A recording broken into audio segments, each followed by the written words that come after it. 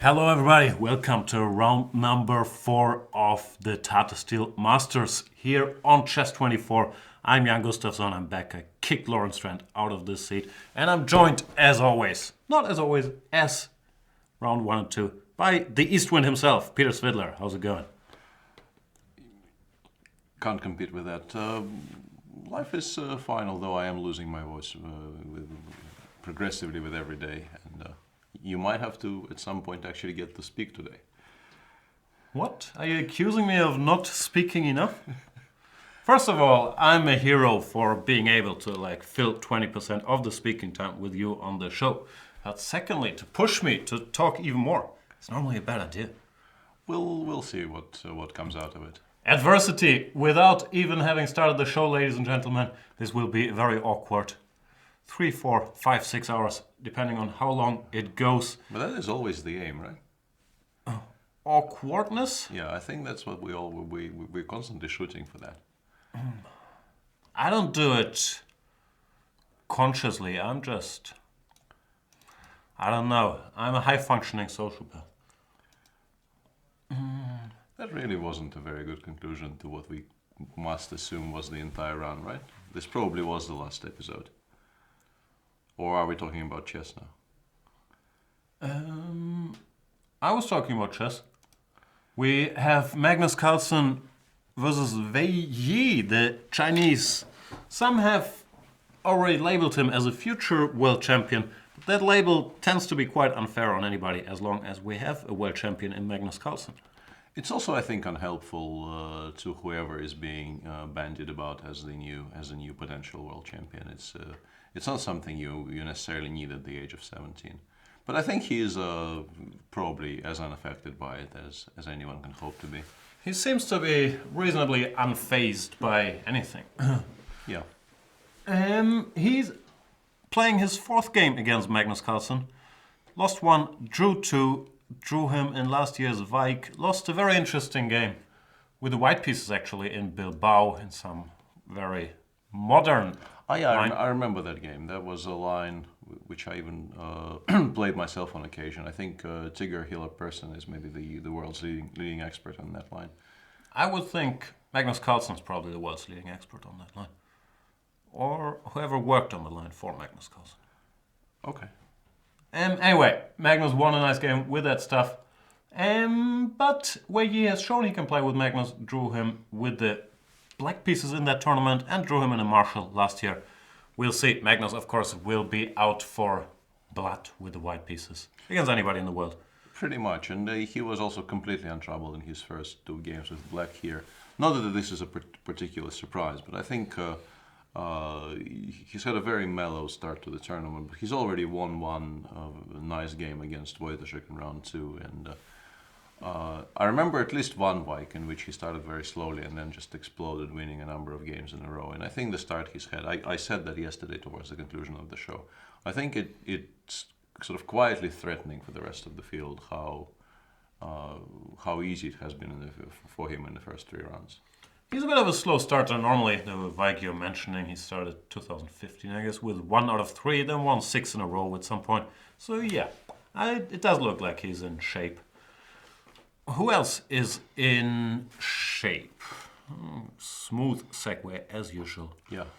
Sergei Karjakin faces Harikrishna with black. Karjakin won. I don't think it was a flawless game, but still, I always had the feeling he was gonna win. Yeah, there was also always that feeling that he is in control and he will eventually prevail. And I don't think we didn't concentrate on that game very much because sort of almost immediately out of the opening it was this technical-ish position which you always took white there. But I couldn't spot any moves even which I would call inaccuracies. I thought it was actually a very good performance by Sergei. Luki probably could find some faults with his play. Nothing drastic, but I think he'd be unsatisfied in general, maybe with the opening choices and the time management in the opening. Maybe even can be called into question. But yeah, from Sergei, he knew what he had to do and he's done it. Do you believe Sergei has a chance to compete with, well, we keep mentioning Magnus because he's obviously the favorite, to compete for tournament victory in such a mixed field, or is he too solid? If he starts well and if he gains confidence, I think he could, yeah. And yesterday's victory will go a long way in improving his chances, because he's had a quiet start, and starting with 2 draws in this tournament is nothing to be worried about necessarily. But I think he would have been disappointed in not posing more problems to Richard Rapport, having gotten a very nice, at least optically very nice position in round 2. But now he's won a game, and I think he's a contender, definitely. All right, let's have a look at another potentially contender. At least he's the tournament leader for now. Pavel Elyanov with the black pieces against Adiban. First game between those two. Who you got? Draw? It feels wrong to predict draws in Adiban's games, because he is generally consistently looking for complications, and it might explode. But yeah, I think draw is the likelier result here. And Adiban, although even when he plays the London, he doesn't play it, I think, in the Magnus school of London. He played the London against Levon Aronian yesterday, and then really tried to give mate from move 10 onwards. Also, I was confused yesterday, but okay, we'll leave the theory nerding for another day. But he got this position, which I thought was not what he's supposed to do in the London. Now play knight d2. But he clearly has his own ideas and Sure. tries to mix it. Lukey boy. Yeah, Lukey needs to stop the bleeding today. I was gonna say, we've been informed by the chat that there's a huge electric meltdown in the Netherlands. Is that Luke trying to pull the plug on the tournament? That would be a drastic solution to his problems, I would say. And perhaps not entirely justified yet, although, if things continue going the way they've been going the last 2 rounds, this will be a very, very long 2 weeks for our friend. And having been an underdog in such tournaments, and also having been Luke's and Jan Smeets second in Vaikanze, I know this is a very tricky spot. You're not doing well, you just lost 2 games, and then you're white against the world number 3.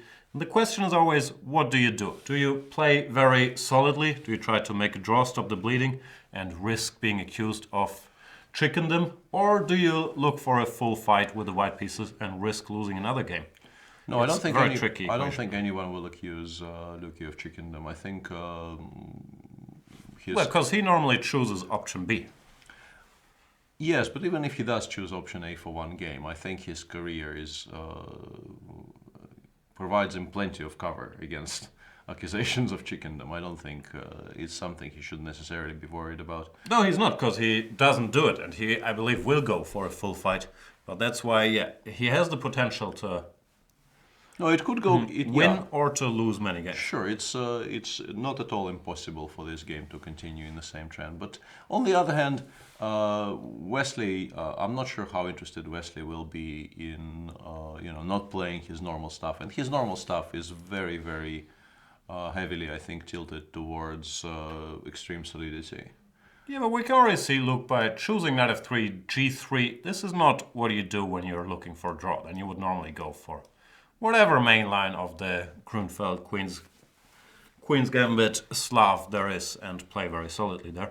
But it looks like Luke is looking for a fight. Well, it very much depends on what he proceeds to do from here, because if you play c4, very often positions just become, sort of completely empty, because black takes on f3, something like this. Both sides will find it very, very difficult to create anything out of that structure, although in history, there were games where white progressed. Kramnik won a memorable game against Levon Aronian in this line, and I myself had a very nice position against Levon later. But generally, you don't get anywhere there. But on the other hand, if Luke in the position right now, if he castles, goes d3, queen e1, e4, that type of plan, then this will be a long game with chances for both sides. We'll see. We'll see soon. Another odd occurrence, which you already had yesterday. Richard Rapport playing sort of, it's never main lines, but sort of mainline openings. It's a weird side, even though in his defense he did choose a very goofy move order to get here. Yeah. Against Wojtaszek's customary Sicilian. No, I think the idea, I've done this myself, I believe, against, maybe even this precise move order against Hismatulin in the Russian Super Final in 2015, the game where I got mated on board around move 24. Not very pleasant memories, but that was basically me trying very, very hard to play something non-standard and it blowing up spectacularly in my face. But the idea is to, against a hardcore Najdorf player, you want to try and triangulate him sort of away from his customary positions. Yeah. In this position, if Black wants to, it's difficult to get your normal Najdorfs here, is what I'm trying to say. And but Radek probably isn't very unhappy about this. I'm reading that there's some technical issue already. Normally those should come a little later, but I'd rather have it sorted out now than later. So we'll go on a very unscheduled little break and be right back with you in a minute. Apologies.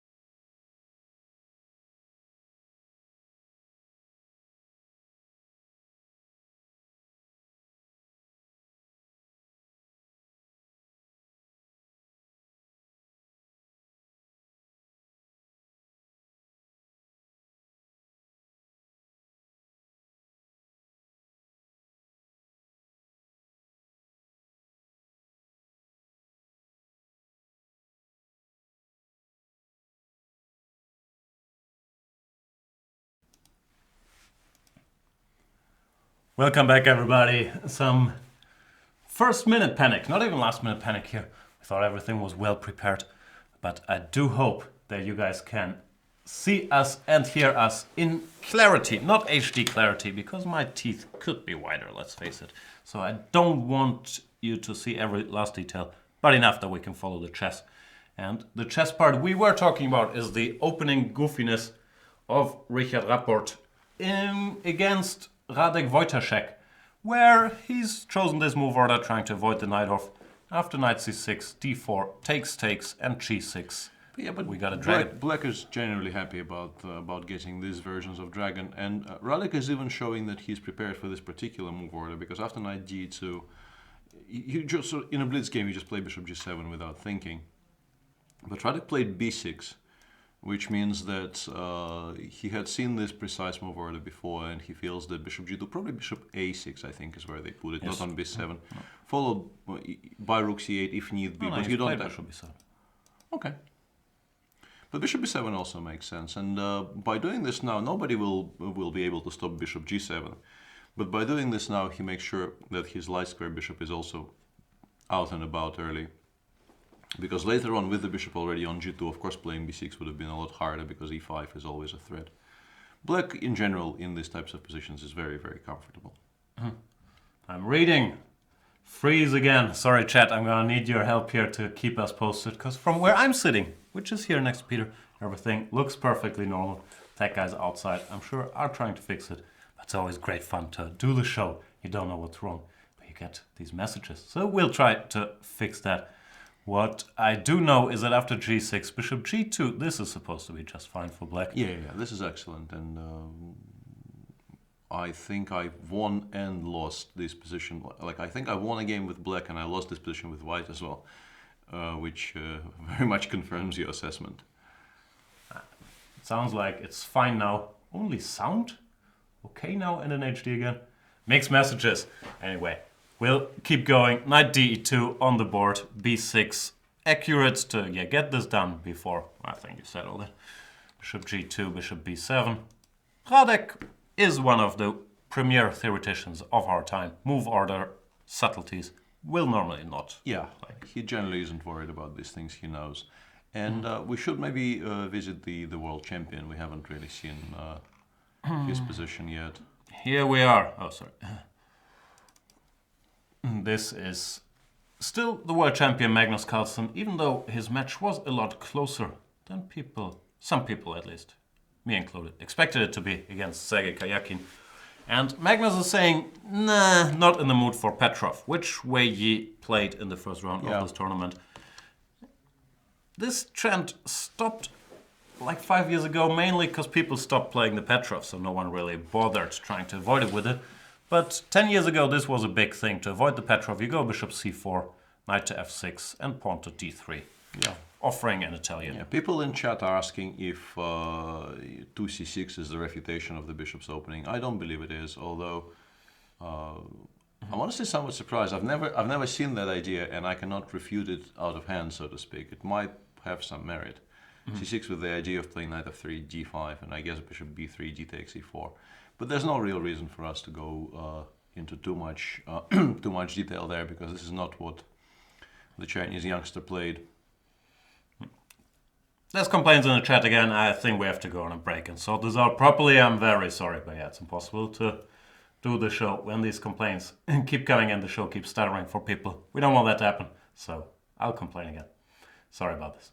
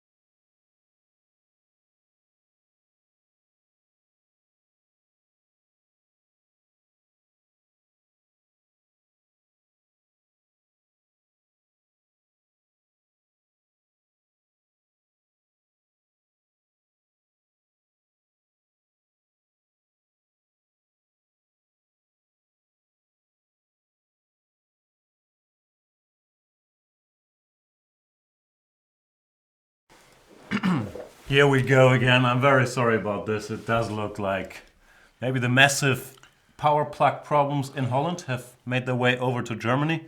Because, yeah, things are not running the way they're supposed to run. We're having serious internet line issues. We have 3 different lines here in the studio, but they all seem to be affected. So yeah, this is always a very fun situation for us as commentators.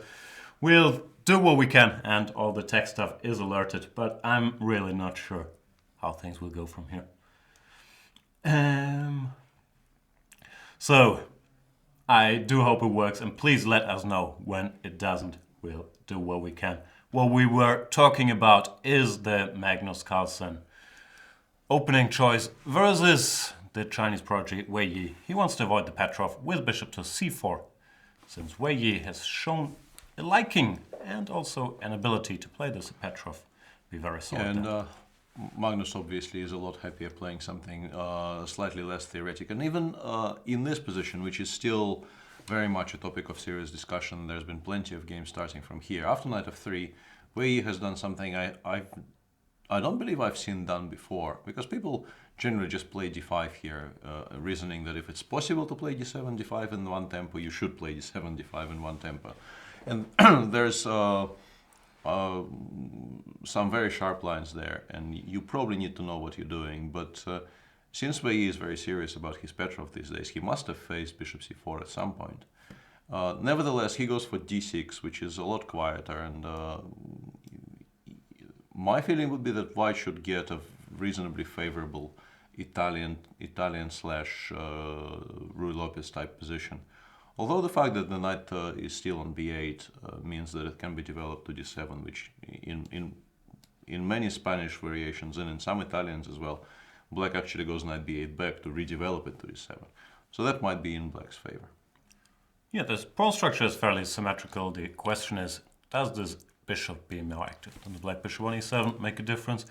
One thing I want to add is that Magnus has not played this line for a while, maybe because he's had bad experiences. He lost a game to Fabiano Caruana on the white side of this. I believe it was this line, yeah, they played bishop topical. before check. Provoke c3, so there's no knight c3 to target the center. c3, bishop d6. And Magnus, yeah, got a bad position very quickly and lost that game. But now he's back. And Wei Yi not looking for a tactical fight, or for a theoretical fight, goes for d6.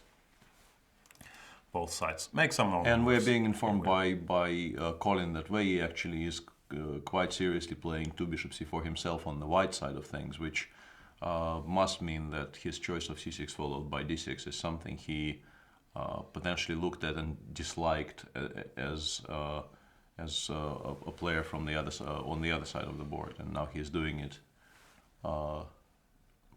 as black.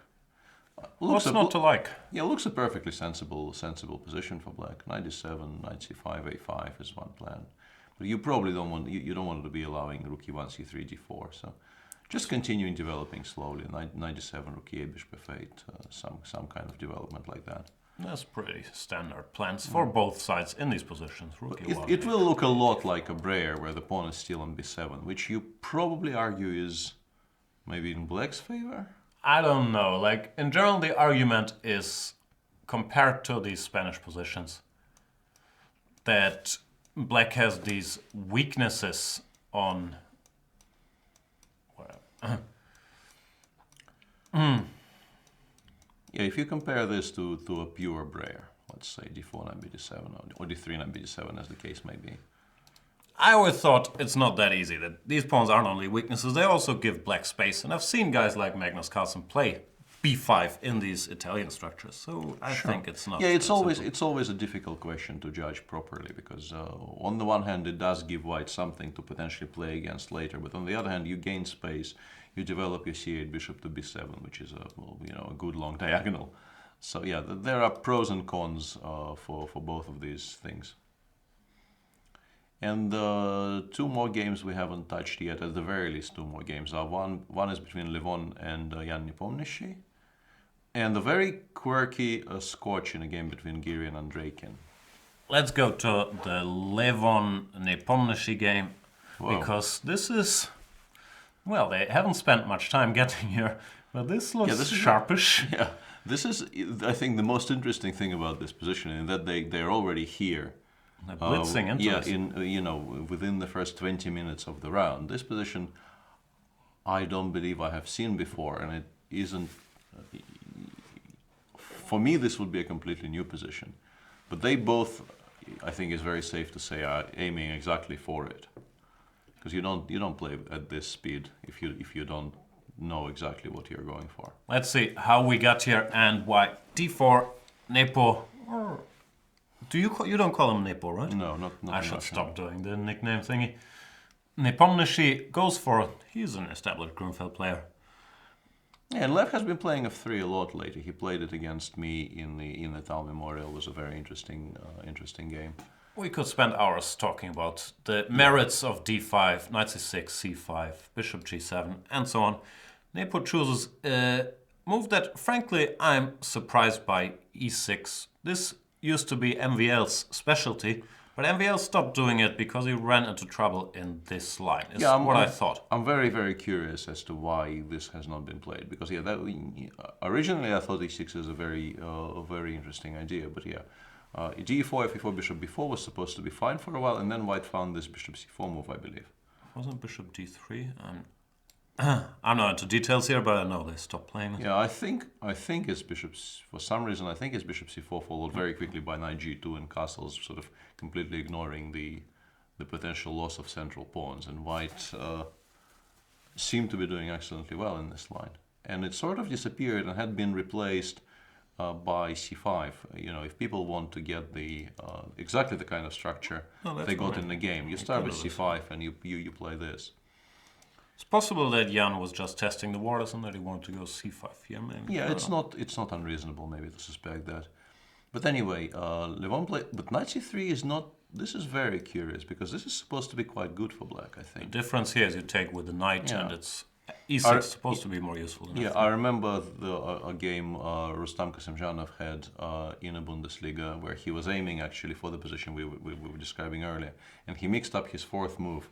He was extremely unhappy about the position he got out of the opening. I still believe he won the game. He did win. It was a game against Naumann, but he told many a story about his stupidity for allowing this option. Levon, normally, he does not mix things up, or maybe he does, but this seems all very intentional. So we're gonna have to. Yeah, we'll remain in the dark about this, because the game progressed so far that it makes no sense for us to debate the pros and cons of these move orders. Jan still played c5, which I am still somewhat surprised. d5, d6, and we get this Benoni/King's Indian type of position. It's important to point out.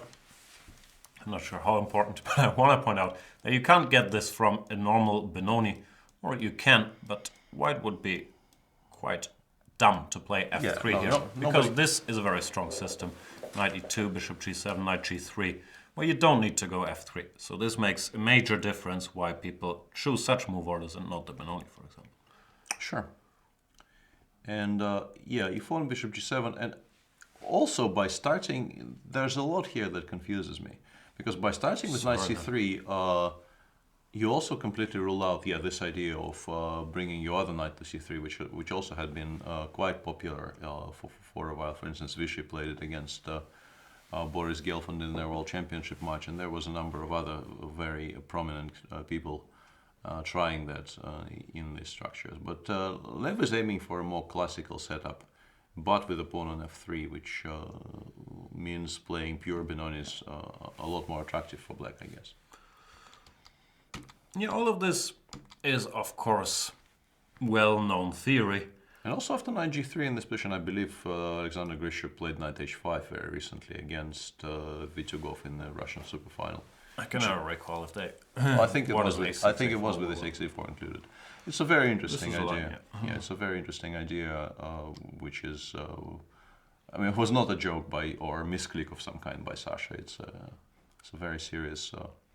The other established plan here is to push your h-pawn, no? Or is this with the bishop on e3? I'm actually lying, because he later played bishop d4 and rook g8. He had this with a knight on d7, I think, and with a king on still on e8 there.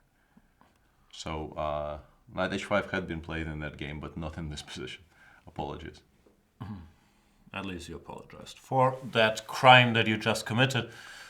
Is this a move here, or am I mixing stuff up? Because I'm familiar with Yeah, weird stuff like this. I think like they do H5, something like F5. this. But yeah, my Benoni knowledge is somewhat limited, and I will get very easily lost in all these move orders. H5 knight bishop g5, maybe forcing you to spend some tension. Yeah, that's what I was wondering. Then again, queen anywhere followed by knight h7 is Sure. normally part of the program, like knight h7, h4, f5. So it's never clear who benefits. Yeah, but actually, in some positions like this, you can play queen d2, knight h7, bishop h4. And it gets very sharp. You sometimes lose that bishop, but in order to pick it up, black needs to completely ruin his king side. Yeah, like I can play f4 here, and yeah, I have a feeling I have something. I've seen this somewhere in my files at some point, but I don't remember from which move order at all. So I should probably stop. I'm happily ignorant about these things. The only thing that surprised me, I thought Jan would also be ignorant about it and be more of a Grunfeld or play a more Grunfeldy line than just going for this. But he has different plans today, and Levon goes f3, f4 here. At breakneck speed, so he's not unfamiliar with this position. Not at all, yeah. But this only reinforces what you were saying earlier. This is now quite clearly a pure Benoni with a tempo down for white. Sure. Knight c7. Very normal maneuver, and here, yeah, Lev continues blitzing stuff out, and e5 is really the only way to properly justify what you were doing earlier. You can't play slowly here because black got everything he wanted. No, this is an ideal Benoni for black. What's the stem game for this e5? I always say Penrose against Tal, but I'm not sure if that's true, because that's sort of a chess culture thing they teach us in our German pioneer palaces, but I can't remember. Yeah, I wouldn't know. It's something you grew up with, but I honestly have never studied where it started. It's just like it. Honestly, it's just something that exists. We've always been told that this is the way you give mate on the king side in these structures. In Russia, e5, de, f5 is like drinking water. This is just something that's there. But yeah, this is what you're told, but of course the details are always changing. And it does make a lot of sense, even though white lost the tempo. It's not on c7, which typically it's not, which means you will gain a tempo back by playing d6, often part of the plan. And also, the way your pieces are set up, you have maybe the ideal setup for this plan, because you have excellent control over the e4 square, which is very important to block in the bishop on g7 later on. The knight on g3 supports the f5 pawn, so black cannot really play knight f6, for instance, and attack it because it's still protected, even if the bishop on c8 comes back into the game. And yeah, you want to play d6, knight c4, bishop g5, and sort of give mate. The plan is really somewhat cavemanish here. Although I was slightly surprised by the fact that Lev... I'm not surprised by black playing b5.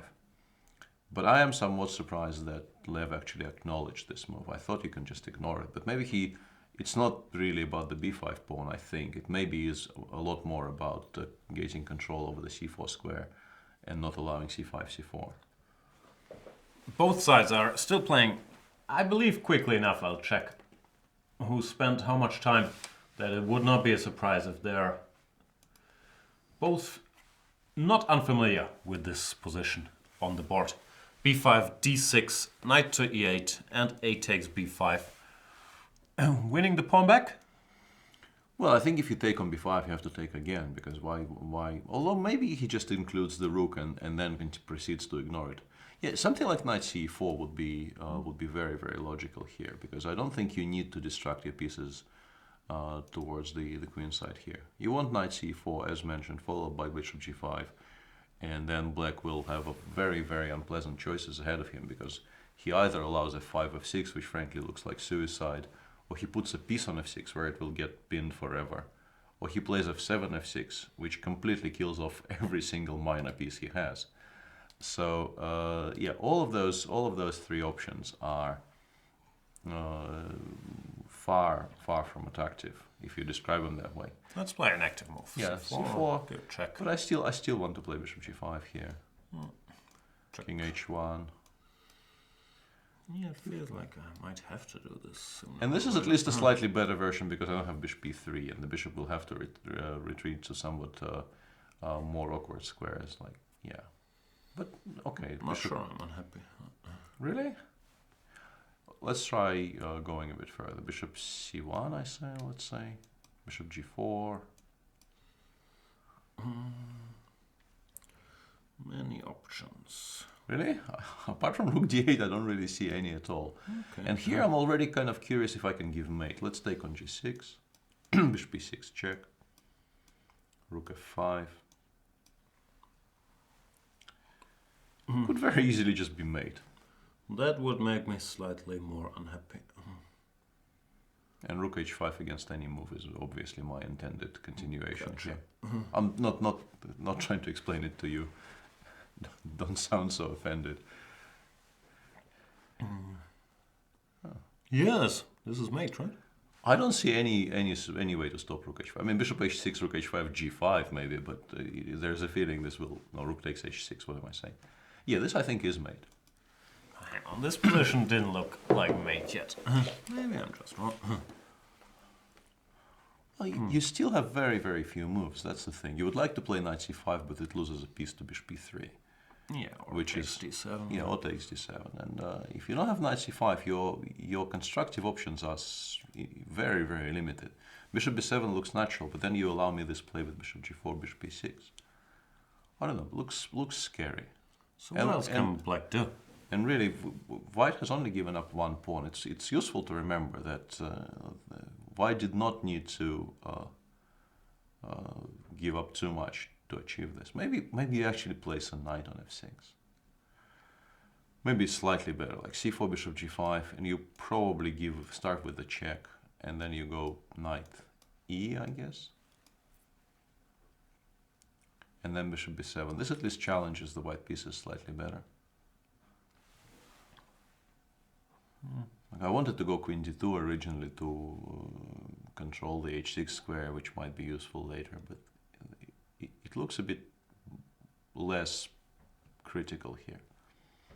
You play with bishop b7, next move you actually attack some of my pieces, which with a pawn on f6 was a lot harder. So, fg, or what do we have to calculate? FG, and then knight f6 and some kind of d7 things, but yeah. But there is bishop b7 at the end of that variation, and yeah, I want to take with the knight, I don't want to take with the bishop at all. Nothing direct. Yeah, I was wondering if d7 here. Then you But can even if you force me to play bishop b7, I'm not sure if I'm losing. I have connected the rooks finally, I'm controlling the d5 square, and I want to play rook bg8. It still is very unclear. There's, bishop f3 might be a decent move. But it doesn't look like black is losing. It's a mess. But Jan is thinking now, which is... It's possible that he thought, okay, this pawn is not relevant and knight c4 is the move, so ab confused him. But still, why would you start falling into deep thought after blitzing out all his moves? Maybe he's considering queen queen b6. The only possible explanation I have with this gig. But queen b6 knight d5 wins on the spot. No, he's not considering queen b6. And this is a very picturesque position. It actually has no moves on d6. That's cute. That is very cute. So what could he be? Because like trading, you can maybe start attacking the d6 pawn, but that will give white a pass pawn on a6, which is really, yeah, but yeah, maybe. But once again, ba6, I think you will end up losing material there. No, not king h1 and knight d5. I think this it's still works, yeah. I think it's the same line pretty much. The queen has slightly more squares, but they're not good squares. No, and this still loses, yeah. This still loses. Yeah. No, I'm very curious as to why a takes b5 hasn't been played yet. We'll keep an eye on it, but this has potential to... It's an early candidate for game of the round. Sometimes these theory battles peter out into, yeah, both sides show their preparation and make a draw and shake hands, but I don't have that feeling here. This could get very bloody. No. So far it's looking less and less likely with every minute Jan spends on on this decision. And let's do something that the internet greatly enjoys. Switch from a very sharp position to Anish's game, which is very offbeat at least. Now, this is I think, a reasonably unusual territory for Anish because, yeah, he's doing something. He's played the Scotch once recently in the Olympiad against Dominguez, but it's not his main opening. It's probably his third move in this position after bishop c4 and bishop b5. Yeah, but it's even more interesting to see what he's done later, because after queen f6... Why does no one develop this knight? Everybody's playing this. Yeah, I think the Bring the horsey out. The fashion has shifted, because at some point everybody was playing knight f6. The bishop c5 sort of disappeared, I think almost entirely off the radar. But now it's coming back. And queen f6, I'm even more surprised, because... what do you avoid when you play queen f6? After bishop e3, we transpose to bishop c5 lines. After knight takes c6, I think the main move is still bishop c5 here, transposing. Very possibly. Maybe knight b3 is slightly weaker. Yeah, that's one difference, that after bishop c5, some people like to play this, and I believe Anish actually had games here. So that could be the reason. Yeah, so maybe knight b3 is becoming a bit less of an issue for black. Knight b5, bishop c5, I think is fine. That's probably nothing. Well, there are some... I believe you can play this, because you go bishop b3 here. Oh, but hang on, this line I've seen. This is fine for black. This is not a serious line, because this position you can get via bishop c5, bishop e3, queen f6, knight b5. This is just a trick line, but it doesn't work. Takes, I think they give a check for some reason, go back to d8, and after queen g4 you're supposed to know to play g5, I think, yeah? Yeah, this is better for black. Yeah, this is an important note to stop queen f4, yeah. It's not a move that perhaps will occur to you immediately, but if you do know of its existence, it's very, very logical, and black is doing excellently well here. We'll find out, but Anish went for knight f3, which is logical once you see it, and it's not an option after bishop c5, which is the line that often transposes. Now here, after knight f3, knight f6, you start thinking maybe black is better. Yeah. But not in the game. It still looks weird, to be honest. Still news to me, this move. Yeah, I haven't seen this before at all, and I'd be surprised if this actually refuted the Scotch. But it's a playable position, and Anish is still, I think, playing well, reasonably quickly is what I wanted to say. Although I'm not sure how true that is. He's normally quite well prepared, this Anish character. Yeah, well, both sides have spent a little time. Yeah. And the game continued in an interesting fashion, because here, another maneuver you may not have seen before, perhaps, but it's very, very useful. I was going to praise it. This is Yeah, smart. I like it a lot. Yeah, I like it a lot in a lot of positions. You force white to play c3, and then you go to c5, and that means that the knight on b1 is hemmed in and cannot really get developed to a square it really wants to get developed to. Bishop e2, d6, castles, knight g7. At first glance, black is just absolutely fine. Looks perfectly fine for black, I agree. b4. Yeah, he included before bishop b6. Side note, bishop takes b4 might look attractive for a second, but bishop g5 just wins a piece. And then we can take, so that is no longer possible. Bishop b6 has been played by Andreikin, and Anish transferred the bishop from c1 to h4. Another slightly curious maneuver, isn't it? Like bishop g5 is logical, but bishop h4 is not the first move that comes to mind. No. He just wants it on g3 to safeguard the king. Yeah? I guess. Also, I think queen takes e4 is a serious move you need to consider here. To be sure. Although probably rook e1, and you might some combination. Or yeah, you might regret this. But let's say rook e1, I go bishop e6. Let's say I ain't afraid of no ghosts.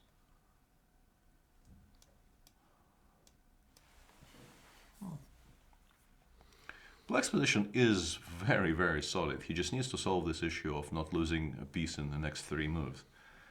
It's a serious issue, but it's possibly possible. Oh yeah, I'm not very good today with words.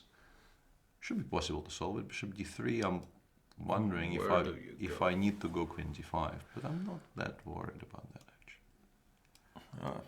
I haven't seen anything. Queen h5. Right, but yeah, you're fine. Yeah, because I was excited about something, but Doesn't With the bishop on e6, I will probably will eventually have to take on e7 with the king, but I'm not unhappy about that. No, for example, Yeah, this, 94. 94 and king takes, and black's probably winning. You just, yeah, no, this looks, hang on. Yeah, 94, queen d1, 95 worried me for a second, but it gets big. No, well, also knight takes f3, Zwischenschach, if we want. Ah, yeah, sorry, yeah. That's more precise, I guess.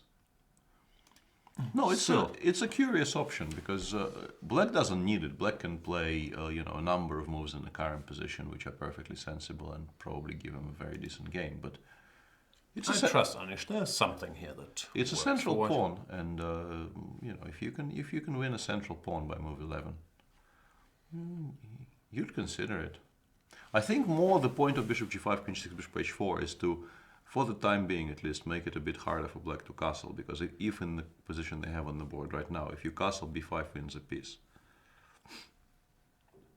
Yeah, briefly show that here castle is no good because knight hanging. Yeah. Still okay, even if I just place slowly. Yeah, queen g6. Queen g6. Queen g6. A e5, knight c4 or something. Yeah, or b5. Yeah, b5 was what I wanted. Yeah. No, this probably is very good for white. Yeah, takes knight c4, and yeah, it's very awkward. This looked a bit, yeah, I don't know. Even bishop takes e7 maybe, but it looked like compensation at least, right? Sure. Yeah, the inclusion of a4 is very good. Very good for white there. Yeah, I underestimated how unpleasant that will be. Because if you do the same with the pawns on a2 and a7, knight c4 will not be bothering me nearly as much. But yeah. Okay, so that's the early candidate for the refutation of queen takes e4. f5, I briefly wondered if I could go f5, but yeah, knight e5, queen h6 though. I mean, this is not checkers. We can refuse to take.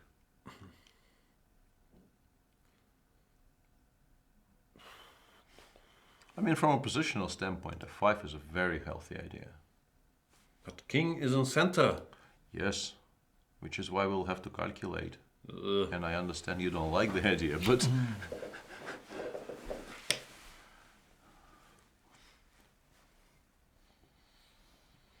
But I mean, it does make perfect strategic sense.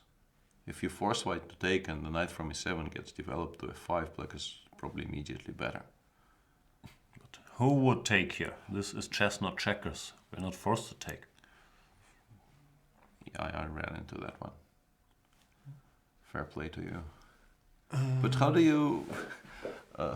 what exactly do you... Maybe e5 is a move. I can develop a piece. fe? But how has your... every juncture. Yeah, how has your situation improved after queen h6? I don't know. Probably it has not. Still want to do something, but I just lose all my pieces. Yeah, but g6 I couldn't make work at all. Yeah, like bishop knight c6, bishop knight e4, but... No, the immediate knight e4, I think I will have way too many pieces in a way there for you to break through. I'm afraid so. Okay. Knight takes. Knight e4. And I probably just take on h5, although short castles might also be quite decent actually. Yeah. But I think this is probably good enough. Knight f6, king f7. I think you will run out of checks eventually. Yeah. Not quite checkmate. No. Still, I don't know. My money is on Anish boy here to find some trick or know some trick. Sometimes he knows. Yeah, that also is very possible, that he just knows how this is replied to. Then if f5 is not a move and queen takes e4 is not a move, we are stuck with... I think knight c6, e5 might be a half-decent idea here. Although white just takes, I guess, and goes knight g2 and says... Your knight on e7 is now a bit stuck, and I have knight c4 as my next move in most cases. Yeah. You can play bishop e6, but I'm not sure what that achieves. I mean, it's a developing move, but I'm not sure why you need to develop that piece to that square right now. Bishop h3, with the idea of just luring the bishop away from g3, and now b5 is no longer a threat, and we can castle next move. That's interesting. Might be an option. Yeah, that might be. Very non-standard stuff. I'm still a bit worried if I'm on time here. A5. B5. I think I'm okay with playing knight. I don't know, B8 or D8 or somewhere. B8 probably because I like the D7 square for this piece. Why are you so happy here? I'm not saying I'm happy. I'm choosing moves which I like better than other moves. That's all I'm doing. Actually, can I play knight E5 instead of that and give you this pawn? I don't know. Takes, bishop B5, and now I have options. I can actually take on E4 here, I think, maybe. Rook G8, bishop F3. Queen F4. It's fun to sacrifice. Oh no, actually, Other it's not people's- Anish's pieces. Yeah. Bishop Of course. D4 long castles, and I think I'll be quite happy with black there. G3 rook G7 is G7 is not ideal. no. What else? No. You look active all of a sudden. But Dmitry went with something we have not really analyzed. I like it. Do you? He's clearing G6 square for horse. But then after bishop G5, he'll have to play Queen H5. And you have to be really convinced you're not losing your queen there. But you probably aren't. Yeah, this is an interesting option, a very non-standard option. It's all very non-standard-y. And I have a feeling that we should leave it alone for now. Yeah, I think there are plenty of games we haven't really discussed. Exactly. Even though this one is kind of boring. Standard maneuvering. White is a teeny tiny bit better because you never know what this bishop really wants here after knight G3. Do you want to give up the two bishops? Do you want to find a home on G6? What do you want? Also, White can just take this decision into his hands and play G4, knight G3. In many cases, at least, yeah. In many cases, this is actually quite decent in these structures because the bishop is extremely stupid on G6, has no future whatsoever.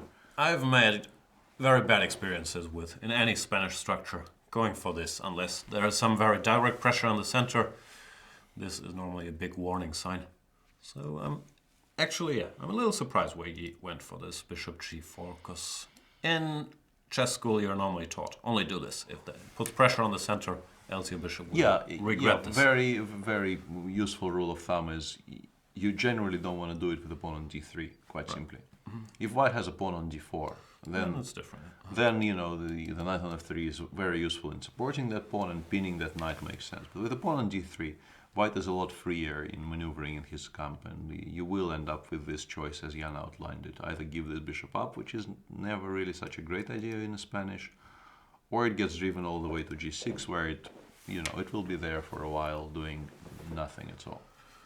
No, this might be inexperience, because I don't think this plan is good, frankly. Yeah, I think Royer was just, wasn't aware of the repercussions. Or sometimes what they do here is they take on F3 and they go knight G7, bishop G5. Maybe Well, if you had time to take and go bishop G5, even then you're often slightly worse. But here, I don't know, G3, bishop G5, knight E3, like, yeah, what I'm not a fan. No, I think the way to do it is to go knight G7 right now in the position they have. Threaten it, and do it with a knight on G3, where you actually do trade off the bishop on C1. And those positions are microscopically better for White anyway, but they are very playable. If you get this, I'm on board here. This is an option. But then once again, it really does. You have to wonder about this. You have to wonder about this. G4, bishop G6, knight G3, planted on F5, play D3, D4, because then with the bishop on G6 completely tied down, and the knight on F5 in particular, you can start expanding in the center. Your center is perfectly safe. It kind of depends on like knight G5 here or knight F4. I think maybe more knight G5 than knight F4. Hoping to get a lot of useful minor pieces traded off. Yeah, and knight d7 is what Wei has played. Yeah, that at least makes sense. I missed the immediate knight d7 now. Well, at least you're prepared for knight g3, and Magnus has a bit of a choice to make. And also, if not a fan, but makes more sense. Yeah, if White passes, you can play bishop g5 without taking on f3 even. So I might have to take back me questioning Wei's understanding of the position, because this is a useful little maneuver. And I think in our attempt to predict whether this is good or bad, it's worth returning to the point Colin made in chat. What is Colin saying?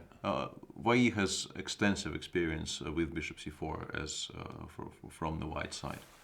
So I think maybe this is something he disliked when he was looking at it, because or he could just be winging it, but yeah. Yeah, probably the truth is closer to that. This is actually a thought-out plan rather than bad play. Speaking of a thought-out plan, simple plan, Richard Rapport came up. He didn't feel like playing standard chess for too long, like castle and stuff like that. Instead, he jumped bishop g7, c3. No, this is still what they're doing. I think doing it as early as possible makes sense. I'm not sure if queen a4 check is confusing me. No, that's the move. I was getting to knight d5 and c3 is a standard setup. This is confusing me a great deal. I've no idea What's the point? If I go here, what do you do? I think you claim that the queen will have better squares than d1, and you've won yourself a tempo for future knight d4. The glorious c2 square? b3, no, no, sorry, yeah, going mad there. Yeah, I guess c2, or maybe a6 would be in Richard's wheelhouse, followed by knight d4 and actually capturing and trading off not capturing, there's the d7 square. But then maybe you feel like you've won a half victory there if you force black to go bishop d7. Still an odd little square. Knight d7, you're in time with knight d4, yeah? Yeah, sort of, yeah. Knight c5, knight c6.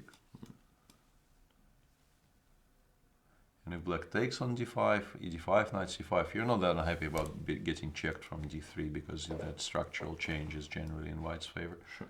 No, knight d7, knight d4, bishop d5, knight c5. There's sorry, queen b5 check. Yeah, once again, not quite sane.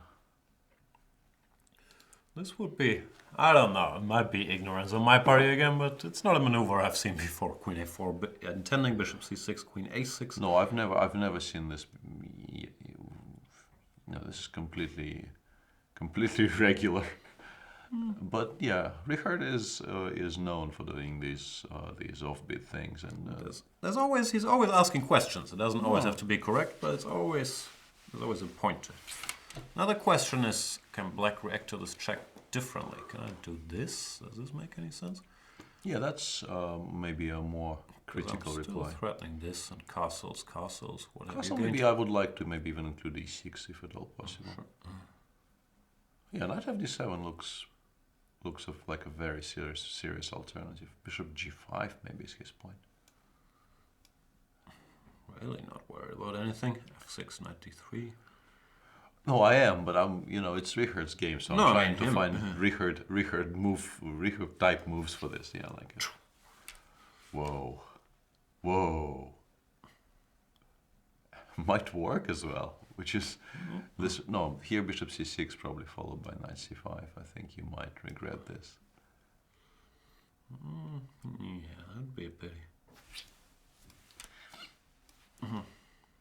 And now the bishop on g5 is a bit stuck, and you might end up not liking this very much. Nah, I'm not gonna suggest bishop h4. Yeah, we'll see. We'll see. And Magnus does play g4. Just briefly to return to Magnus's game. Magnus understands that allowing, but yeah, I'm very curious about knight g5 in the position they have on the board. Because yes, the bishop on g6 will be dead, but it feels like two pairs of light pieces will get traded off, and those are very important light pieces for white to make any progress on the king side. In particular, the bishop on c1 getting traded for the bishop on e7. I can choose to keep the knight on board, but this looks like a pretty strong bishop. Yeah. Very reminiscent of Rapport's bishop yesterday. True. Yeah, I take everything back. Wei knows what he's doing here, blitzing out knight g5. Yeah, but you need to, because that's the one moment right now where h3 is hanging. So you're absolutely convinced you will trade something. Can I do better here? Knight king g2, you take and go bishop g5 anyway? No, if you give me this option, I'm doing that in a heartbeat. We'll soon see, but for now it looks like, yeah, I was wrong.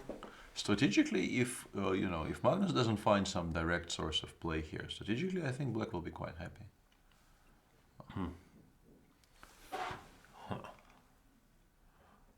What have we ignored so far? I have a feeling there's one game we Yeah. haven't touched at all yet, and it's the tournament leaders game. So some people might accuse us of, I don't know what. Not talking enough about Pavel, whom we both respect a great deal.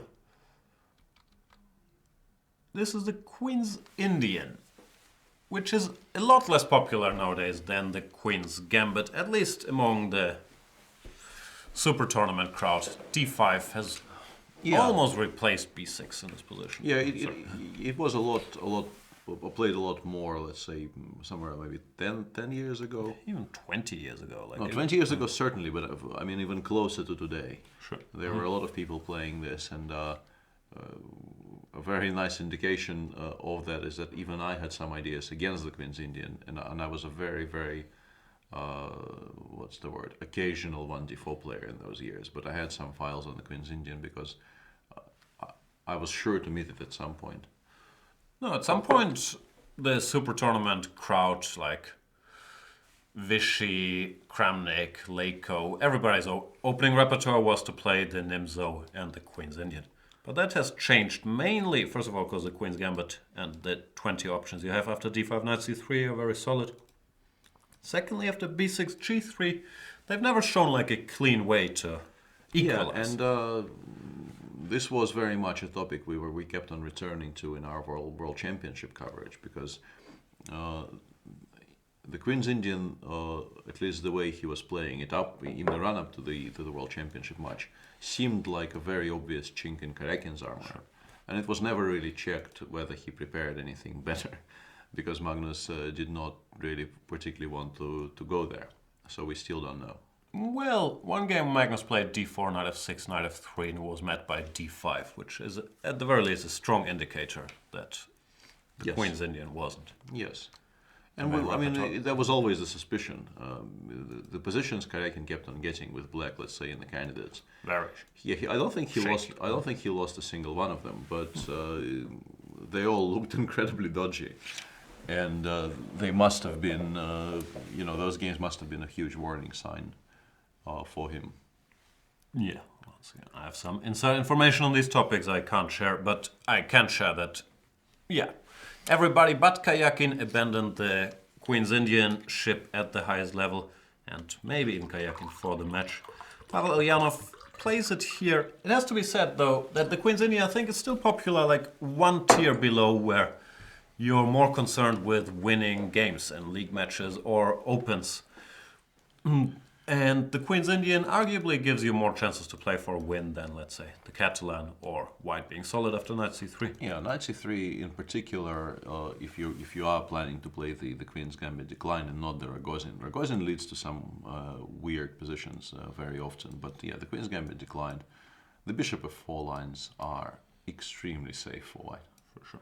And again, there's other moves here, c6. Sure, no, you can transpose to semi-Slavs and things, but yeah, in general, there's a lot of well-trodden path there, which lead to very safe positions for white.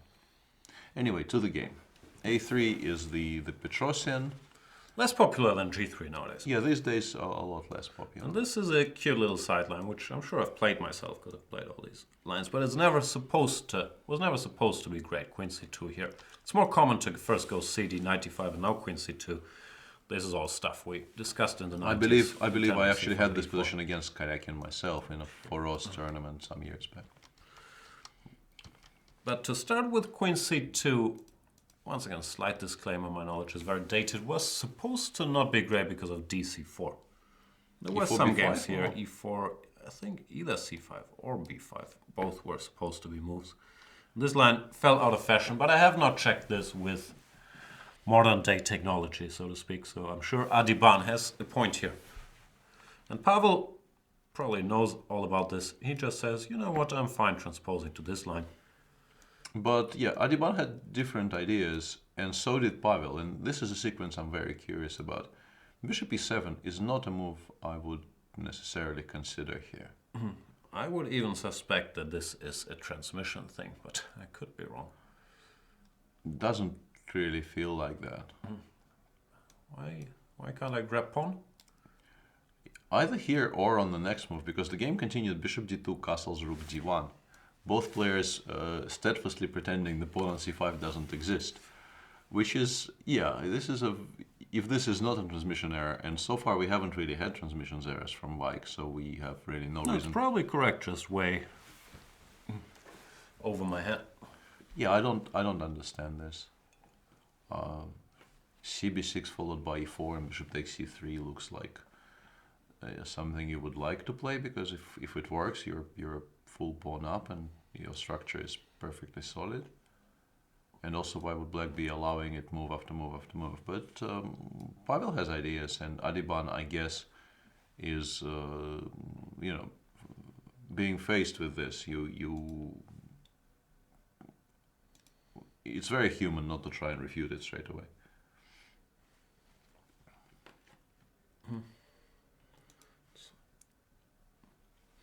Yeah, it's weird. Like in the Grunfeld, you sometimes see this, but there's always a ton more compensation in the form of a weak pawn on c3 or something. And if you want to play against the white king side, you want the bishop on g7, which is why in the Grunfelds these types of positions are generally more playable than here. You want this bishop on the long diagonal, putting as much pressure as possible on the white king side. Yeah, it's curious that that Adiban chose to just completely ignore all these options, but shows how out of touch we are with the Queen's Indian. Yeah, that's one possible explanation. The other would be is that he trusts Pavel homework, and also I think Adiban may have the same brain virus that I do, which is strong words. I still, even though my games probably don't support that assertion that much these days, I still sort of consider myself an attacking player. And for me, when I'm faced with an unknown position where I have a choice of grabbing material and holding onto it, or just trying to return it straight away for tempi and better development and things of that nature, I always initially lean towards you can have your material. Please let me get my pieces out. Take note, future Fiddler opponents. You can bluff him with your unsound pawn sacrifices. He shall not take. I don't know. This reminds me once again of a line that I used to play 100 years ago, which was this line. Bishop d2, they played bishop e7, you would play queen c2, and here, normally you weren't supposed to go c5 yet, but instead you would go c5, e4, takes, and the point was to take with the bishop, and now c5, dc, bc. White was a little bit better in something like this, rook d1, queen b6, and it feels like in the game we could potentially get something. This would be an exact transposition. And we're headed back to territory 95, we've seen before. I've seen this. And also, I remember, I think it was Sumbatul Putian who had a very funny game in one of the round robins I played together with him. He took on g5 and on move 6 in the main line. Sure. And he sort of bent down to write it down on his score sheet. And when the move was played by his opponent and the press was clocked, he just played bishop g2 and then looked up. And it turned out that black had taken with a pawn. Not ideal then. Yeah, and as people with chess culture, no, that's not true, because many strong players play ed. But in general, after ed, you just think is slightly better, either g3 or bishop g5. Well, you can still play g3, but you just waste the tempo by playing bishop g2. No, bishop g2 is a must. I think because in those years this was actually an option. Game was agreed drawn, sort of straight out of the opening, out of embarrassment, more or less. And but he looked somewhat stunned when he realized what happened there. He just so much assumed that the black will take with the 9 that he honestly didn't even look up. We'll see how this progresses. I wouldn't be surprised if Pavel insists on sacrificing this pawn for now. But white can also keep ignoring it. This I think maybe is the point of what Adiban is doing, because he really doesn't want to take on b6. And in this position, it's actually becoming a bit awkward for black. Even this position, I think, is still a theoretical position. I think Queen here you C7? go queen c7. Yeah. Once again, this is via transposition from lines I used to play. Of course, you obviously play queen c7 because knight e5 was already a very, very serious threat. But I think this is even considered to be fine for black. Like here, because e4 is a target. Yeah, e4 is definitely here will be... it will become a problem for white. Knight f6, knight c5. Yeah, also these tactical ideas. Yeah. No, this does look fine. Grunfeld-ish and fine. Exactly. We'll keep you posted. One position that I've had this exact same position with black. It's not the most exciting line. In Harikrishna against Karjakin, the Choco-Piano theory has exploded, but they're playing sort of the old school, the very old main line, just exchange everything. And black goes 97 d5. This is It's supposed to be well-established drawish line. Yeah, supposed to be absolutely fine. I managed to run into trouble doing this with black once against Vasily Ivanchuk, but I think it's very important. There are two different classes of positions here. One's, positions in which white is immediately capable of meeting d5 as d4, and all the other ones. Yeah. If you cannot play d4 immediately in response, you never get anything. But if you can, then sometimes black fails to equalize. But here, knight g4, knight takes g4 played in the game, and I mean, endgames are probably completely equal. If you take with the knight, knight g6 is a very, very comfortable option for black. I've played this game.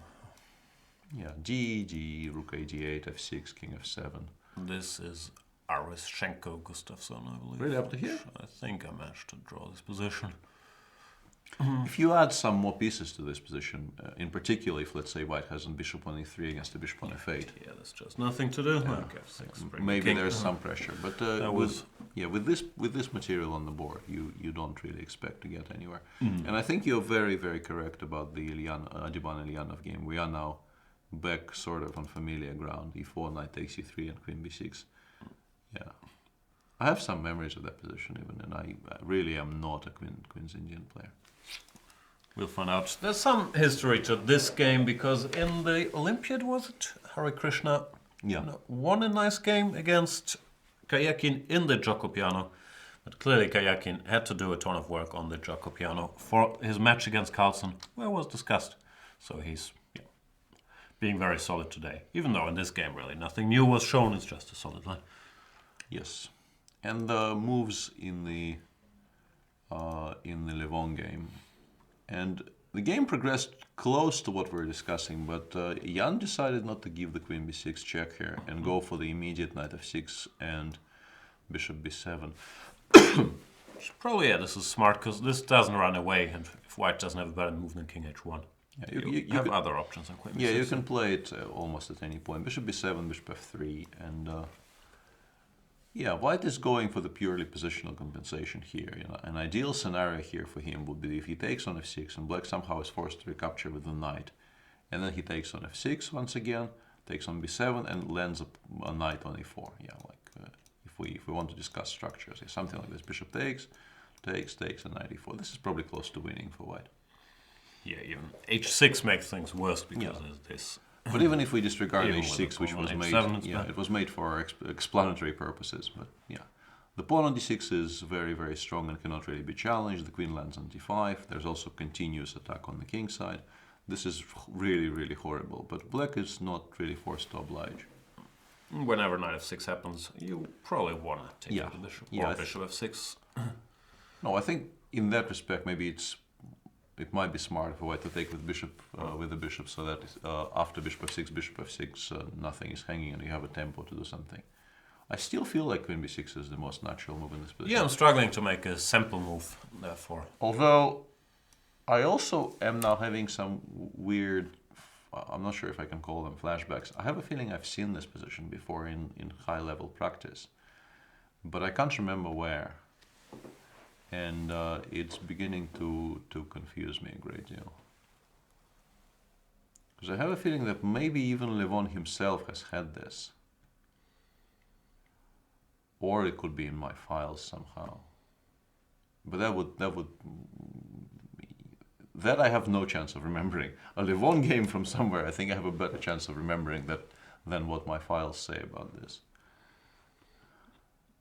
I don't recall it. I recall he had a sort of similar, very sharp fight against Fabiano Caruana, one of the St. Louis's in the Benoit. And bishop takes e4 is what Jan has done here. And I was about to mention this move, but in conjunction with the idea that will not happen. Bishop e4, I think white takes with a knight, and black does not take on f5. I was wondering if black can take on f5, but I checked it a bit in my head, and it's horrible.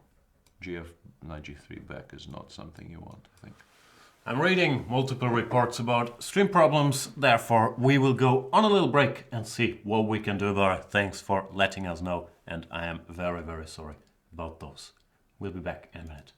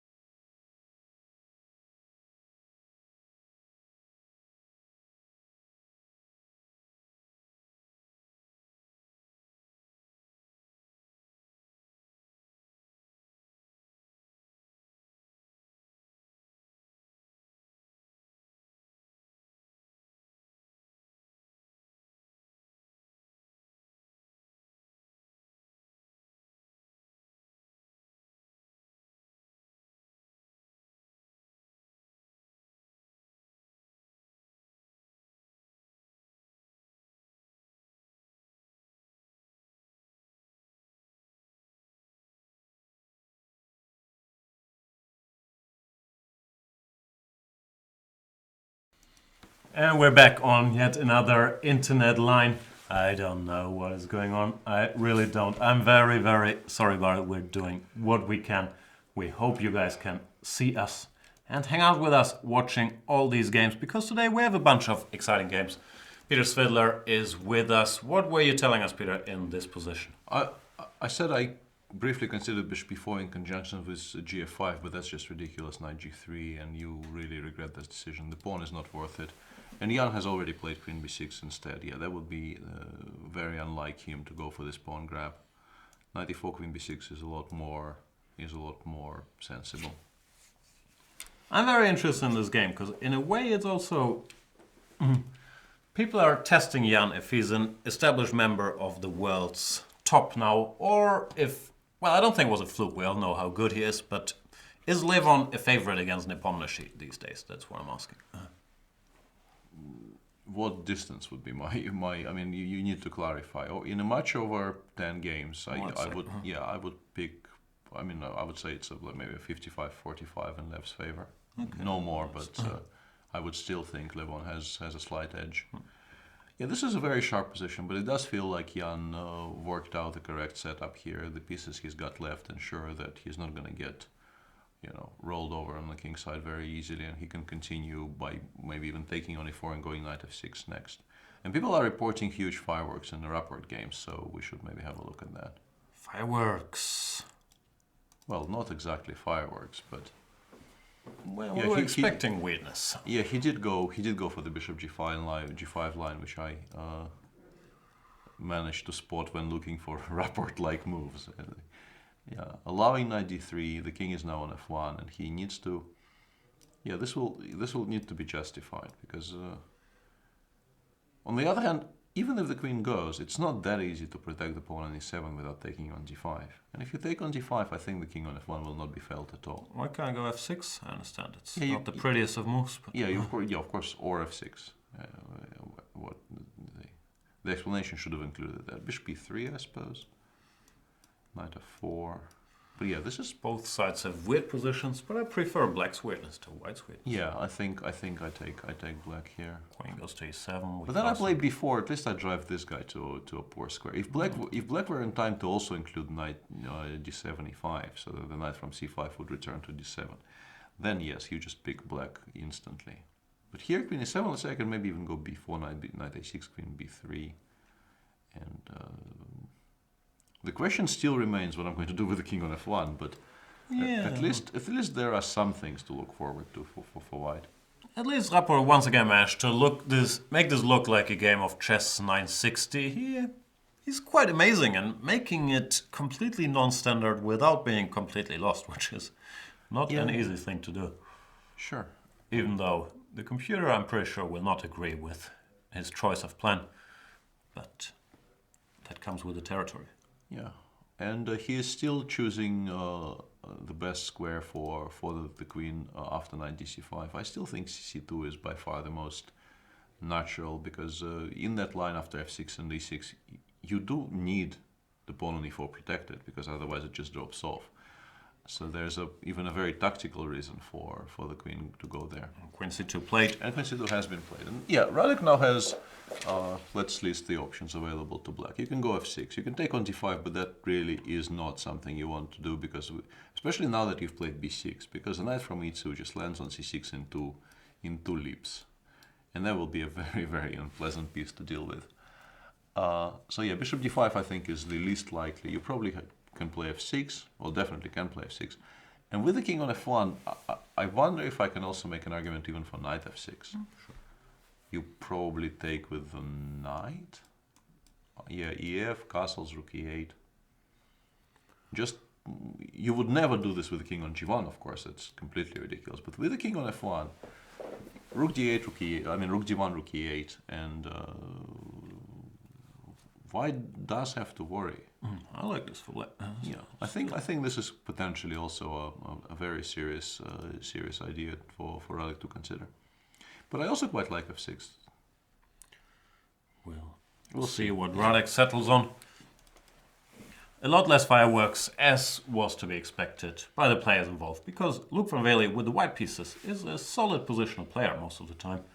And Wesley, so arguably the most solid man in chess business these days, riding a 44-game unbeaten streak. 46 now. 45 is probably true, right? But I think it was 43 before the start of the tournament. We are three rounds in already, so that would make it 46. Yeah, sorry. But yeah, it's a very long streak, and today it's I guess unlikely to be broken, because this structure,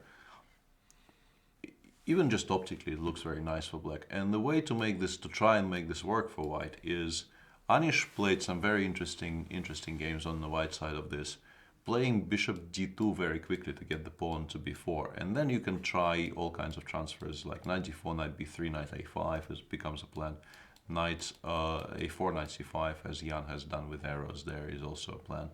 But with the pawn kind of stuck on b3 and no real way to get it to b4 immediately, a6, knight bd7, or maybe even knight bd7 straight away, because I'm not sure you can take on a7.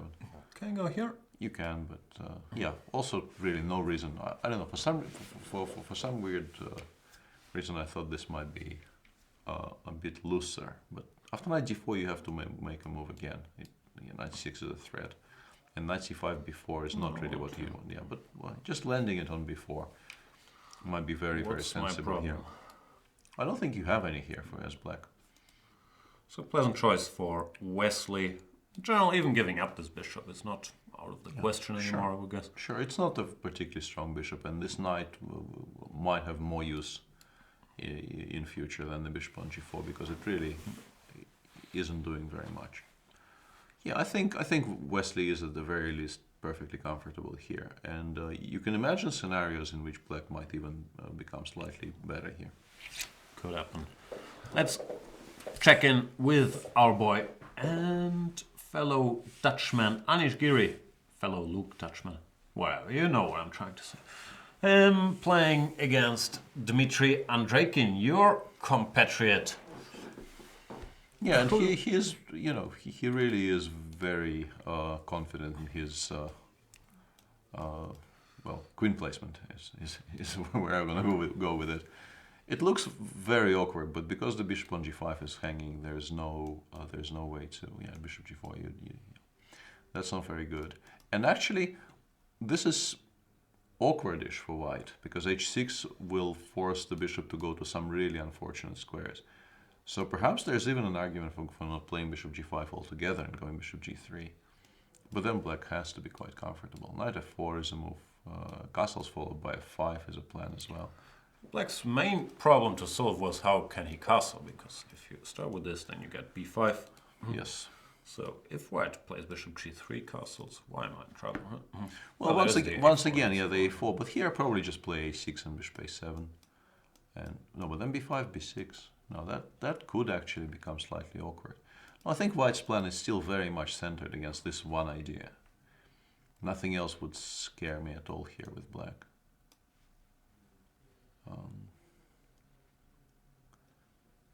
There's also a bit of an argument, maybe, if we look at the position after bishop g3.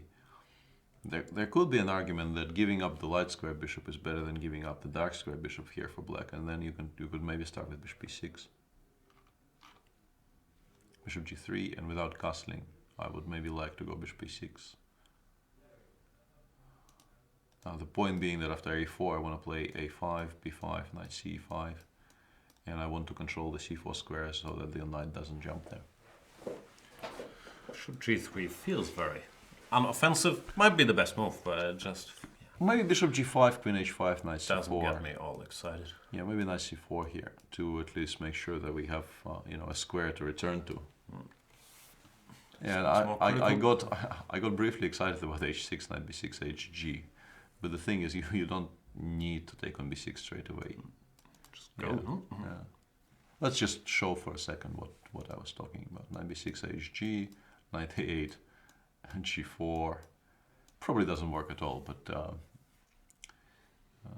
because knight takes e7 is so unpleasant. But yeah, this is a serious inconvenience because this queen even covers it. Yeah, if I could play king d8 here and queen takes e6 was not a thing, I'd be prepared to maybe even try to make it work. But yeah, probably doesn't. Here, well, no, yeah. Cover things. Yeah, very non-standard game between Giri and Andreikin. Let's see if Giri can break his streak of, I don't know, he must have drawn a couple games in a row. Normally, the internets do keep track of such things, even though I haven't heard that much. So it was 9 in London and the first 3 here, right? But was there a streak? But he might have drawn some games coming into London. Yeah, I think the streak actually started before London, so it will be interesting to see how long it is right now. But I'm sure the chat will inform us. Maybe the worst of all things has happened to Anish. People stopped keeping count of his draws. Like, you're very upset if the internet makes fun of you, but the internet stops counting. It's even worse. I don't know if there is such a thing as the internet. Probably sounds very condescending, like you people, the internet. We are the internet. Where does the internet go next? To the world champion? What has he done? Yeah, the world champion has actually done what you suggested and only traded 1 pair of minor pieces, and that was the only way to do it.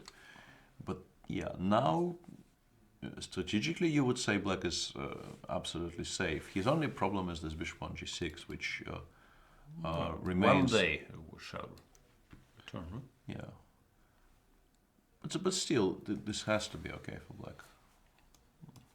Well, maybe he wants to go knight e2, but even queen f6. Yeah, I'm wondering about h4 in this position, but yeah. Even h6, the thing is you can drive it all the way to h7, but it will still eventually get out via g8, and you black plays king h8, bishop g8, and f6, and this is exactly the type of a closed structure in which black will have enough time for it. So White has paid quite a price for it. Yes. In terms of kingside squares and king safety. Yeah, I like Weiyi's position. Like, I'm not ready to bet against Magnus yet, but I do think that Vachier has solved his opening problems quite comfortably. Yeah, that would be my impression as well. Where do we go next? Chat dudes, what would you like to see? We've heard some Rapport-Lagrave earlier. We should also try to figure out what's happening in the Levon-Nepomniachtchi game. So two very, well, we count the Giri games, three very non-standard positions today. Well, this one is. It's no longer non-standard, but No, the speed they got here is Yeah. very non-standard. Yeah, I think this is a very normal-looking Benoni position, but it's also a very sharp position, which is something we always welcome because there is always plenty of reasonably dry technical games in tournaments like this, and when you finally get something going, it's a welcome sight. Because who doesn't enjoy calculating lines in sharp positions when you could be talking about Sherlock or Westworld or anything non-chess related? Nah, I guess most people watching this show at the very least. But we'll get to my problems later. Queen b6, what does white do? I'm not entirely sure. We've run out of ideas a little bit. We don't have any super useful improvements, right? There is the plan that every English schoolboy learns in first grade. Bring your queen to h4 and then it's checkmate normally. But I'm not so sure this applies here. It costs you the d6 pawn, which probably is too high of a price to pay. 94 you take with the bishop, I guess. It's a bit awkward for black as well, because after queen d6 there is rook d1, and the queen has to go to some poor squares. We might win an exchange, but... Oh, you have 6 here, I think, is a lot more relevant than bishop e7. I think you play... Yeah, I just want to show, like, no, but grabbing this is not really a goal. knight f6 here. Black never allows... Black yeah, I like... is very happy here. I like black here, yeah. But queen c7 f6 is very strong, though. Bishop h8, and now your plan is very much on queen h4, rook f3, rook h3. Go for it. But you get the feeling black cooperated a little bit in this line. Queen takes d6 is not forced. Just go knight f6 here, I guess. Something to 6.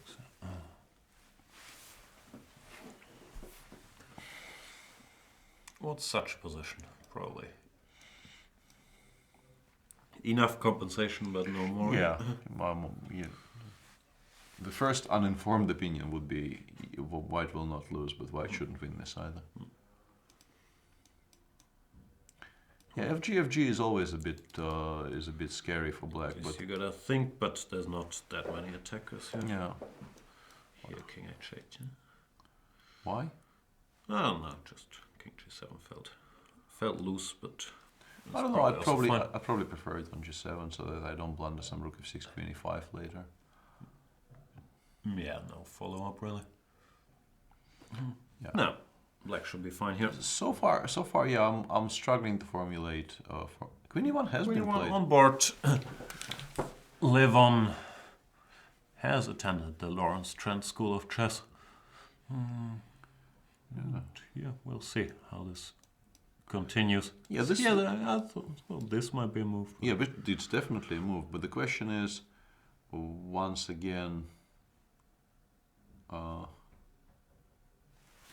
Yeah, let's put bishop f6 on the board and think for a bit. Queen h4. But the problem is you can start with this, yeah, and after rook d1, then you take on g5 and you play queen f6, I guess. But even this is not the end of the variation. Like queen h6 gf, sadly for us. Otherwise, that's important. Otherwise, it would probably just be winning. Yep. But here, variation continues even here, actually. Queen h3.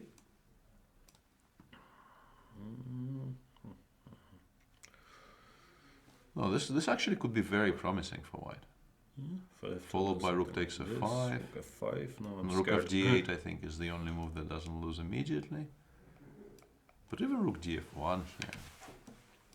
This suddenly looks very interesting. Well, I mean, if I have to take on f7, I will probably not have more than the perpetual, but... Why did I think it's a check? I really don't know.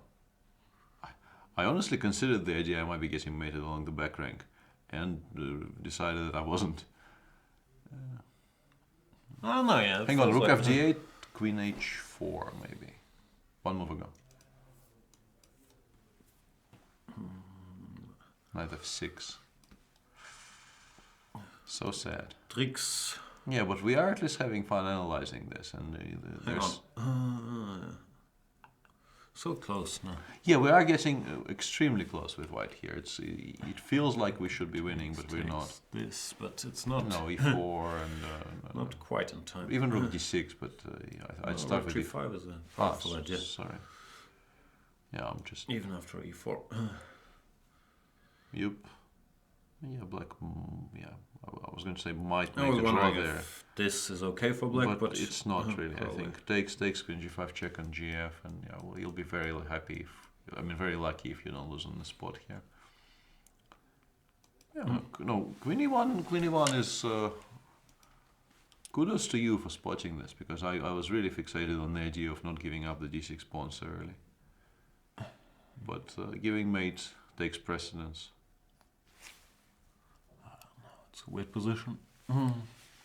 Was this actually good for white? If this works, it's kind of important. Feels so dumb.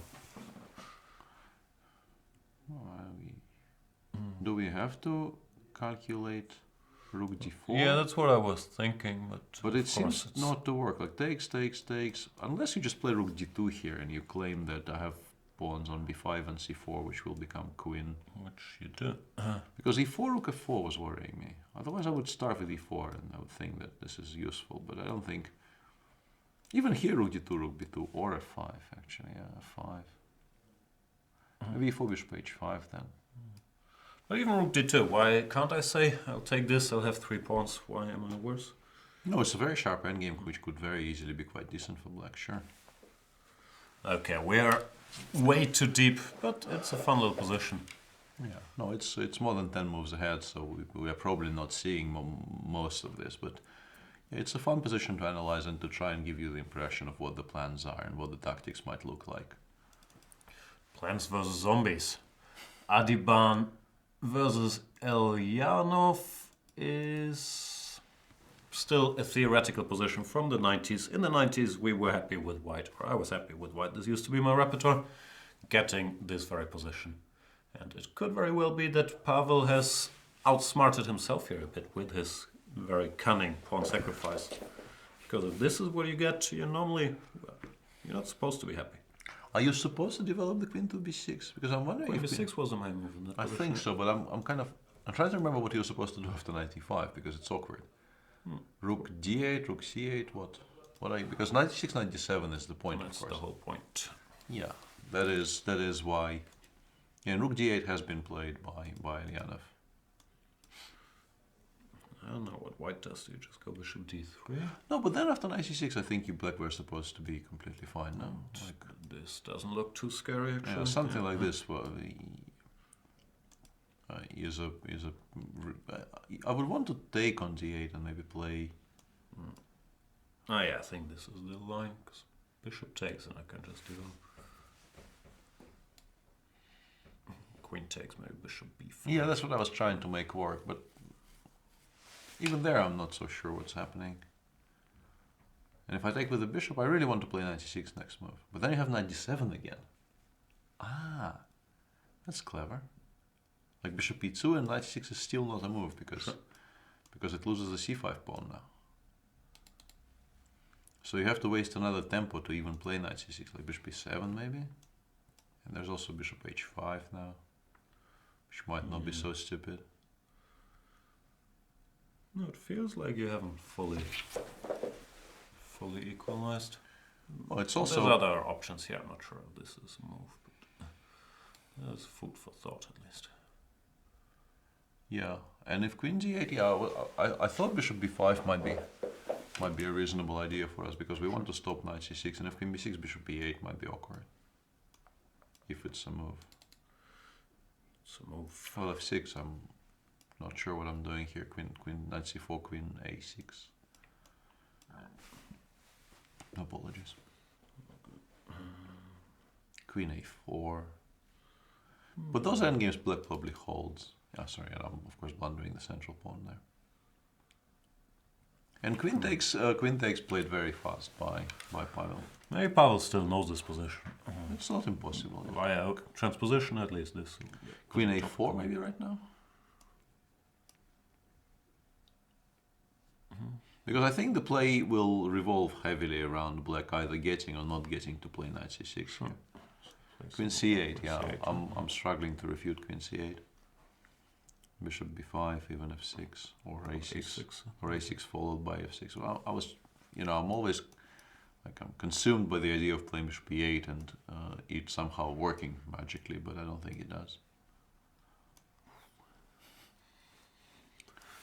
Might have too many pieces in behind enemy lines here. Bishop b5 blitzed out by Adiban though. Maybe they're both still in book. Very possible. Yeah, it's or not back in book because of this weird transposition to the old line. We'll keep you posted. Lucky boy, yeah. He asked Wesley, he even spent a tempo on bishop, provoking bishop f3. Slightly surprised, but maybe there was no other move. Because if bishop h5, knight d4, you're happy. At least this knight has some destinations. No, and black is generally just happy in the structures to take. Sure. Yeah, now white has nothing. Yeah, you want to go. You feel like you need to start expanding in the center. Bishop goes somewhere from e3, you play e4. But even those positions, in particular, if the dark square bishops come off. Jumps. No, I thought maybe even about bishop d4, but then bishop e5, bishop c5, all of those moves are perfectly reasonable. No, black is comfortable. How comfortable? I mean, if he is better already, it's hard to say. But black is extremely comfortable in these types of positions. And Radek, after some thought, did not want to play h6, so he went with f6. So he went with knight f6, and bishop takes was chosen over the knight takes. Bishop takes. Okay. He played bishop takes because he really wants to trade off. I guess here he felt that white will be in time to stabilize rook d1. I guess bishop f3, king g2 maybe is a plan. And you need to get rid of this knight to have access to e4. So he more or less forces white, and it already has been played, to trade off his knight on d5. And now, if you give white 3 tempi, he will be at the very least slightly better, like knight d4, bishop f3, king g2. And he might actually have time for that if we look at it. Let's say we go knight d4 here. Black castles. You go bishop f3. But the thing is, after d5, I guess black is simply better. Fine, maybe not better. Rook e8, or so rook e1 I was planning to play. And you can play d5 here, it's even stronger. Because you can force me to go king takes e1. And the king doesn't get to g2. Yeah, this is actually quite awkward for white. Because you probably have to play king f1 once again here. Yeah, in the old days you would just castle here and deny that you've never moved the king, but nowadays with this internet transmission, and for once the program decides not to refute your point. Would be funny if you could actually castle right now. Problem is, even if you castle queen a2, it would be worse, but that's a different set of issues. So in the current position, knight f6, e6 played, and black's plan is very, very simple. He castles short, he goes rook e8, he goes d5, probably because white will not allow him to win the e4 pawn. What about h4 right now? But you can probably throw in h5 as well. You want to, but do you really have an attack on the h5? I'm wondering. Doesn't look like rook e8, rook queen e7. Yeah, even queen e7 actually. Yeah. If we're scared of it. And we can take with the f pawn, and yeah, that's not made. No. I mean, once again, I wouldn't say I'm only suggesting this because it's a rapport game, but I am giving it more weight because it's a rapport game. Yeah, and white never has any time to attack the d6 pawn because he has his own issues. Perhaps you could even make a case for playing b4, simply for the reason that the pawn on e4 is under such pressure that you need to start driving pieces away from it. Yeah. I don't know if it's immediately or on the next move. Let's say just right here. I say this knight is intolerable. I need to get it away from my central pawn. And I go b4 and knight e6, I suppose, or knight d7. Which one do you like? I have no idea. I have the feeling we don't have good rapport today, so I don't know. I try. I think I like d7 probably. Yeah, I guess. because it also stops me from playing bishop f3, where You it can gets go here and it doesn't stand in the way of my future lethal attack. rook d1, queen e7, or it's not necessary because after queen d2 you will still have to give it up. But yeah. Okay, I'll go queen d3 so that you don't exploit my. I mean, a5 is a move. Very much so. Might have to play b5, but how happy are you with that conclusion? I'm generally not very happy right now with white here. No, Rapport has to be extremely careful that this doesn't get out of hand. Yeah, such a minor, seemingly minor difference. With the king on e1 in the current position, he'd be much better. With the king on f1, no longer the case. Yeah, well, I think you not only would you want your king here, you would also want full castling, right? That's the implication there. Yeah. It really does take a while for white to stabilize. Perhaps some really slow artificial castling like h3, king g1, king h2 can be. No, queen d3 is horrible. I need to forget about queen d3, and maybe even rook d1 is unnecessary because I'm driving your pieces towards good squares. Like h3 straight away. King g1. Yeah, at least I can't bother you too badly. I mean, you can get some small concessions, I guess, by starting. I'm not even sure if it's a concession. I'm going to be completely ignoring it. Yeah. Yeah. With the queen on c2, I think a5 is not something I worry about a lot. No, I thought about stuff like this, but my pawns are so ugly that once white No, gets but then his pieces out, I actually rook hd1. It's a correct exactly. rook even. Yeah. No, And then queen b2 and yeah. No, here you can even imagine white being better. Black needs to play faster. So b4. Yeah, b4 and h3.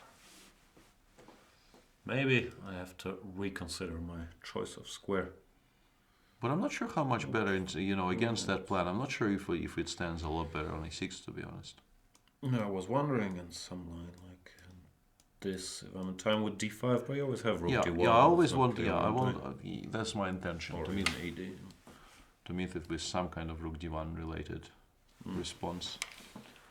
Yeah, we might have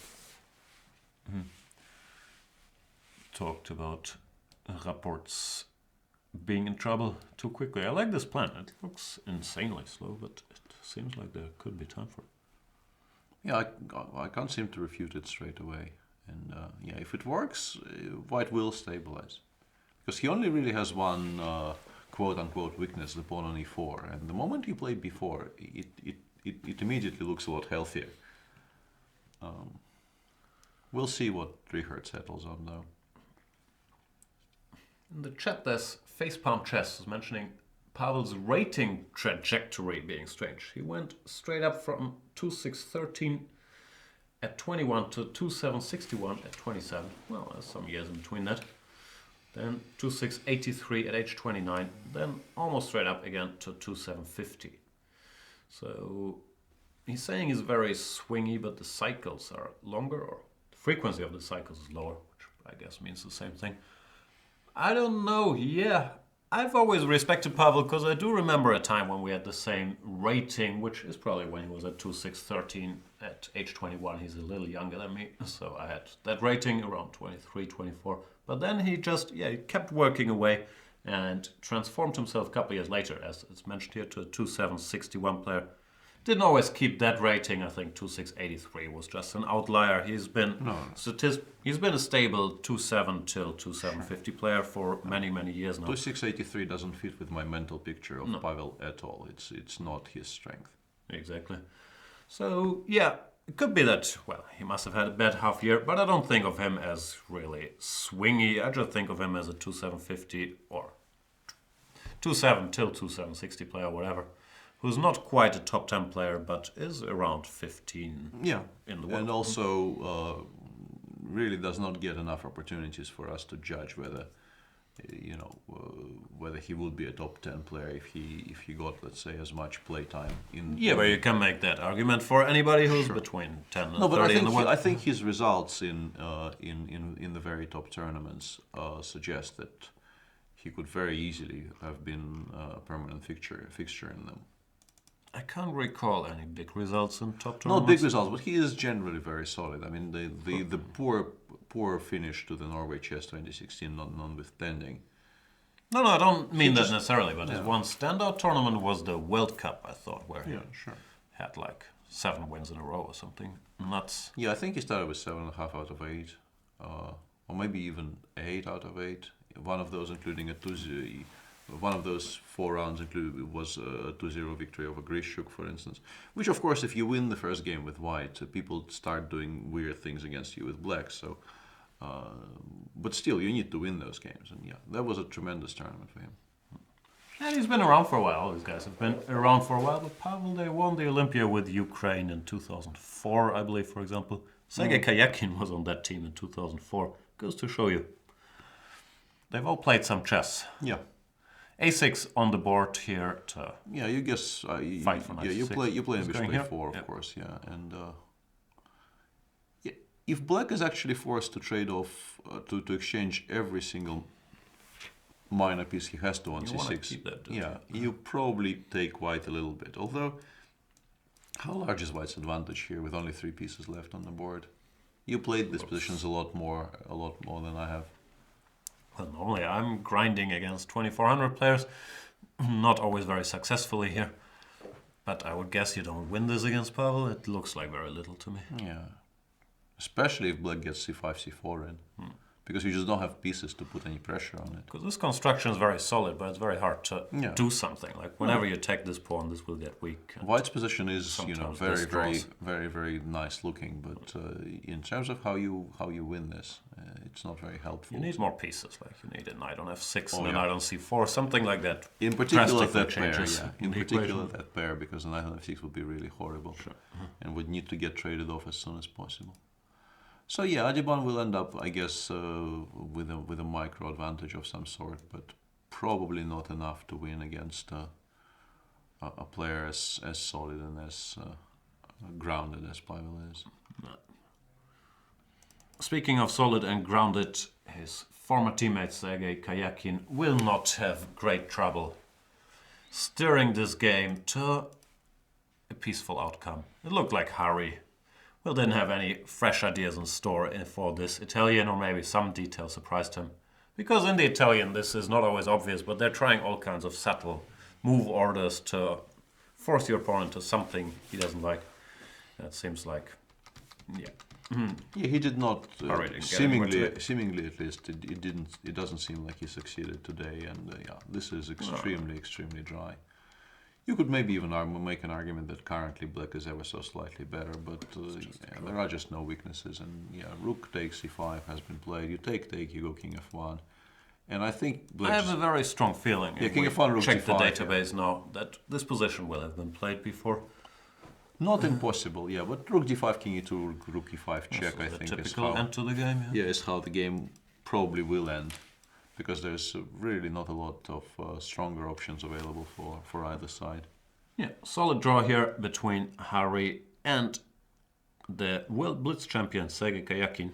Yeah, both of them on +1. Both of them, I feel feeling reasonably confident about the start of the tournament. And happy to get to the rest day without accidents. In the Giri Andreikin game, Andreikin played castles instead of the move I was suggesting, bishop b6, and now after a4 he will have to spend some time solving the issues with the bishop b6 bishop, because a5 knight c4 is slightly awkward, and also as we demonstrated, a6 knight c4 bishop a7 b5 is also potentially slightly awkward, which is why I wanted the bishop on e6. That was very much part of my reasoning there, to at least have the option to trade the bishop in on c4 at a later date, and then get some kind of a dark square play going. I think castling here may have been slightly inaccurate. Shouldn't be a huge problem, but at least now white does get to ask some questions. Yep. Also remarkable that Anish came to the same conclusion, I guess, but did not play his bishop g5, which looks like the obvious move in a blitz game. I would go here at least, but bishop g3 more stable. No, bishop g5 in connection with knight c4 I actually quite liked. I thought it was a better choice of the two. Then again, his bishop just was on g5, so maybe... Yeah, maybe he felt, this makes the decision a bit easier. Yeah, that is, such small psychological considerations may not be entirely ruled out here. Magnus. Magnus has to be careful. You don't want this horsey landing on e6. Well, actually, it doesn't do that much damage, but... It's a nice piece to have. And once again, black doesn't really have to worry that much about h4. So he can spend some time preparing for it. Rook fd8 or rook fe8 somewhere, yeah. And then the knight, it doesn't do very much on d7, so you do want probably to swing it over to e6. One thing maybe you could consider in the current position for where he is playing h5. But I'm not sure you want to. It's an option that needs to be discussed because it stops h4. And it kind of hints at the fact that the white king on g2 is potentially not that safe. Take. Queen takes, I thought. Jump around.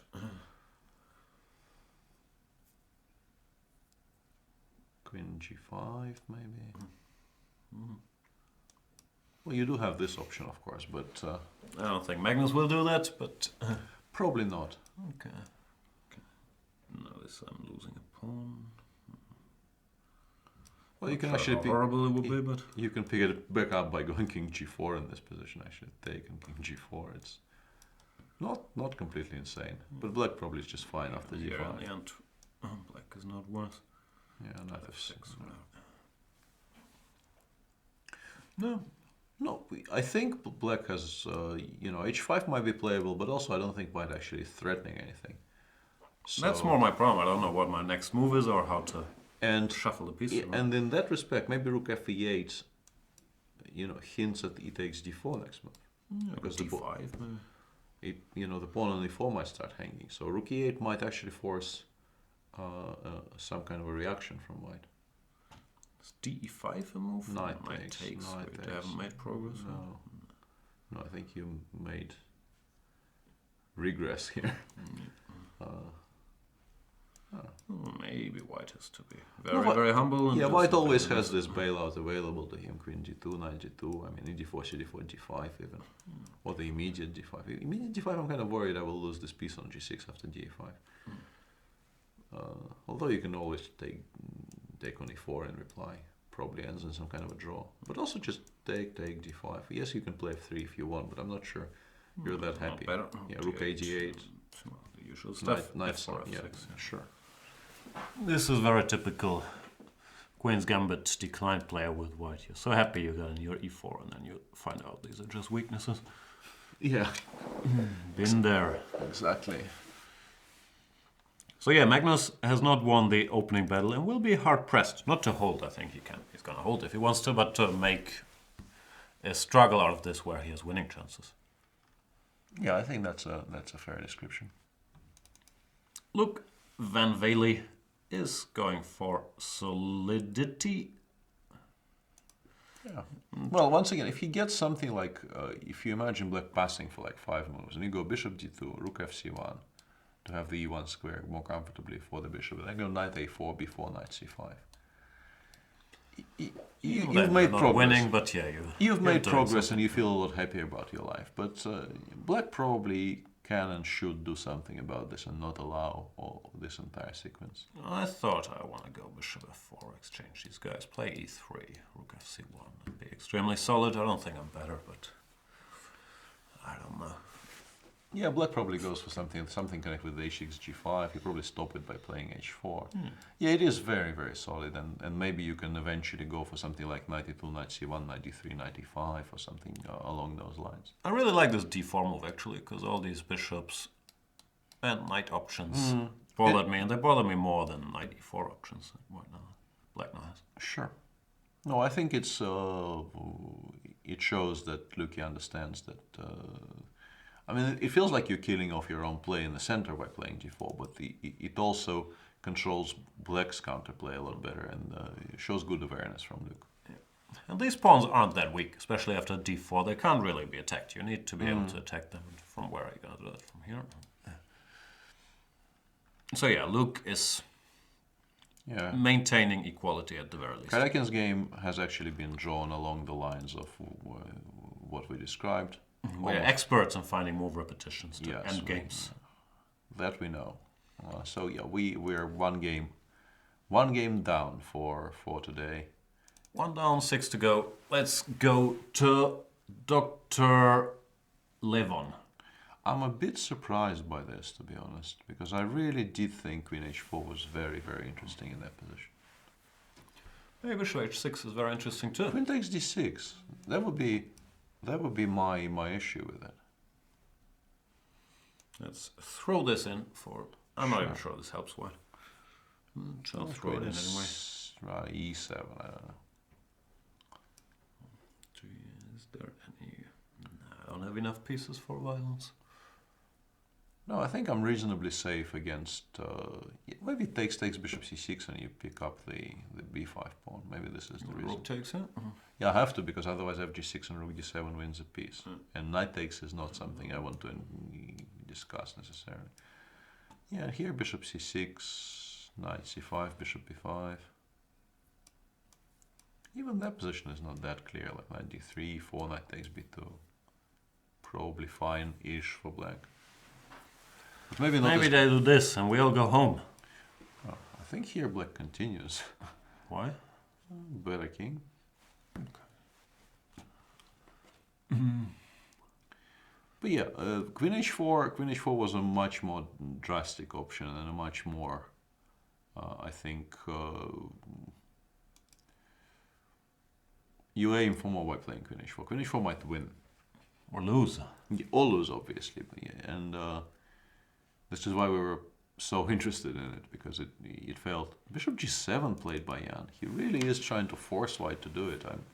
I'm not sure I like this. We looked at this, I can't remember. Is No, this ours.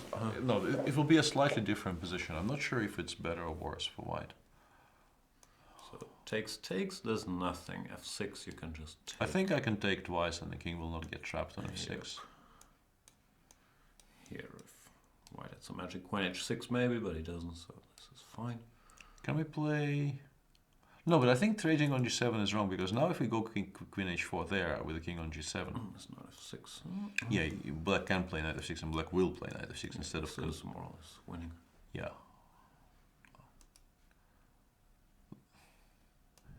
So we have queen h4 or maybe some of like bishop so we assume this may be a draw for yeah, it actually is a draw for from Jan. You mean after bishop g5? Yeah, this is exactly the sequence they had. Yeah. They've already had this once. No, well, does it change anything if I do it with bishops still on the board? If I start queen with queen h4 here? But I think you can still take on f6 and go knight, on h6 and go knight f6. I think this might be very dangerous what you've just done, but this could be okay. No, sorry, I'm losing my mind. This fg6 and bishop g6 is probably winning here, right? I meant queen h1, knight f6 straight away. And I'm not sure I can use the tempo I have here. Takes. Still don't see anything. Maybe there is nothing then. Nah. No, I think the only way to get this to sort of work is to play queen h4 in the position when we were advocating for it. And I think I found a refutation of that as well now. If we go back, yeah, after bishop f6, queen h4, queen d6, rook a1, queen e7. I think this may be a refutation of the entire idea. Rook d7, bishop g5. I think this may be the reason why it hasn't been played, because otherwise I think Lev would be all over the positions we were discussing. And here I can take the knight even, yeah. This looks fine. Nice, just winning. Okay. At least we spotted it eventually, so. Yeah, but then maybe he has to repeat, and we might have two down, which is regrettable because we had high hopes for this position. That's what sometimes happens. If it's a well-played game by both sides, sharp preparation, you get to repeat. Yeah. Adiban Elyanov also not the most thrilling of positions. We've described the likely outcome. Knight c6, white has to exchange twice, has a teeny tiny edge, but shouldn't be enough. Luke went bishop h6, not sure what that's about, but of course it's a fine square. Just a move. Maybe he wants Just to moving around. tempt it to f8 and then occupy the f4 square, which is slightly more active. Not a lot going on here because structurally, white doesn't want to open anything because his weak pieces of pawns will become weaker, and black doesn't really have many options to open things up. Well, we still have 3 games that are quite interesting. Carlsen got nothing against Wei Yi. If colors were reversed, I'd even say black is slightly better, but since Carlsen is white, I'll say it's equal, which is what we do here. Giri's position against Andreikin is very sharp. I think he's just better now. Knight b6, cb6, cb4. I think he's just better now. This is hanging. Maybe it's just way better. No, this line I sort of considered in. Yeah, you probably have to play knight f4, but how much will you enjoy this? Probably not greatly. Yeah. So yeah, I think. I mean, you generally just castle without thinking in positions like this, but I have a suspicion that if black had to do what Andreikin is currently doing, playing bishop b6 and right here was a lot more interesting, because if white goes knight c4, for instance, we can castle here. Well, I probably throw this in anyway. No, but then you get, I think, nothing of what you want to get. Although maybe you can play a5 knight c4. Yeah. I was wondering if I can win a pawn here. Probably not. There's f7. Yeah, there's f7. Okay, so I will castle in this position. And not, no, I don't want to go a before he. Yeah, castle here followed by knight c5. Yeah. I think preserving the bishop on b6, in particular when its counterpart is on g3 doing absolutely nothing, was a lot safer strategically. Even here, I mean, bishop d5, maybe you can put some pressure on. Some questions. Yeah, I was considering if now we can take twice. I'm not sure. Well, I'm worried about bishop c6 and c8. I want this. Yeah, I want this structure, yeah. And the bishop on b6 is once again a bit problematic. Yeah. Well, but still, I think it should have been considered. Is this gonna be a Giri victory? He is. Yeah, he has some chances now. No, I think in the current position he is quite obviously seriously better. Hence my question. Yeah. Then we have Rapport versus Wojtaszek. Who? I think it's time to play b4. There are some very beautiful potential tactics. Like if you make if it were black to move here, and my beautiful tactic doesn't work, so I'll stop. I was going to say that rook e8, rook e1, d5, knight d5, queen d5 is winning for black, but unfortunately that's not true. You know, in particular after h4, because there's the g1 square. But yeah, I was going for queen d5, e d5, bishop a6, but sadly c3, c4 is a bigger issue even than the fact that the king escapes. So maybe he actually can wait for another tempo. But why would he? Rook e8. No, I think he's trying to not play b4 and not to weaken his queen side. But this is obviously a lot riskier in connection with the counterplay against the e4 pawn. Yeah, my feeling is that at the very least black has to be comfortably equal. If he can ask questions, will be determined. Yeah, and Wei made a move which we did not really discuss in this particular position. I thought that if you wanted to take on d4, you needed to create a threat with rook fe8 first. But maybe even here... If queen takes knight e5, he doesn't care. I think this, yeah, I think this is the same. I think you take on d4 with a pawn, with or without knight takes f4, and I guess there's no reason to hurry with knight takes f4. Bishop h6. No, you're not. Yeah, so What's his that's point? D5? no E5. d5 just huh? loses sort of straight away. You don't do that. No, I think he just still goes rook f8 and says, please take on f4 because now your center is all weak. I think he just wants to force Magnus's hand here and force him to actually trade that knight for that bishop. And then we get to a position we were describing with d5 and rook a d8 and knight of 86 and all those things. Yep. Magnus completely disagrees now. Magnus has blitzed out knight fd4, and this is where including rook e8 makes sense, because I think Magnus wants to go knight f5 next. And this would not have been an option if you waited for half a tempo. EF even. I guess, no? Yeah. Bishop g5, I mean, you could play yourself into difficulties by doing this with white. Yeah, I'm not sure at all. What's going on?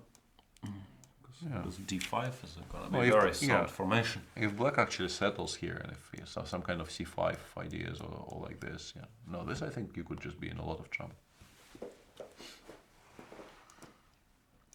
So what is he up to after rook 8? Well, there's always the usual bailouts, Yeah, but yeah. they don't look particularly troublesome for black. No. No, in these types of positions, I mean, you have probably what is the immediate draw of queen f3 and d5, and you also could just continue playing. I don't think I don't think you're worse anywhere. No, it could be that this is the best white has. Yeah, not impossible. We shall find out. We will go on our first scheduled break. Apologies for the tech issues earlier. I hope things are better by now. And we'll be back with, at the very least, 3 games.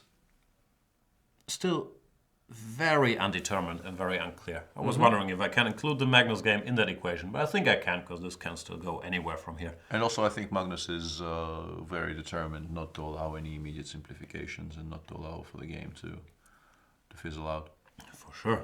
Thank you guys for watching. No Saiban says, somehow I find the style of Giri and Wesley similar. Yeah, that comparison has been made. Some people say Wesley is even solider, if solider is a word which is not. We'll find out after the break. Thanks for watching.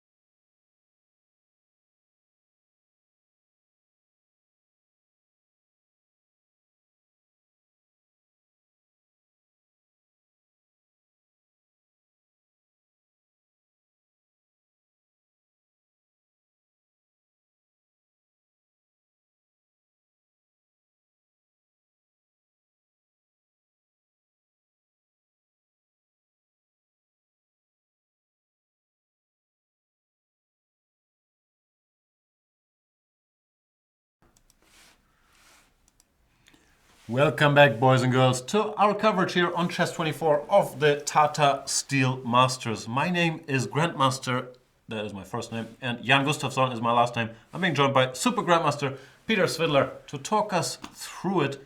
Because nowadays I'm still 2600 plus, but we can't call ourselves Super Grandmasters. We're the meeting of the 2600 club, and that ship has sailed like 20 years ago. Is the cut of 2700 or 2750 for Super Grandmaster? My preferred answer would be I really don't care. But if we're forced to discuss this subject, I think it shifted sort of further up towards 2750 these days. That's my feeling too. So Which seems unfair, but I think inflation kind of forces you to accept reality, and I think I mean it's still a very important barrier to cross if you cross 2700, and it's what people still aim for, as you know. also, normally you have to cross 27 to cross 2750. Sure, but I mean it's psychologically it's still very important to get there. But these days it doesn't really mean that your life will suddenly improve by an influx of invitations or anything. For that to happen, you need to be either extremely young or to get to 2750 and above, I guess. Even if you're 2750, like we've discussed, Pavel Elyanov, or you're 2750, you're not playing in this tournament. No, I'm not. Even that's not a guarantee. I didn't mean to send you into depression. I'm just saying there's like... Send me into depression? Okay, to keep you in your well. There's only 9 spots in most of these tournaments, and the Grand Chess Tour is set, and if you can often be the odd man out. It's a hard knock. Absolutely. Chess world. Absolutely. And now to discuss the positions people are still playing. Nah, we'll stay here. Anish Giri, Super Grandmaster Anish Giri, might win a chess game today, which would mean we would have to have our biannual meeting of the Anish Giri fan club and discuss how to adjust. Why do they keep defending the guy and then keep saying these things? I don't know, I'm weird. The thing here after knight f4 is you don't have to take on b6. I checked the very wise computer in the break, and the computer prefers this, leaving this bishop alive. Well, it locks it down all the way on b8. Like knight goes somewhere, and I assume you play b6 because allowing bishop c5 here would really make no sense. And here black is forced to play bishop b8. Everything else loses. But it might eventually get out. That's the thing about these things, is that if black manages to, let's say, play c6 and d5, instead of having two bishops yourself and ruining black structure on the queen side forever, you have given him the advantage of two bishops. And yes, the pawn on b7 will be weak, but it becomes a lot more double-edged. So Anish opted for, I think, the safer approach of taking on b6 straight away. But this position is not as bad as I originally thought for black, because knight on f4 blocks down the bishop on g3 for the time being, and black wants to go knight e5 next. And yes, all those pawns are quite weak, but you still need to exploit it somehow. b4 is hanging currently, which might not be a huge problem, but it's a consideration white needs to have. And black probably needs a tempo, maybe to be able to maybe trade some more pieces and hope to survive. He's always going to be slightly worse now. Yep. But will it be enough? I mean, even something very simple like b5, knight e5. I assume you have to play knight e5. Taking on e2 is not attractive. And here I want to... I don't know which order. Let's take on f4 first. No, let's not do that, please. Let's take on f4 first. Take on e5. But he might take with the queen. This is what I was wondering. d5, queen d6 was what I was trying to make work for white. But probably doesn't because you have queen d4, yeah? Bishop f3. Let's continue for a second. Rook of d1. I'm trying to exploit. I'm trying to exploit my potential pawn majority on the queen side. If I win the b6 pawn, all those endgames will be very, very dangerous for black. Might be lost because if you create an outside pass pawn on the a file, it generally means curtains in structures like this, no matter how little material is left remaining on the board. So even something very, very simple like this might be quite decent. But I'm worried because I also ruin my own structure on the queen side, and my bishop arguably is now worse than the black's bishop. So if black develops without losing a pawn, he's perfectly fine. might even start playing for a win. Even rook bishop e6, rook c8, rook c3, like activate your pieces. So yeah, it's very unlikely that Anish will go for something like this. But yeah, I'm not sure what he should do. He could start by playing queen d2 here, but black can maybe trade some of his weaknesses in, like knight e2, queen e2, knight takes b4 is a move. Yeah, bishop g4 is a move, definitely. Knight b4, white immediately wins the b6 pawn back if he wants. But trading b4 for b6 should be in black's favor. Queen d2, rook fb1 even. I guess f, yeah. But knight c6, rook takes b6 and just queen f6 or something. Looks very defendable. Yeah, because your double b pawns were probably your worst feature there as black, and now you've traded one of them for a very healthy pawn on b4, so you're not unhappy. Nah, well, Giri is slightly better, but there's no obvious maybe bishop way b5 right now to roam. Trying to create a threat of queen g2. Is that a threat? Sort of. Knight e5 though, I guess, once again. Staring at bishop g4, queen d2, but I don't see a trick. Yeah. So I will give in. But maybe I can play something like knight d4 here. And bishop b5 has been played by Giri, so... Nice spot. Yeah, he came to the same conclusions. Yeah, knight d4 with the idea of queen c1. Queen d2 would blunder queen now, but queen c1 is still a threat. And also we do take control of some of the important squares by doing this. And we prevent black from trading too many pieces. I think it's a sensible decision by Anish, I quite like it. And not only because I suggested it 3 seconds before he played it on the board. No, looks very nice actually. What about bishop g4 and bishop takes f3? No, not in this position. Here it's too late. In the game position. Queen d2, no? Yeah, bishop f3. But even queen takes, you're not going to be liking this very much. Takes, bishop b4, bishop d6, rook fd8. Either rook fd1 if it works tactically. I'm a bit worried about leaving all these pieces slightly hanging in the air. But I think it actually does work. Bishop c2, rook d2, and everything's sort of covered. Right? Yeah, I was worried I will be missing some tactic in that particular position, but it doesn't seem like I am. And then we stabilize quietly, and if we somehow manage to win the bishop c7, if it happens at some point and it doesn't lose the b4 pawn, it's just game over. So, yeah. 2 more moves here. This is very unpleasant, right? Yeah. No, Anish, with what I believe is his preferred territory, stable advantage and not a lot of risk to it. Yes, Everyone's preferred territory. Yeah, maybe not Richard Rapport's. And yeah, he will definitely feel that this is, a very large opportunity he should be trying to exploit, because you don't generally get positions like this out of the opening very often these days in super tournaments. Yeah, he'll be he'll be very happy with the results of the opening here. Yeah, he's gonna be enjoying himself. Speaking of Anish, we have a 1 second detour into the challengers group and see how Anish's wife is doing today. Sure. Because his wife, Sopiko Guramishvili, Miss Tactics, is active in the challengers. There's probably somewhere a checkbox that needs to be. We can track her down. She's facing Ilya Smirin today. And is she getting checkmated? It feels like there's also a pawn missing somehow. What happened? Something strange happened. Yeah, so far so good. I'm not sure about this queen b3 move. I don't think the queen really belongs on b3 in these structures. But so far so, a very typical English opening. The way c5. Yeah, I'm not sure what this is. Right.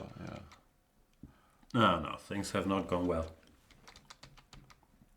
Of course, very tough tournament for Sopiko. Maybe she missed a bit or underestimated this b6 because taking this is probably extremely risky. Yeah, maybe she thought she's just winning the c5 pawn back, but yeah, after b6, her nasty. choices are just very unattractive. And she went e3, which is understandable, but after f3, I guess bishop h1, even knight e2 check and queen takes d3 could be quite strong. There's probably even maybe something else, but Worrying here. that's the first thing that comes to mind. Just knight. Oh, hang on, there's knight takes e5 there. Oh no, bishop a2 and no, this works for black actually. Bishop a2 and fe2, and black ends up with extra material. Right.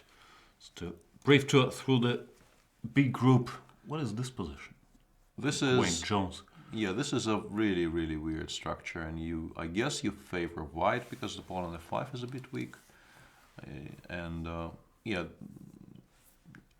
might still be defendable for black, but it's not a position you fancy necessarily here.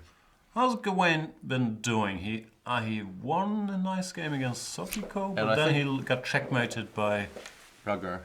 I think that was his game, no? I think yesterday, maybe by Yeah. Smirin. That was by Smirin. Think Doesn't matter. No, the tournament is being led by Marcus Ragar on 3 out of 3, and today he has another very non-standard position from. This is actually I'm not even sure about non-standard. Position, though. Yeah, these days this is what anti-Grunfelds look like, because white by now is trying to play h4 in every single position where it's a legal move. I think that will be a very fair description of what white is doing in these days in anti-Grunfelds. But Then you have some h4 business in your game against Caruana? no, but I played knight g5 first. Oh, okay. I played knight g5, e6, d3 first. But yeah, this is well known. But in this position, you were previously supposed to play queen b3. This position I've certainly seen, but knight h4 is news. Yeah, knight h4 is not a move I encountered previously. Queen b3 has been played by Kramnik. It also has been played by people against me. I had a game against MVL in that line. I also had a game against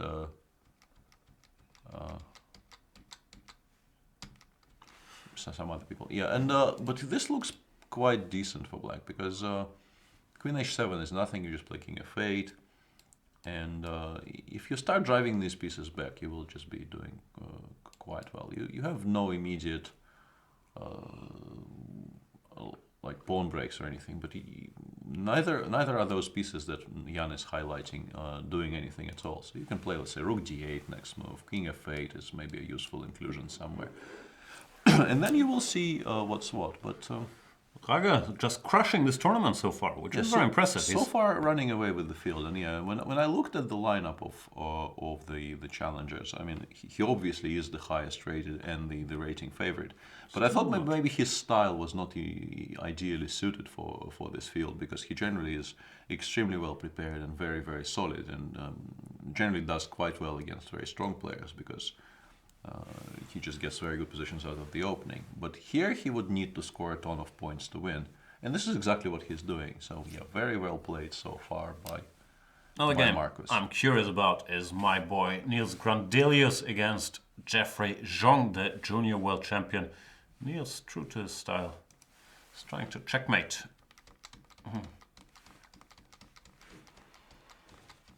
Yeah, that was a bit of a strange opening, because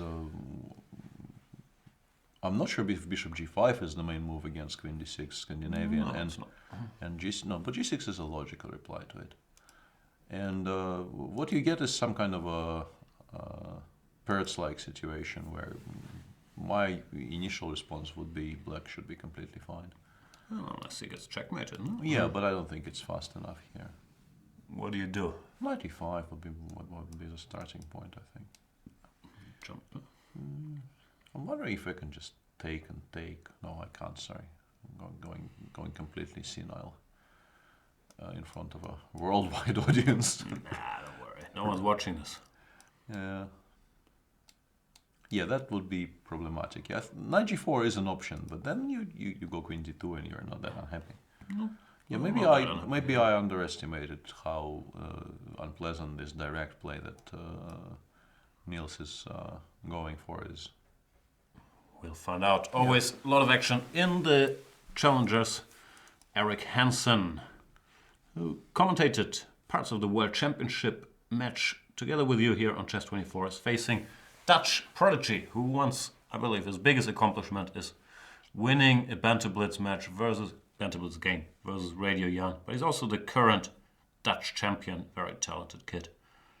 Who's better and why? What are all these pieces doing here? I take white here very confidently. I think h5 followed by either g6 or h6 is just very, very unpleasant, and black's play seems a bit slow. Why do you put all those pieces on the corner? What does he want? He wants a5, b4? Is that? I'm not sure what rook fb8 is. I would B4? play a4 at the earliest opportunity here, because you want to start creating some play. It does feel like you might get mated on the king side at any point. Actually, even g6 right away is very much a move here. So why would you spend a full tempo on moving a rook to a square where you are not 100% sure it will be needed? Yeah, I'm a bit confused. Well, he probably wants to stop this. Yeah, this game is actually very confusing from start to finish for me, because I think king b1 on move 10 has been... no, it's with the bishop on b4. No, this is a main move. This is normal. Sure, I thought it was the bishop e7 Taimanov, and then I was about to go on a rant, but with the bishop on b4 there's no rant incoming. We'll see how it all goes. Back to the big guys. Magnus Carlsen is facing the prodigy. And we'll be there. I need to scroll a bit, but don't we all enjoy a bit of scrolling? Wei, and after knight takes f4, queen takes f4. In the break, I checked with the computer, as I do, to sound smarter coming out of the break. The computer said queen c1 with a small white edge. But Magnus, not too worried, starts with f3. And knight b6, queen c1 actually is what happened further. And yeah. What's knight b6? He wants to go here? Or I'm not d5? sure. I think maybe preparing d5 is a larger part of reasoning there, because knight c4 doesn't really do very much.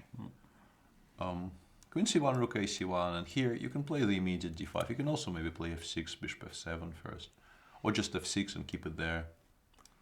Yeah, but here no, now I will play. Now I will play bishop f7, rook a d8, and you're on time with d5. I hope to be. I'm not sure I am, but I hope to be like bishop b3, a b d5. Yeah, even this might not be entirely equal after e5, because I have to pay attention that the rook doesn't land on the 7th somehow. But if you play d5 immediately, in the position they have on the board, I'm a bit worried about e5. I'm not sure what I should be worried about more as black here. Here knight c4 is a move as well. But I will have to take on c2 anyway after f4. I can't allow f5, so we will end in the same position anyway. Yeah, you take white, right? Not by much, but yeah, if anybody's better as white, he's faster. Sure. Your pawn majority looks a lot more threatening than black's pawn majority, at least currently. Unless we're in time to do something g5, like b3, this. no, rook f2, I think. Too far away. Yeah, I think you're trying to self-mate again. Possibly.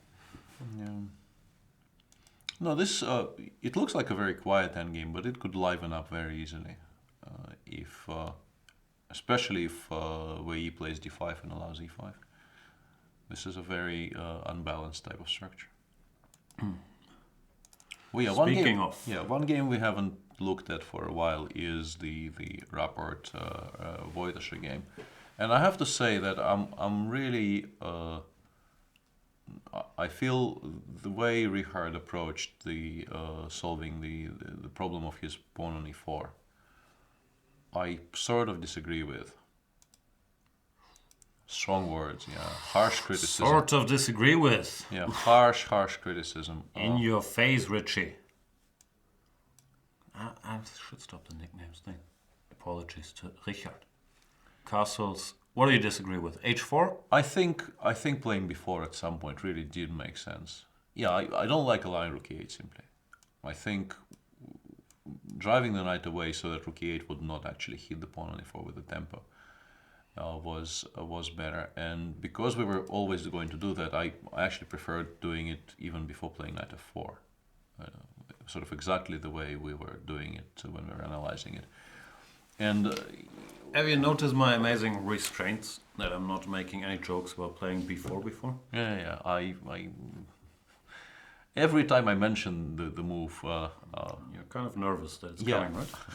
And it hasn't come so far, and I am admiring your Patience. patience today. But I'm sure you will ambush me with it at some point. And anyway, The threat is stronger than the execution, ladies and gentlemen.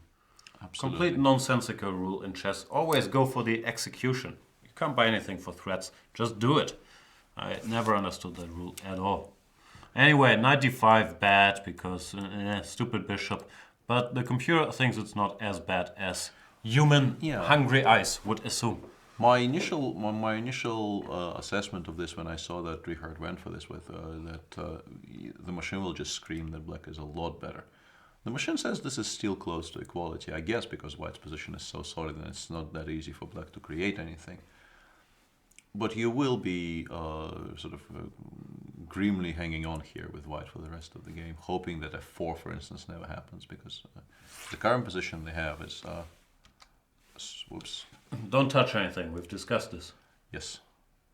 The current position is rook d1, queen f6, queen d2. Radek decided not to allow any h5 for the future and went h5. And if you imagine black actually landing f4 and not losing a pawn for it, I think the resulting structures are just hopeless for white. But as things are, you can play bishop f3, play king g2 next, and hope that black never opens any files, basically. If black manages to open anything at all in this position, the bishop is so dead that you're effectively playing sort of half a piece down here, and your only real hope here is that the position remains closed. And then you're not much worse here. You're never better, but you're not much worse. I have a different question for you. What's the social convention if you're drinking tea? Do I have to take this out? Is it like, does it look silly that I have this thing flying around, or is it okay? I would, but what's the normal waiting time until you take your tea back out of your cup? We actually switched to sort of brewing a full teapot of tea, and we kind of gravitated away from using tea bags altogether in my household. So I no longer really know anything on the subject. So you used to know, but you forgot since you switched to brewing full tea? Yep, that's what I'm going with. I know it sounds completely implausible, but that's the answer I'm going with. I'm gonna need help then.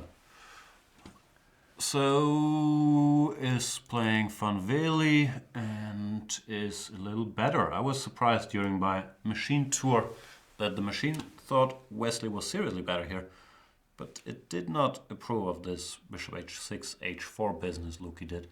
No, I can kind of see why now. I think it will return to f4. Luki is trying to build this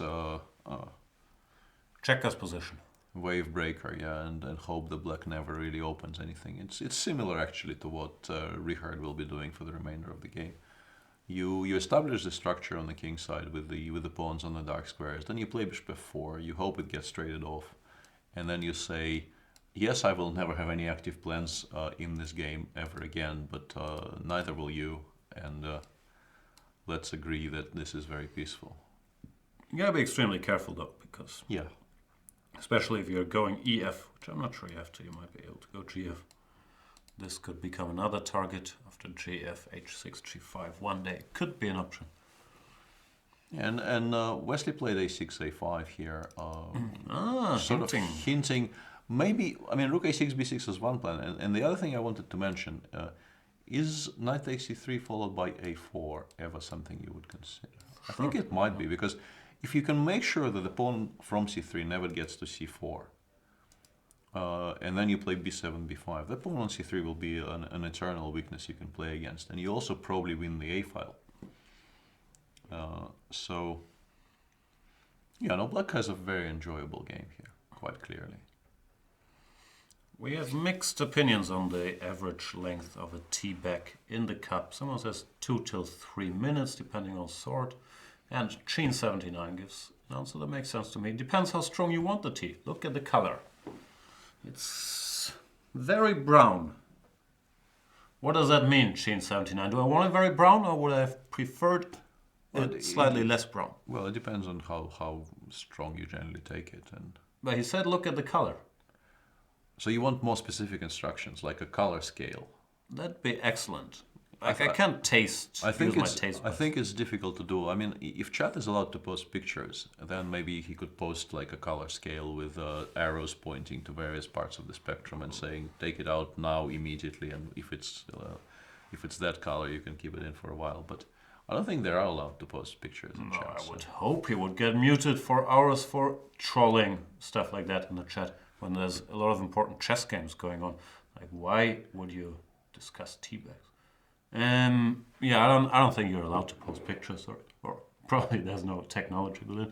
What do I know? Anyway, thanks for the input. That's. I'm really, really wondering about this. Adiban's bishop made. So it's like bullet play. Let's go for threatening checkmate on h7 and hope they pre-move something else. No, but it was on a4, and it could have been traded for a perfectly reasonable bishop on c6. And then Adiban decided to wait for a move with rook d1, which is sort of understandable, but probably he may have forgotten about the existence of bishop b5 as a move. This is an easy move to miss, because you Yeah. expect the bishop to stay or to go here. And now you no longer really have that capture, because taking on b5 is really unattractive. Well, it's still equal, but slightly worse equality Yeah. instead of slightly better equality. Exactly. So he played bishop b3, which already is Yeah. a weird square. Pavel decided to grab some space here with h5, which I don't believe I've seen this in these structures. You generally play h6, you don't play h5. But he decided that, space good, more space, more better. And this is what we have on the board right now. And I think Pavel now is waiting for Adiban to actually come through with the threat and go e5. And then he will play g6, and he will be extremely happy because his bishop on c6 will be the biggest and the baddest bishop on the board of the 4 available. But maybe Adiban is just trying to free his queen for maneuvering by putting the bishop here, because he can't expect to go for a checkmate. lot more likely. Yeah. I just switched on the computer because it was curious what it would say, and says white is actually better after rook d2. That's how I came up with this deep plan. We'll find out, but yeah, it looks like Adiban. I'm is slightly still in curious as to why he played h5, frankly, because the plan you're currently showing, rook d1, rook d2 followed by queen d1, it will create a bit of an awkward choice for Pavel. You don't really want to play g6 until white play d5. And if you play h4, queen g4 will be very awkward. So yeah, choices, you might have to play c4 and hope you can hold this pawn with the queen, but that is potentially very awkward. Also structurally, you don't really want to show your hand here yet. No, not as early as this, yeah. It's not a bad move in some positions, but probably not as early as this. Okay, so this could actually liven up. We expected, if the bishops were traded on c6... I expected a token, extra 15 moves here, white, yeah. Pressing a Yeah, bit, you but that's take, not you go enough rook there. d1, black actually probably trades the rooks as well. You And, want to. yeah, and nothing much is going to happen in the game. But instead of that, we're getting the full Adiban treatment. Well, as much as possible of it in the position they have on the board. Yeah. I'm very confused by the chat, sorry for switching. First of all, they're assuming I've never had tea in my life from my previous questions. They are operating on the assumption, probably reasonably, that this is the first tea I'm ever having. So I'm getting tips like, just don't try green tea. Which I've tried green tea in the past. I have to admit. Yeah, I have to, giggling like a schoolgirl, I think, is the only appropriate response to this. Yeah. Then there's the age-old question: is Jan taller or Peter? Maybe Jan as he plays basketball. I gotta clear that up. I haven't touched a basketball.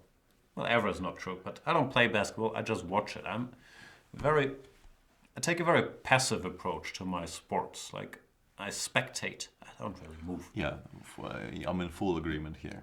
Also, I'm much taller than Peter. How could he? That also is true, sadly. Yeah, I actually tried playing some sports, which is why I have torn cruciate ligaments and a broken arm, which has titanium plates in it and all these things. So I think it has now been expressly forbidden for me to play ball games of any sort by the powers that be.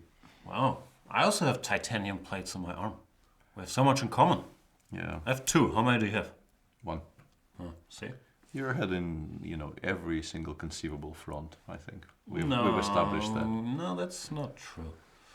I'm trying to think of one. Yeah, and people are asking us about the movie.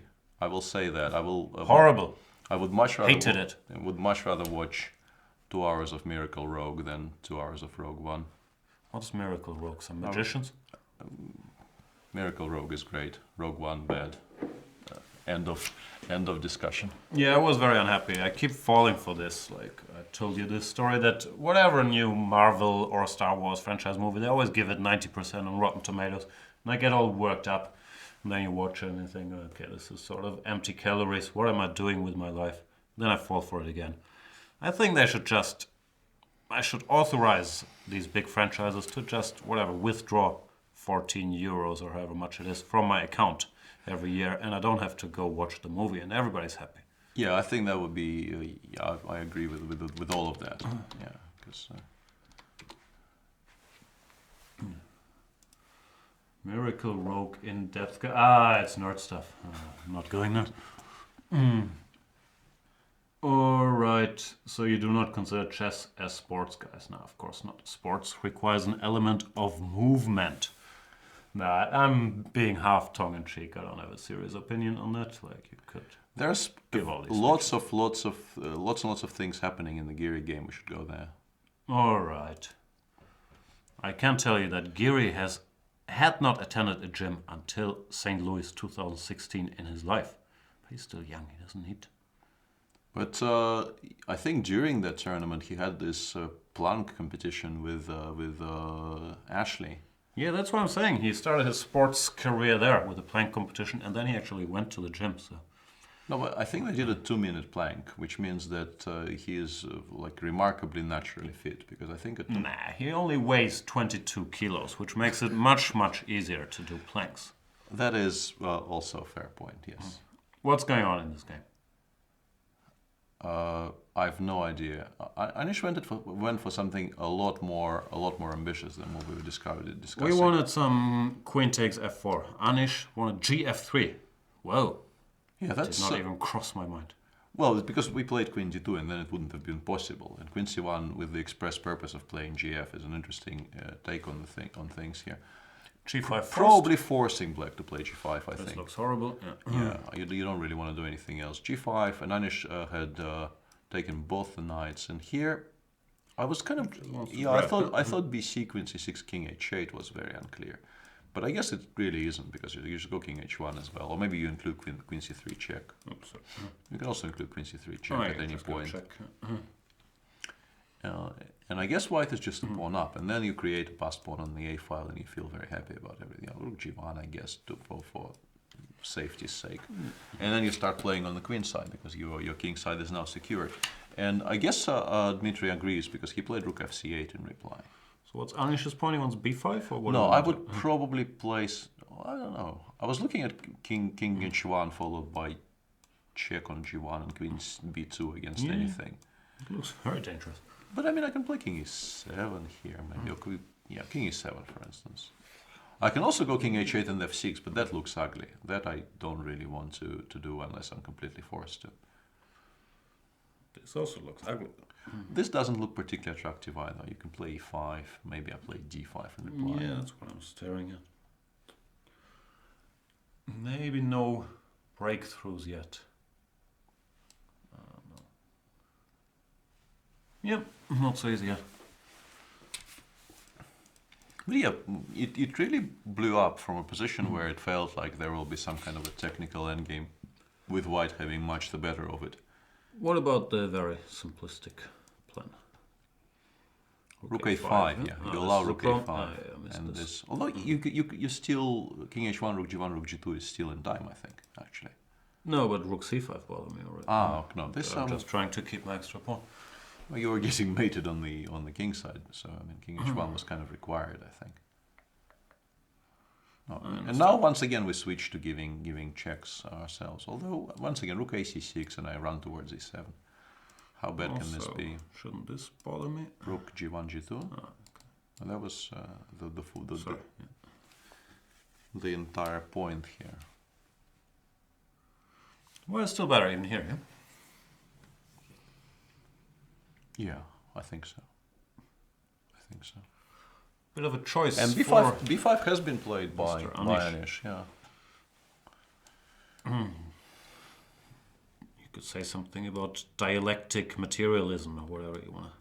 Yeah, I think I've done that. I've done that more than enough. Some people would say can never do that enough. And they will be wrong.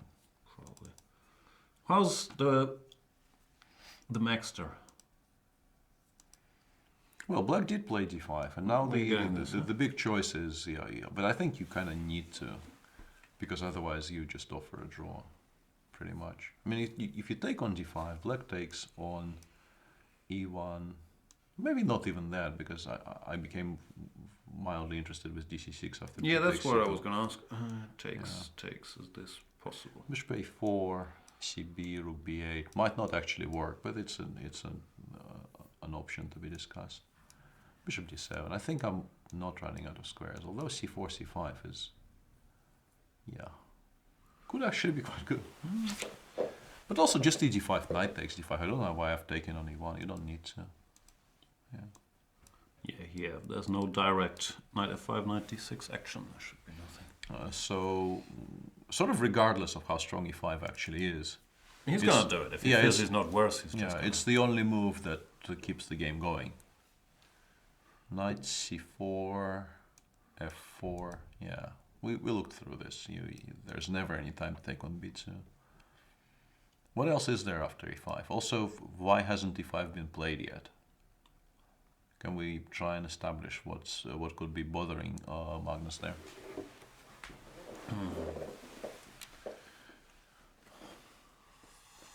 Je ne sais pas. Yeah. Also, je ne mange pas ce jour, and has been played. Tu ne manges pas toujours? Ce jour. Ce jour. Same thing. No, it's more days. I'm claiming it's specifically 6 days. Ah, okay. Je ne peux pas parler français. Yeah, we can all agree on that point, both of us. But yeah, we'll stop with the horrible French accents. It's not a French accent. It's just trying to speak French. Yeah, that was phrased incorrectly. So BC played in Giri Andreikin, and now Andreikin hopefully has options. This looks like the move you want to play, though. D5? No, but D5 you probably lose. Gimme. Queen G5, Queen D5. I was trying to. Yeah, I'm probably just Rook G1 and I just lose. King F8. Yeah, lucky there's no immediate mate. I mean, I play Rook C6 and I pretend game continue. Rook takes A4. To lose. No, Rook takes A4 doesn't work because Queen B8 at least. Yeah, this looks horrible. Too active. Yeah, looks horrible. Okay, so D5 really isn't a move. Rook A5 we discussed. It looks very attractive, but it still doesn't seem to immediately equalize because of King H1. You would like to attack the pawn on F3 somehow, but that allows White to pick the F4 pawn up. There aren't any squares which don't allow that. And White's plan here is very simple. You want to go King H1 against most things, yeah. You want to include Queen C3 check, I guess, in some positions, but I would wait because it's not going to disappear, and I don't want to even think about rook endings after Queen G7. No, this move is the one that's crying out to be played to me. Yeah, and a King H1 I think is the correct response, and this is I think where people should be. This is like the starting point for the discussion here. And here, what do we do? Check here. Queen B2, yeah. Are you actually checkmating me? No, no, that's what I was. And Rook A5 has been played, so we are very, very correct in discussing these positions. They are very likely to happen. Queen H8, Rook G8, but once again, I'm not even sure I'm threatening mate there.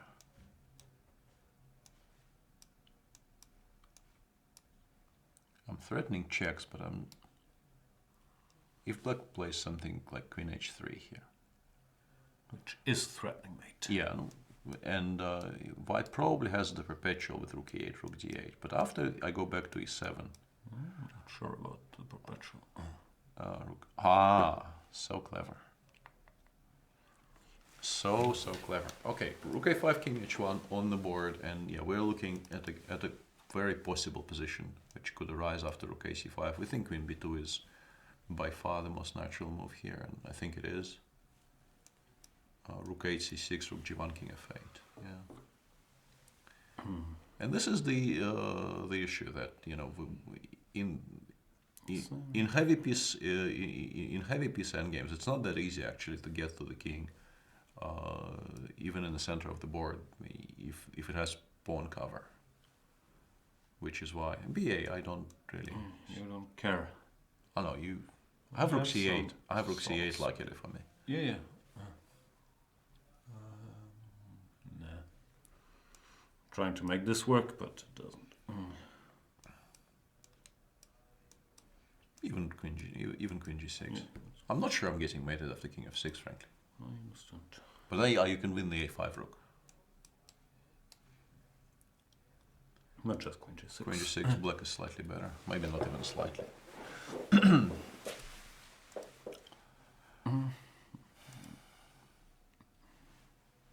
I think it's very likely we're headed towards something like this, and yeah, Anish might realize that he's not as much better here as he probably had hoped.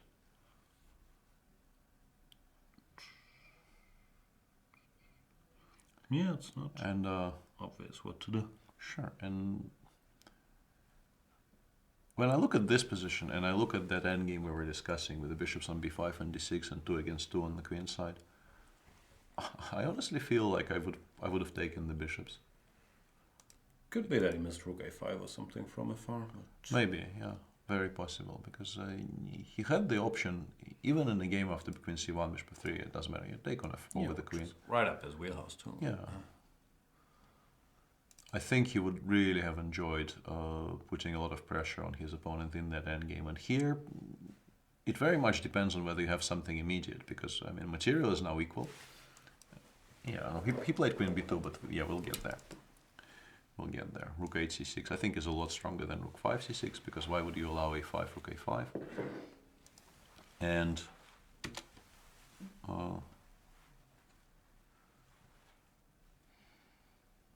unless there is something immediate available to white which we're not seeing, I don't really know what it could even be. Black might just be completely fine. Well, ask the comp. Comp likes white still. a5. Ah, he does my trick. He does your trick, but probably more cunningly. Yeah, in a better sequence. Some people say comp's smarter than me, and this I can get behind. That this is still pressure with. Although rook h5 and followed by rook g5 probably trades the rooks off. Even then, oh no, I lose the d6 pawn. Sorry, yeah, I lose the d6 pawn. Yeah, white definitely will continue pressuring here. Although with such limited material available, I'm not sure if this is winning for white. But you of course have every right to continue searching for advantages here. I hope we don't have to do all these chores of explaining why Giri blew another good position. I'm not sure it was ever a winning position today. It's more choices between ways to keep pressure. Yeah, it was, and also, you know, if we wanted to go down that entire rabbit hole again, you could maybe, like, if you look at the position after bishop b5, bishop g4, and you give this position to Anish, and then you completely erase his memory of all the discussions about him making draws and being a very dry player and blah blah. And you just leave him with his skill in this position. I think he takes the bishops. Maybe. But, and once again, maybe I'm completely off the mark here, but could it be that it's influencing his decisions towards what appears to be the sharper continuation? I've had that theory a bit for a while, but I think it might not just be giving in to public opinion, but also realizing I do not win enough games to make the next step, so something is a little off, and he's forcing himself to play more sharply because he feels this is what he has to do to evolve, not so much because he's afraid of getting bullied by X on Twitter. But yeah, you could see it from either perspective. I agree that he's trying to sharpen his style a little. Yeah, it's also the opening, like the Scotch, is not something you play if you want to play a dry technical game. Typically. yeah. And rook ac6 was played, and Anish needs to spot this a5 tactic, which he will. Yeah. You really badly want to include the a1 rook in the game, and you need to open some files for your pieces. So I'm fairly confident that he will find that idea. Me too. Mr. Magnus, who does not need any incentive to keep the game going, even though, well, he's always playing for a win, but he's doing so in a technical style many times. This is not such great fun for black. It's a lot harder for black to create anything at all here. We have various plans available to white on the other hand. Because knight e4, c4. Yeah, you always have to have a good reply to c4, because if you don't, you might just lose. This, then you could end up in serious trouble. Yeah, and white even has an option of trying to force black to do this, because after king f3, there is an idea of playing knight f5 and threatening this knight d6 incursion. And if you go knight e4 once again, I want to just play c4 here and try and force the exact same structure change. Sorry. Yeah, Magnus will feel, I think, reasonably happy about things here, because he is in the driver's seat here. He might not be hugely better, but he definitely is, the side pushing the action. Also, yeah, given his position after 15 moves, I believe he's quite happy that he converted this to a slightly better endgame. Yes, yeah, all of that I think is very, very fair. And in Rapport-Vachier-Lagrave, yeah, what we have is sort of exactly what we were describing. Radek is looking for ways in. White does not have and will not have any active plans available to him, and will continue trying to hold this, not allow b4 breaks, not allow anything on the king side. Might be able to do it. Similar to his Karjakin game, where his position also was not very pleasing to the eye, but he managed to cover everything and draw. Yep.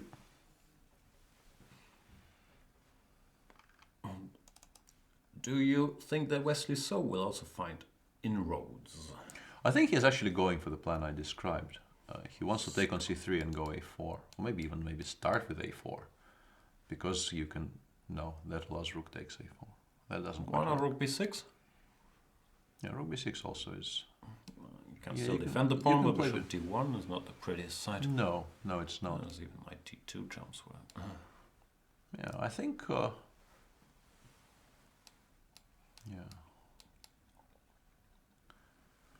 No, these types of structures, if you allow all this freedom for black, you can very easily end up in positions you will dislike quite seriously. What else is the problem? His bishop is not really a two-way player. This bishop is limited to going to f4, offering the exchange, but it can't really interact with the queen side. If this knight c3, a4 happens, it can't cover c3.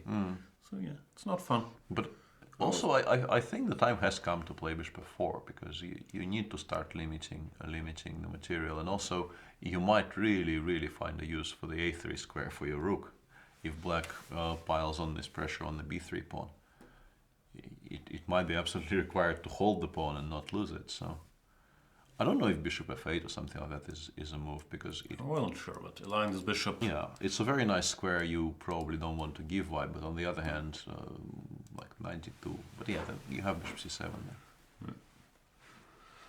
Earlier with a question from Pramod, what's up with the rosé shirts? Pramod only tolerates white shirts, and in general, I'm with him. I agree that white is always the right color for a shirt, but sometimes you want a little variety, and nowadays it's quite established that you can wear light blue and light pink shirts. I think I They're brought very three. much mainstream. I am wearing a white one today, but I think of the I think 6 shirts I brought here, 3 are pink. So I own tons of shirts, but I really 98%, I believe that is the number, of the time I'm wearing the white shirts I have, and I never wear any of the others. So it's a bit sad. Another problem when you're doing this TV for bazillions of viewers, it's always very advised to wear unicolor shirts, because else if you wear something with stripes or dots, it can blur the picture. Therefore, on TV, on internet TV, you're always told to wear something solid, which limits your options. I hope that answers your question, but I'm very willing to discuss the topic further. I think maybe the Aronian Nepomniachtchi game and We should draw. update people on the move repetition here. Yeah. This has happened. Levon took a lot of time. Well, he did take a decent chunk of time here because his position looks promising, and there are all those Queen H4 options in every single position here, but none of them seems to work. At least we couldn't make any of them work, and he eventually settled on the repetition here. Yeah, and we get this typical modern chess, very sharp game with both sides being well prepared, and my guess would be playing flawlessly. We would have to check earlier, but it looked like a correct game. Yeah, it looked like a very well played, very sharp Benoni type structure, and promised to be very exciting. But when people don't make mistakes, it does end in a draw every now and again. That's the problem with chess. And in the Arjiban Ilyanov game, there have been further simplifications. Here it is. Yep. This bishop came over here. Arjiban, instead of rook d2, which we kind of liked, he went queen d2, which... Didn't attend the Pioneer's Palace where they told you to build the battery. You need the rook in front, the queen behind. No, but I think even more importantly, rook d2 would stop rook d8 at least for... Actually, that's probably not true, because you could still play it exactly in the same fashion as Pavel did. Because if you take, they can play queen d1, there is bishop a5. And this is very similar to what they have on the board right now with the inclusion of the pawn on h4. Gotcha. C4. Yeah, not enough. Or nothing. Yeah, it doesn't seem to be a lot at all. No. And something similar happened in the game. He played queen d2 instead, which allowed Pavel to even shift the pawn forward one move, and now he played bishop a5. Yeah, this has to be completely fine for black. I'm wondering Not quite time to get this mating threat. No, I'm wondering if it could be slightly awkward for white, but probably also not. Yes, not committed enough crimes. No, of course not. But tactically, if you play queen g2 or something, I mean queen e1 or queen d2 or any of those moves which you sort of want to do, there is bishop c3 and queen e2. If I throw in, okay, I don't want to play a4. No, a4 queen b6, I'm not sure what you gain apart from the fact that now the queen will not come to e2, but the pawn at a4 will now be hanging in every single position. So. I understand. Yeah.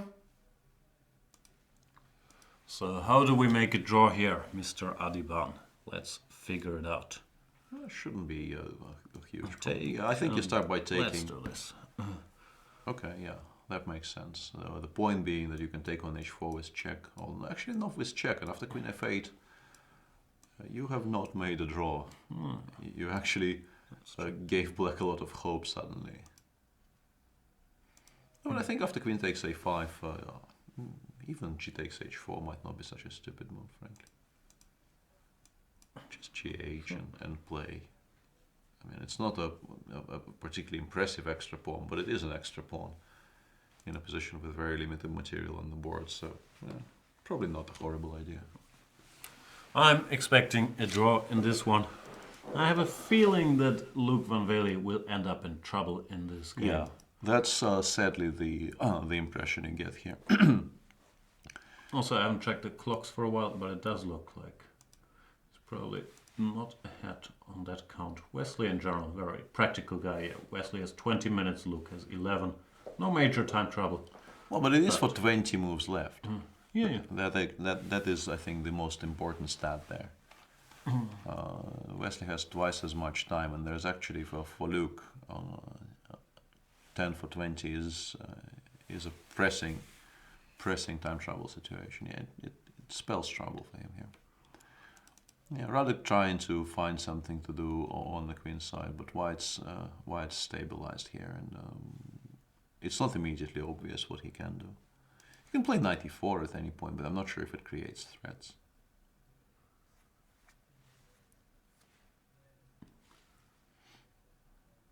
You have a fan in the chat, Svidler on increments, says Svidler is the best chess player ever. Not That is just commentator, chess player ever. That is quite obviously untrue, but thanks for the sentiment.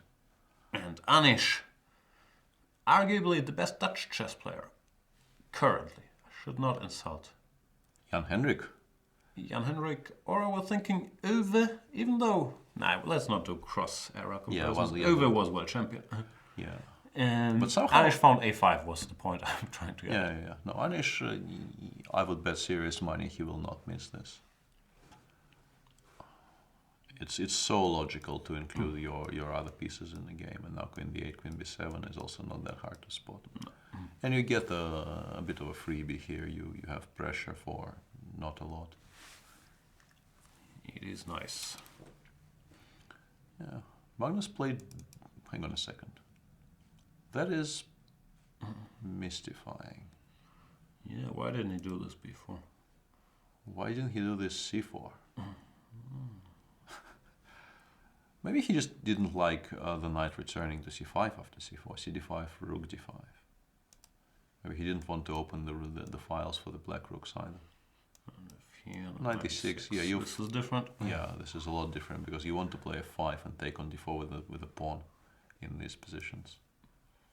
So he thought, okay. Is g5 a move? Welcome to my house. The thing is, it doesn't really create any threats because we can take with the king on f4 and we're reasonably happy about it. Yeah, I'm not sure. Here I probably play f6. Or maybe rook e6, rook d8 is also okay. I'm not sure why you played knight f5. I would still maybe go c4. I'll continue trying to get some mileage out of this. But maybe here takes on f6 or e6. I'm okay with that. Gets sharper all of a sudden. It does get sharper. Gf king takes. I'd like to do something like this, but I'm not. Takes on d5. No, let's start with this. No, and then I take on a5. And you've given me a pawn for not very much.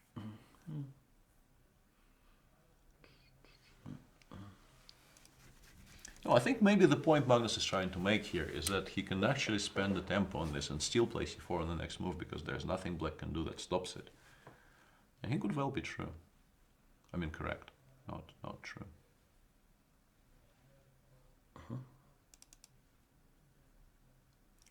What's the clock situation in this one?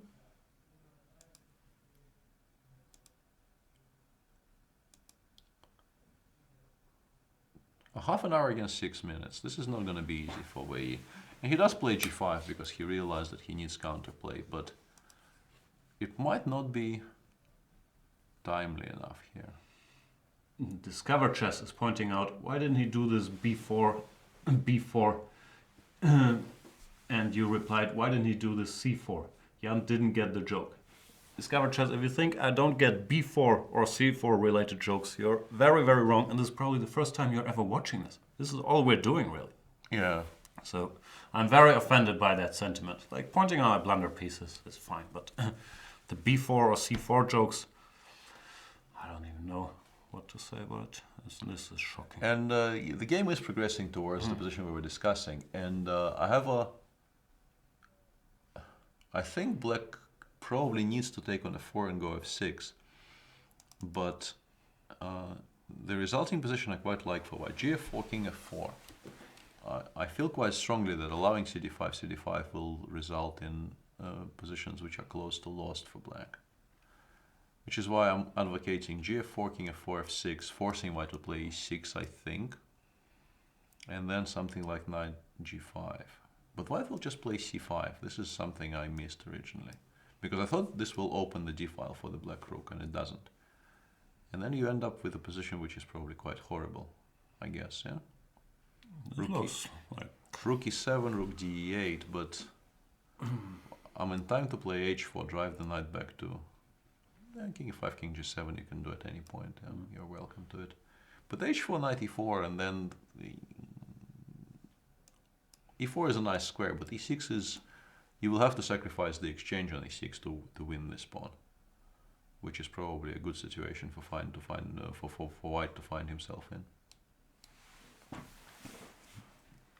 And c4 blitzed out by Magnus, not unexpectedly. That was always going to be the main idea here. Magnus also trying to play quickly to keep the pressure on Wei Yi, who's become a bit of a time travel. Well, I'm not sure if specialist, but he's prone to time travel. We realized that in last year's Vike and in Bilbao as well.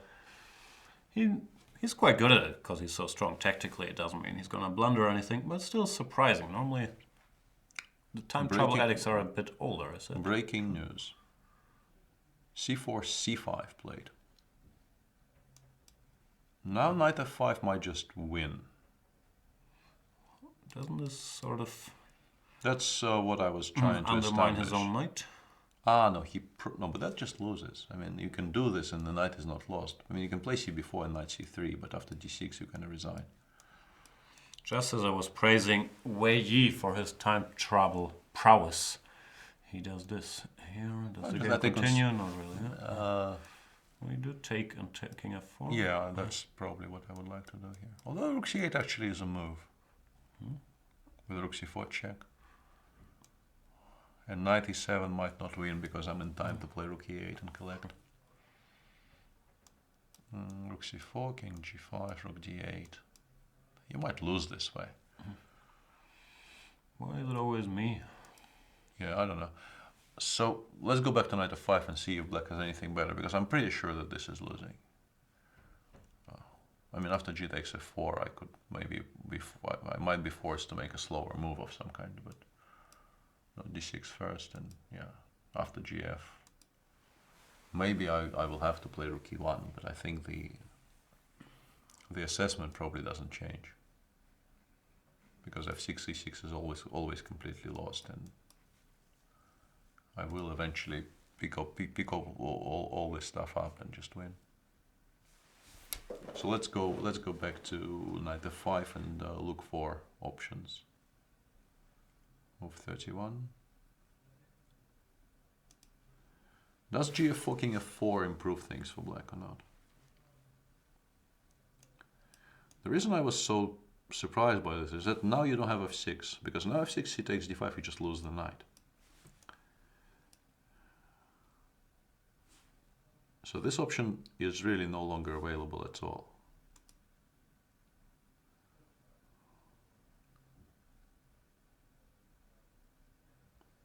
Well, you can do the same. You can force me to take on f4 with the king and then take c before and knight c3. Maybe that's what he's planning.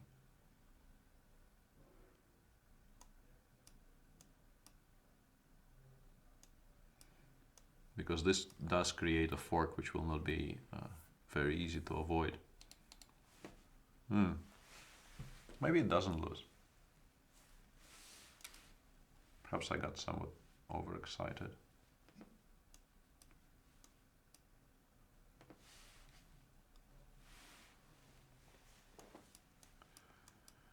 Rook c8. White has a draw with knight e7. Or maybe not. Maybe he will even be able to press, but I'm not sure. Rook e8. Rook c3, rook e7. Should be a lot closer to a draw than anything else. Yeah. Not much happening. Yeah, maybe I got slightly overexcited there. Magnus is in the tank now. And the chat is pointing out knight b5 is a good move here. Ah, stops knight c3. Makes perfect sense. And some nice jumps. Yeah, that does make sense. And could also be the reason why knight f5 hasn't been played yet. Yeah, Magnus gonna calculate this as well as he can now. Yeah, he also has plenty of time, so he realizes this maybe is a very important It's winning time. Yeah, very important game deciding moment, and must not make mistakes. That's another thing these strong players are quite good at. Normally, like knowing when to think and when they can play quickly. Apparently, knight b5 is plus 4.40 wide on c6. That's a significant edge. Yeah, that would signify a rather large advantage for white. And knight c7. This is the line. Yeah, and knight c7. Fair enough. Yeah, once you see the move, it becomes quite clear, actually. It's just, you gotta think of something, but knight f5. And it's really seemingly the only solution which crushes. This is the other line, and yeah, this leads down this road. Comp gives this. And white keeps pressing. White probably is a great deal better even here, but he's already played knight b5 here. Yeah, he doesn't miss such things. Magnus, good. Yeah, Wei Yi, he probably missed knight b5. Yeah, you have to Expected assume knight that, f5. but I think he also, underestimated just how strong b4 was after knight e4. I think he thought he can put the knight on e4 and wait for white to play the eventual c4 and then return. And after b4, the return became very uncertain. Yeah. It's very hard to play such positions against the world champion with 5 minutes versus half an hour. Or even without the 5 minutes, half an hour thing. But now it's Which is why I was closing. trying to make an argument for postponing d5 for a move and playing bishop f6, bishop f7 first. Sure. Yeah, I was trying to avoid specifically this structure, and I don't know if it's that great, but I thought it definitely deserved consideration. So for now it looks like Magnus will probably win this game. Jump to 3 out of 4. And as you mentioned, his quietly good start might be trouble for... Yeah. I don't know, I'm becoming too much of a Magnus fanboy. He's not even in the lead, but he does look like he's in shape.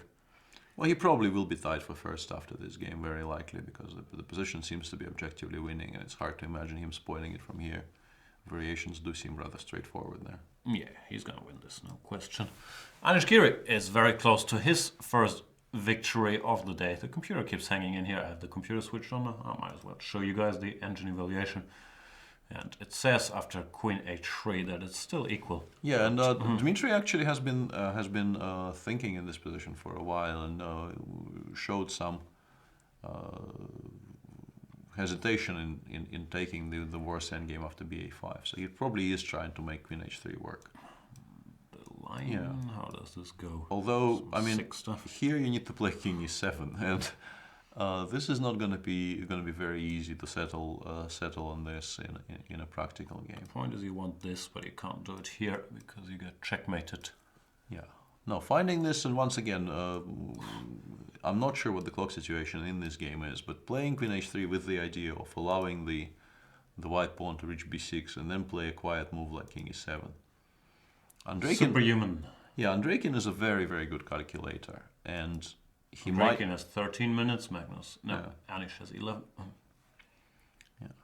he might find it, but it really is a very, very difficult decision in a practical game. Even if you spot the idea, just trusting yourself enough to go for it is, yeah, I'd be extremely impressed. Yep. Then there's Rapport. Nothing much has changed here. Black is better, trying to break through. Yeah. And Van Veli, where Yeah, this is similar a horrible choice to have to make. if he had to take here, it's not gonna be. I fun. guess he felt that 92 rook b6 was just too much of a threat, which could not have been allowed. And yeah, once you take on e4, whichever pawn black recaptures with, you're just not gonna enjoy this at all. His weakness very much stays. Here you avoid the exchange. I mean, I think you could try to keep the bishops on. You're still better even if you do that, but it seems like bishops on is even nastier. yeah, I think white has to hope that he has enough time to play h5 somewhere, but because if you allow black to even close down the king side, then you really have nothing to look forward to. Then one day or another, Yeah, even bad things will happen. even if black doesn't even try to win the b3 pawn, just plays a4 and wins the a file, those positions also are very horrible. Yeah, it looks like it's gonna just be a very quiet positional. I'm not sure victory, but putting a lot of pressure by Wesley. So good job by him. And Luke, yeah, not in great shape so far.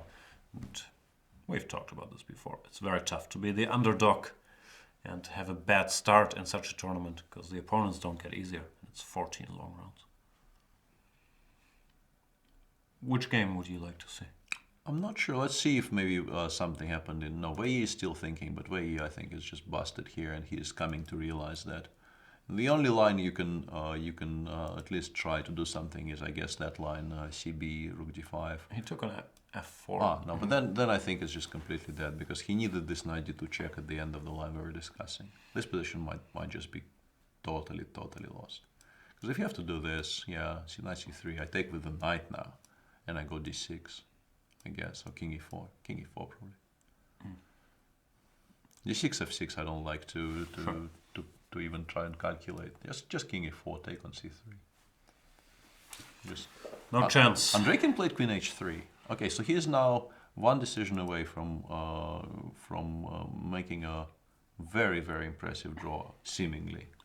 Queen F3, Rook G2 on the board, and he needs to find King E7. But if you go for this, you kind of realize that Queen H8, Rook A7 is a mating threat. So you probably play King E7 simply out of necessity.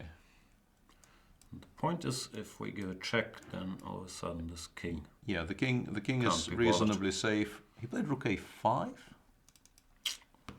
Okay. Missed his spot.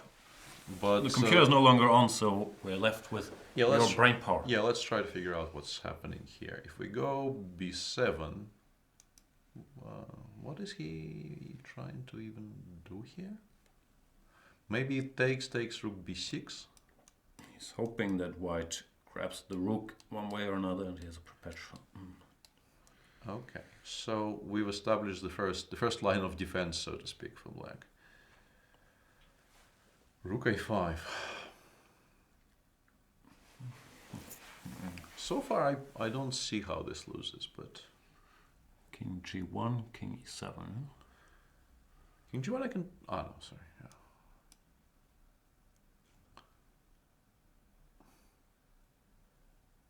Nothing is actually threatened. So I can maybe even play something like Queen takes E4.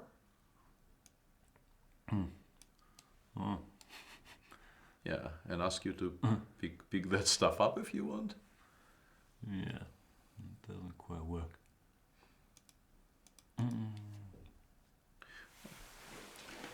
B7. I mean, we played B7 without really giving too much thought to the other options, and there could be some other options here. But just to illustrate, Rook A5, Queen D1 is an immediate perpetual.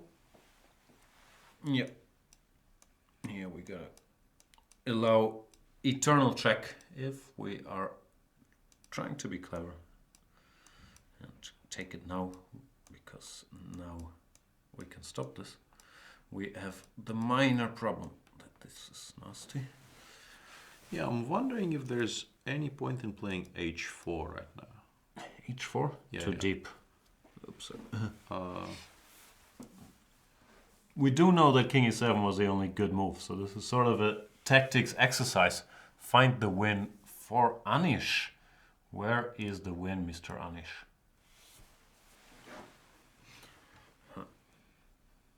Yeah, it's one of those embarrassing ones where you know the answer exists, but it's not immediately obvious, and you're sitting there feeling a bit silly.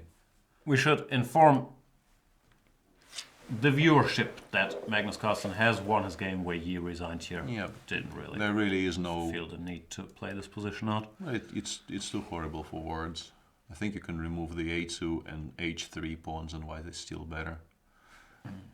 That probably is a bit of an overstatement, but yeah, with all the pawns on the board, it's just utterly hopeless for black. No, I think we need to stick with the Giri game, because this is where all the action is, and we're still trying to use our gray cells to figure these things out, and so far not really succeeding all that much.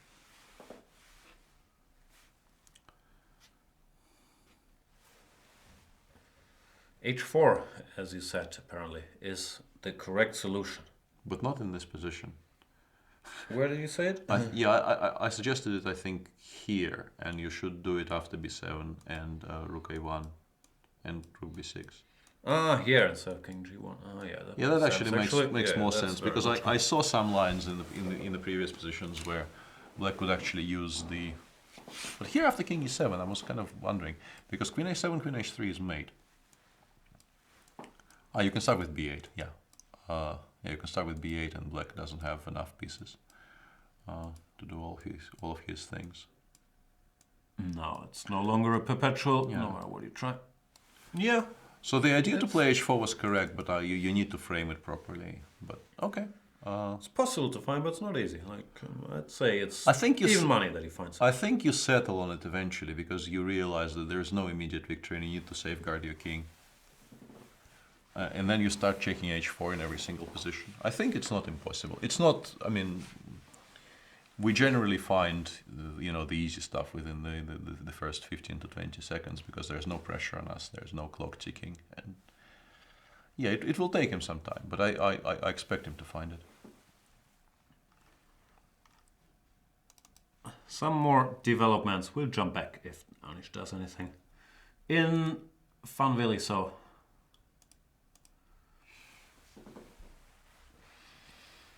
Yeah, Luki D5, C5, yeah, H4. Luki at least found a way to open up the h file, which will give him some hope because he might be able to organize counterplay. He might also have to give up his entire queen side. Like in this position, I'd take on g6 and I go bishop g5. I think bishop e5 is just so strong. Stopping rook h6, rook h. I mean, rook b3, rook h6 might actually be quite unclear. Was the point I was trying to make here after bishop g5. If you take on b3 and I play rook h6 followed by rook bh1, I might be winning because I might be just giving mate here with white.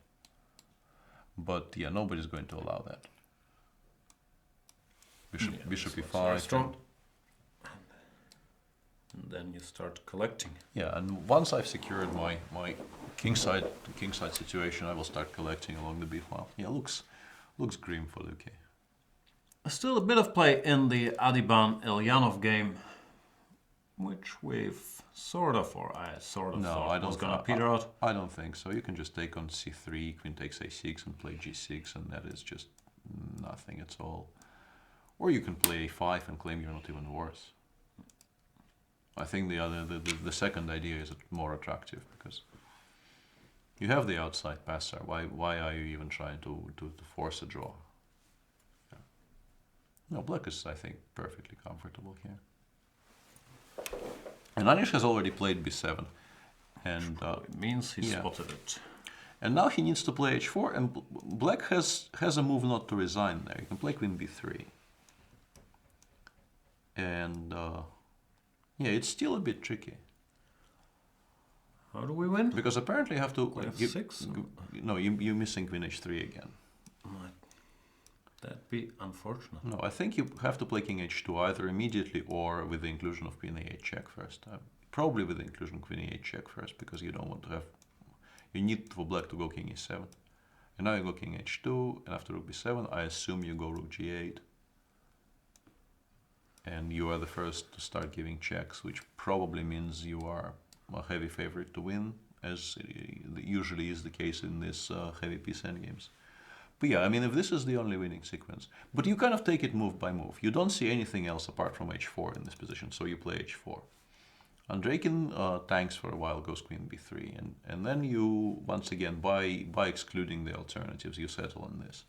So let's say if Anish was given this puzzle as a puzzle and told not to move pieces, and was told sort of not to start announcing his answer until he's calculated to the end, that would be a difficult thing. But if you're allowed to actually move your pieces, you just know h4 is correct here because you need to have squares for your king. And after queen b3, once again, you just rationalize your way through the line. Which is why I think he will settle on all these things. You need to stop queen h3 check. King h2 looks like a very difficult move to make, but it actually isn't. No, once you're here, it's kind of the only move. Yeah, it really isn't. And rook g8 is very easy because you need to activate your pieces. And also, you can probably calculate that you're, well, I'm not sure if you're giving mate, but that you will queen e8, do damage, yeah. queen e8, king f6. And, I mean, game still continues because f2 is hanging. Oh, keep playing. Yeah, f2 is hanging. No, the game is sort of still on. Is it? mean, you have to play king g2. I'm not even sure we're winning necessarily. f3. King g3. I mean, it's not easy actually.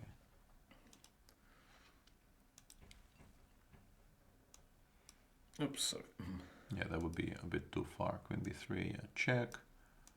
King e7, king h2, rook b7, rook g8, queen b6. Yeah, I mean, if you have to play quiet moves here. Not over yet. Still, the white king is safer because the black rook is not an attacker. Yeah. Chess machines say this is just winning, but it's not obvious. No, chess machines have an advantage over us in positions like this quite clearly, and but still, if from a practical standpoint, you very likely get there or somewhere very close to there, simply because every single move you make is so logical. What's happening in the chat? What am I missing? Simba's raised the bar. I will do the same, but I want a Pepe signed mug or GM Yan mug. Do I have to sign with GM Yan? And what are we talking about? I'm very confused. I'm not entirely sure. No, I missed the beginning of that discussion, and then I think people are saying they will buy an extra premium if Giri wins his game.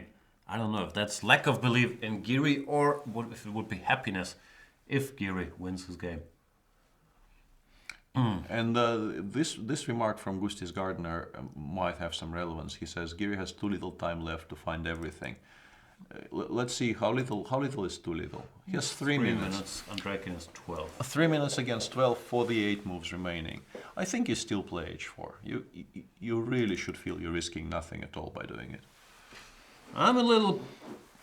Of course, Chess24 is very happy if you guys buy more premiums, but I'm slightly sad that people, I'm assuming that's the implication, maybe I'm just very wrong, have zero faith in Anish finding this. I actually think he's favored to find it in this position. Once he's here, I think he will not allow the perpetual. There's no way he plays queen e8, b8, for instance. And once again, maybe I'm reading it wrong and it's just people would be happy if Anish wins this. I don't know. People say it's happiness and they love Giri. That's the spirit. That's how you should approach it. And yeah, you've explained it, h4. Difficult move, but what else, right? Yeah. It's a difficult move in a vacuum, but yeah, he has played h4. No, if people out there are surprised, I'm not for a second. He is a very strong player, and also there really isn't very much in the way of choice. Those two things combined. Queen b3 Queen b3 blitzed out because everything else loses, and now yeah, the final difficult move, somewhat difficult move, queen a8 specifically, followed by king h2 in that order to prevent rook b8 from happening. Start with this. Then yeah, if you start with this, that you no longer drive the king to e7, and it's important to get the king to e7. But once again, not really such a difficult chain of reasoning here for a strong player. We'll find out. The problem is the final position is not exactly winning like with the computer it is, but to differentiate, even if you calculate everything between this position and whatever, this is some other line the computer is giving to decide which one's better. I don't find that obvious. But no, I think here king d7, queen e6, you kind of realize that black stabilized to a degree.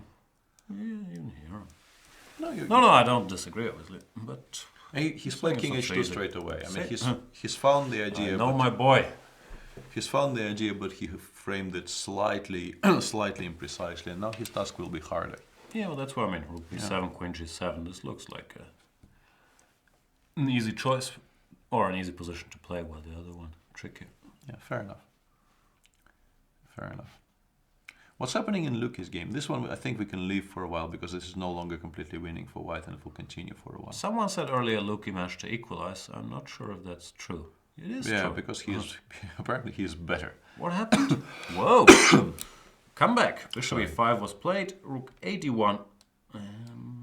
And here Wesley went for it too quickly. I have the computer on, that's why I know all these things. King g7 was the way to go when black is seriously better. But after rook takes b3, d6. Yeah, I think what he missed is very easy to miss. After rook d3, d7, bishop c7, it appears as if black will be able to support the d3 pawn, but here rook c1 is incredibly strong. Everything else pretty much loses.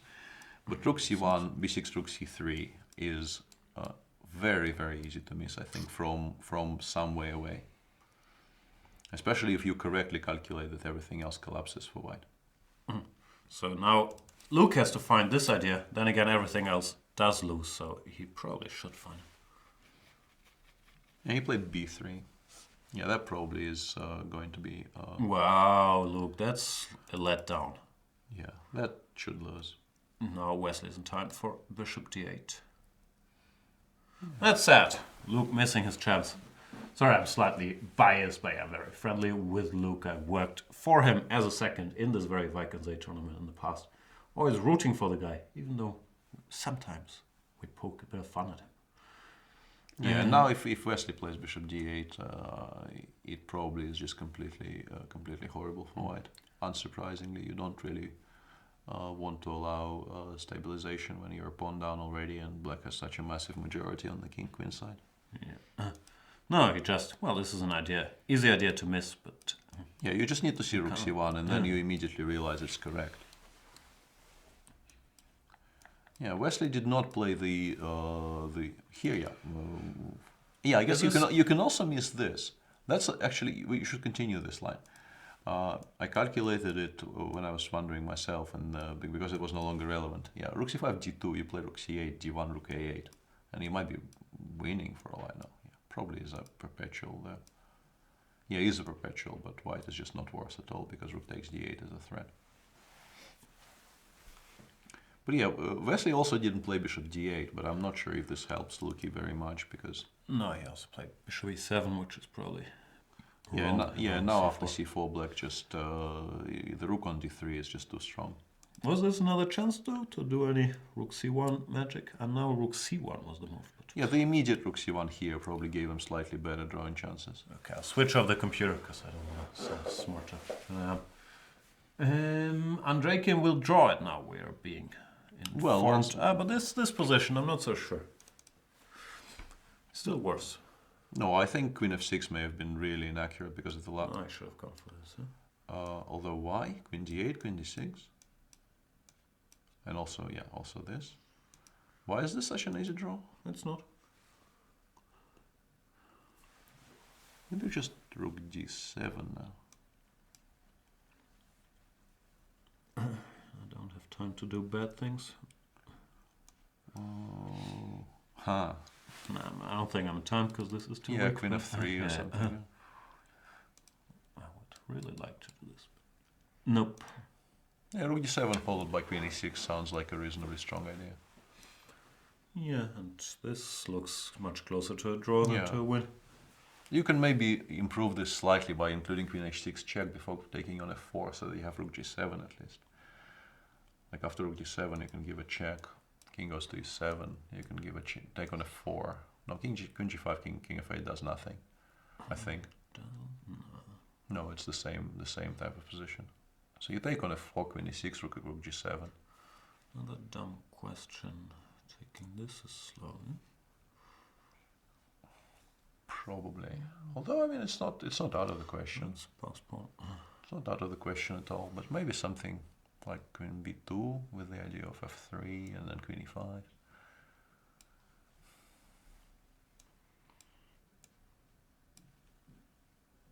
I'm probably going to hold this somehow with black. I guess so. No, there are still some questions to answer for Andreikin, and also maybe Anish missed rook d7 because I think apart from rook d7 I'm struggling to find the move that doesn't lose on the spot.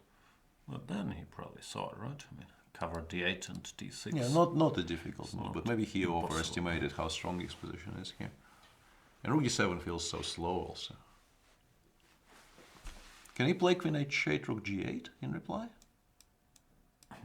Because now the squares are taken away and you threaten mate in one. You do threaten mate in one. Looks quite scary. Yeah, maybe the move is actually not rook d7 but queen b6.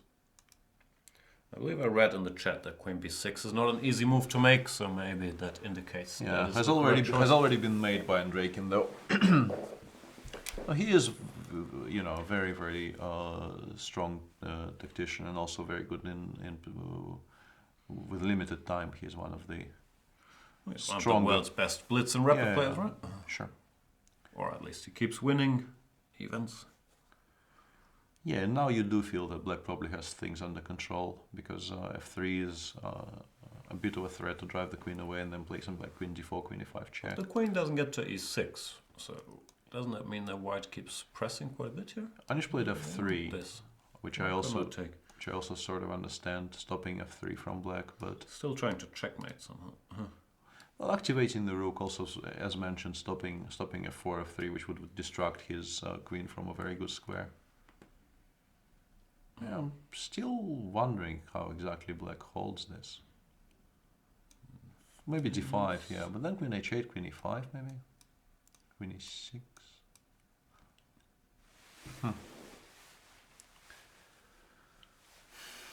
We'll find out, but it looks like Andreikin is not quite out of the woods yet.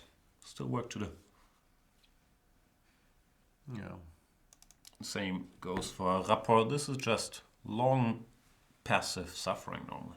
Yeah, you're at no point during this you're suddenly enjoying what you're doing. But on the other hand, very difficult for Black to actually play any of his pawn breaks. If the queen goes here, at least we're targeting this. Yeah. And he's quite good. Well, he's quite good at chess, obviously, but at keeping such positions together. My money's on Rapport making a draw. Lucky boy thinks... what happened? Was this, but he's just material down here. Rook d3, bishop Rook d2. d3, rook was his c4. plan. Even. Rook c4. Even rook c4. He's only going to be one pawn down, but it's an important outside passer, and this will be difficult to hold. Because he has now two reasonably active rooks and a decent bishop on a3, he has some hopes, I guess. Hopeless, huh? No, not immediately hopeless, but still quite unpleasant, of course. The Adiban Elyanov game potentially sharpened up. Because White still has his extra pawn, and Black went for a bishop ending in which he does have the outside passer I mentioned, but his king is a lot further away. I guess it still should be a draw of some kind, but could sharpen up sort of in either favor. Yeah. Hard to... I don't know. What do you do? Just Yeah, I play think a I'm licking a fate, and in particular to have a 4 f6. F4 Yeah, F6 with f6. yeah, exactly. What does White do? Bishop d5, a4, king d2. Yeah, bishop d5 is a good start, but I probably play king e7, Yeah, just like... bishop a4. Yeah. Can't really see White winning this. Is Black ever winning this? Like, if I get f6, king d6, king c5, I think it's not outrageous to suggest Black sometimes win those positions.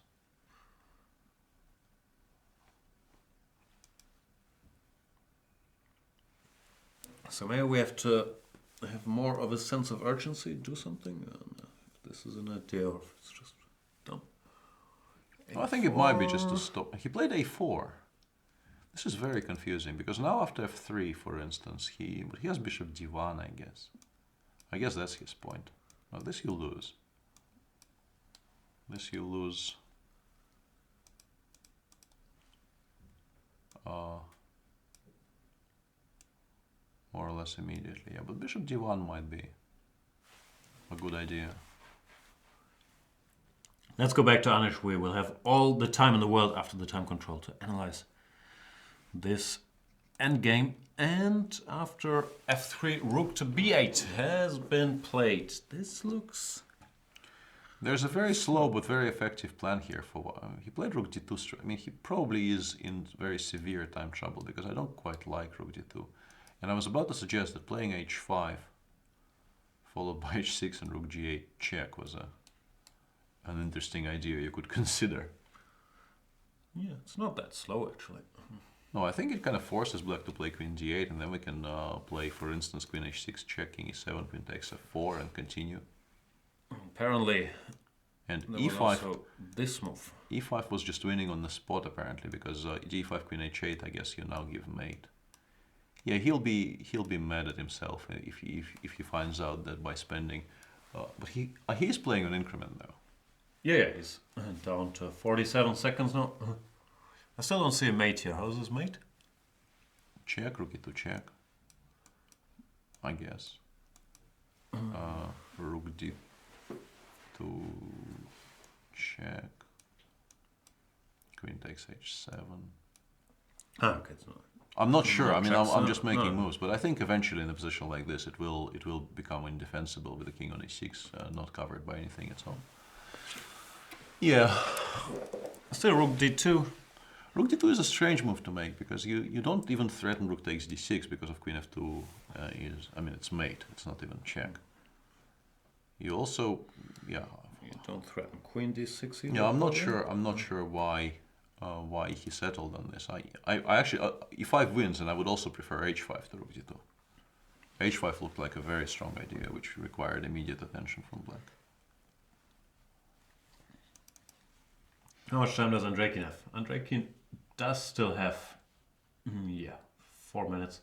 And I'm reading the chat. How did Giri miss e5? I don't think it's that easy a move, because even that position where we concluded earlier, it's still 2 pawns against 2 pawns. I understand it's a good move. No, but I it's think very missable. I think the idea just didn't occur to him because you include the queen in. Sort of, you feel like by playing e5, you connect the black queen with the king side.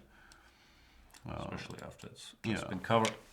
No, And psychologically, you don't really want the black defenders closer to the king. But if you actually sort of, if you start calculating, you settle on it very fast, I think, because it's quite clear it's strong.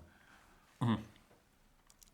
But when you're playing sort of directly on increment, these mistakes do creep up.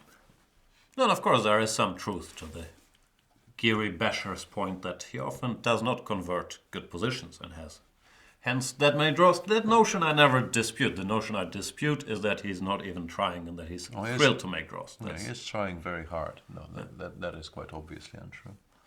But I think, yeah, there is some point. I have no idea. I'm not a...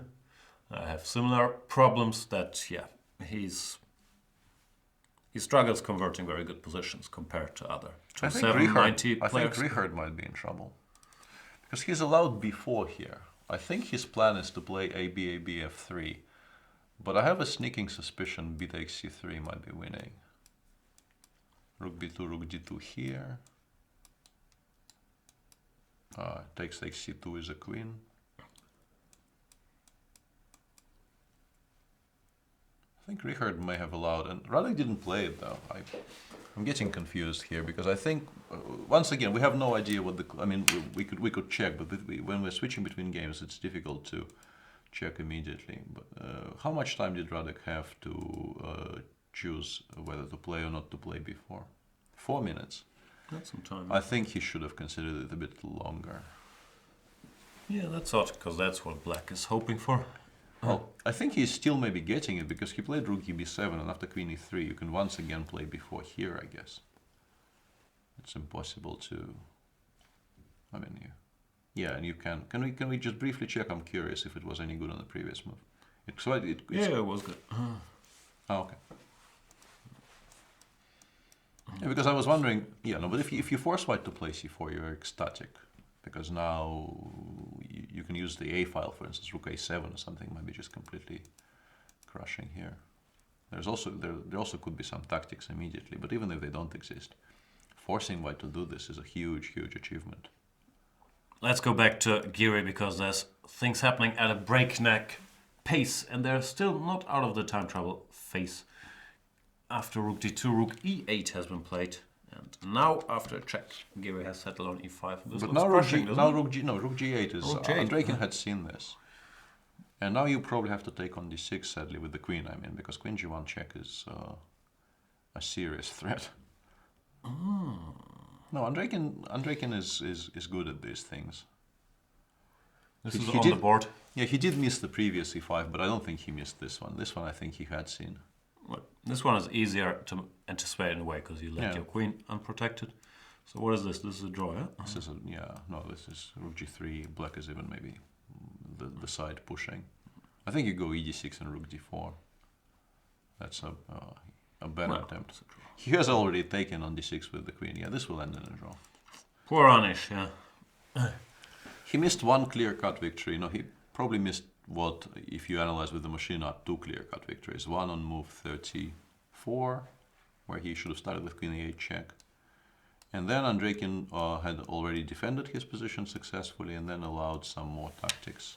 Yeah, I'm not sure I agree with that. I don't think he's defended his position successfully here. I think he's still suffering. No, he is suffering, but I think queen c7 after f3. I mean, people were suggesting that queen c7 holds. And it's not an impossible move to make. Just continue improving, like bring your pieces closer. Queen takes f4, you have the option of d5 if you want it, maybe in some positions. But yeah, it's a weird move to make, and you can sort of understand why he didn't. But yeah, not even, because I think if Anish considered e5 after rook b8, he would have played e5 after rook b8. So he will be somewhat mad at himself for not even considering it for 3 seconds. Yeah, no, I think he should be mad at himself for, well, allowing an instant forced draw here. Yeah, you can Don't also still have pressure here? yeah, you you must could- still have pressure. Like, yeah, queen g5 good check and go here, take the pawn, whatever. no, that I'll take the pawn, rook e6, then black is solved. yeah, no, I think probably and the game has been agreed immediately drawn after queen d6 e6 and the time control has been made. Yeah, no, unfortunately for Anish, that's the story of many of his games. There. Sure, and I can certainly relate because I'm also, arguably conversion is my weakest suit. Okay, so this is drawn. Luke is Lost. now totally lost because the a-pawn will cost him an arm and a leg. Yeah, this is really sad because as we continue mentioning, like starting poorly in Vike when you're not a favorite to begin with is an incredibly uncomfortable situation. The tournament is very, very long and people start preying on you, and yeah, not going to be a fun 2 weeks for Luki if he starts with a half a point out of 4.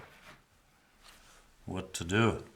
Wojciech has gone for the b4 breakthrough. They've made the time control. This is move 40. Yeah, and White has to play a4 here, but you kind of do because you realize that you cannot possibly open the b file. That would be a... At least he has some hope for the distant future with this passer. Not sure Radek found the best spot. We'll discuss it all in detail when we come back from our break, because we've made the time control. I would like to visit a bathroom. We have other games that are still going, like Adi Ban against Elyanov, where it's black playing for a win. We'll be back with you in a couple minutes. Thank you for watching the show.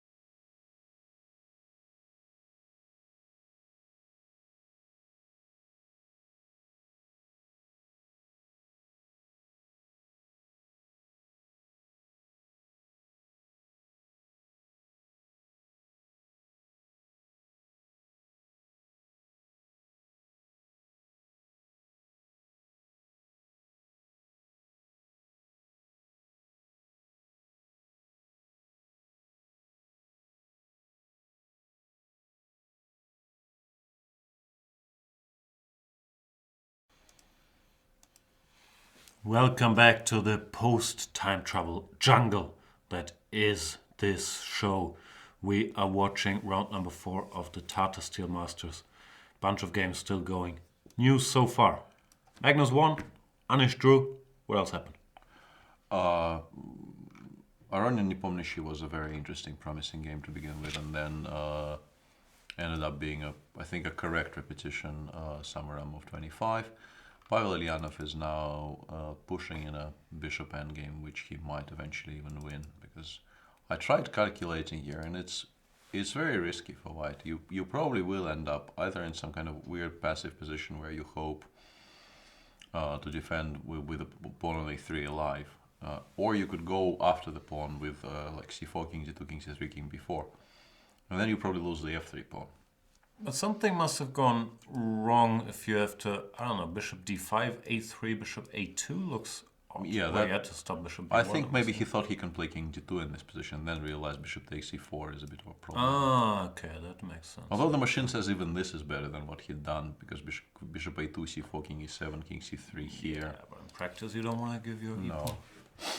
No, but yeah, somewhere around king a3, a4, it has to be holdable. But then things, yeah, as you mentioned, started going wrong. No. Well, these are always hanging when you do something. Well, it's really annoying. Yeah. No, this is not going to be a lot of fun to try and defend. It's difficult to, give an established evaluation here. Might already be close to lost, might be holdable with absolutely perfect defense. But you will need perfect defense here. This much is reasonably obvious. What's black's plan? King to a4, bishop to b3? Well, that's the simplest one, but I think once it gets to c5, already if it's on c5, you get into a lot of trouble with white, because There's all kinds of... yeah, bishop. This one is simpler. I think you don't want to shift from c5 very far. I think, but white starts running out of moves somewhere there. This is the bigger issue. Gotcha. Pavel is actually, I think, favored now to win this, and he will be on 3.5 out of 4 if he does. That'd be a pretty decent start. Yeah, that qualifies as a pretty decent start, I think, very, very safely. He still has to play the likes of Magnus, Giri, so on and so forth, but so far so good. Yeah, that was a very well formulated recap of his future tournament. Yeah, Luki is staring at the ruins of his positions, kind of unwilling, I guess, to resign immediately, but not a lot to be done, frankly. No, this is game over. Yeah. I mean, you can take on e5 and go bishop d4. I suspect even rook takes d4. Wins, yeah, I suspect even rook takes d4 actually is quite simply winning, but there's no need. This is resigns. Yeah. And Rapport-Vachier-Lagrave, this one, yeah, we mentioned very briefly before the break, but is this so bad for Richard with the pass? No, I think not anymore. I think the way Radek went after the b4 break was maybe not ideal. And yeah, it doesn't look horrible anymore at all, no. Because if white manages to establish the second row of defense, so if he, in particular, if he gets to play b2, b3 and put his bishop on c4, you argue his position is improved. He has an obvious protected pass pawn on a4. The bishop has a slightly longer diagonal in front of it on c4, and black still hasn't managed to make any serious incursions. Yeah, I agree. And these rooks, well, I understand they can go somewhere, but they look a little dumb, doubled on the b file. Can we return to this one point where I felt that maybe a chance was missed by Radek move 38, I think? If you play b4 here, what's the difference if cb, ab, and a4 is played?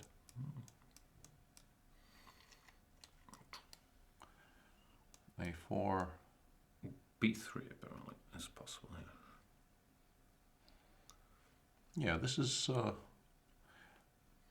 I think the difference mainly is that white will not be able to get his pieces in working order. It's important that the queen still is preventing the bishop from reaching b5, for instance. And I'm kind of struggling to figure out why f3 is losing here, but you assume it is if the computer is not playing it. Oh, sorry, here. Yeah, I thought, rook b4 apparently is mate. Yeah, you should be. I mean, I saw this motif in some other positions, but not here for some reason. And yeah, I suppose f3, those positions that we were describing after b4, like takes with the... No, not here. Here, quite obviously, rook b4 is winning. I mean, immediately after b4, white could try playing f3 somewhere, like cb, a, b, f3. Yeah, but ba is apparently completely winning for black here.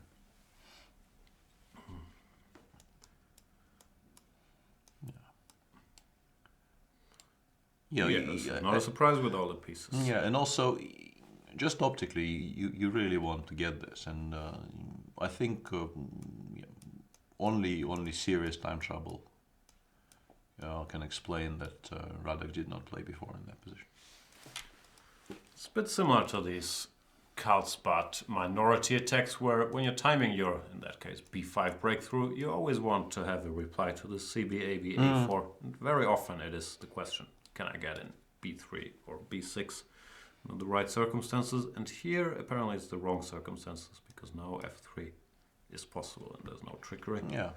No, white has a lot more stable situation with the queen on e3. There are no tactics connected with giving mate to the queen and king on g2, and yeah, here apparently white suddenly is even better. So yeah, not the way to proceed. And Radek hasn't played b3 yet. He is now considering his options. If he just keeps his position stable, I think he's still not worse, despite the pawn on a4 sticking around. But yeah, a quite the trend is not his friend. Yeah, a quite obvious opportunity missed here for him. What else is there? Anish Giri's game after Anish was better.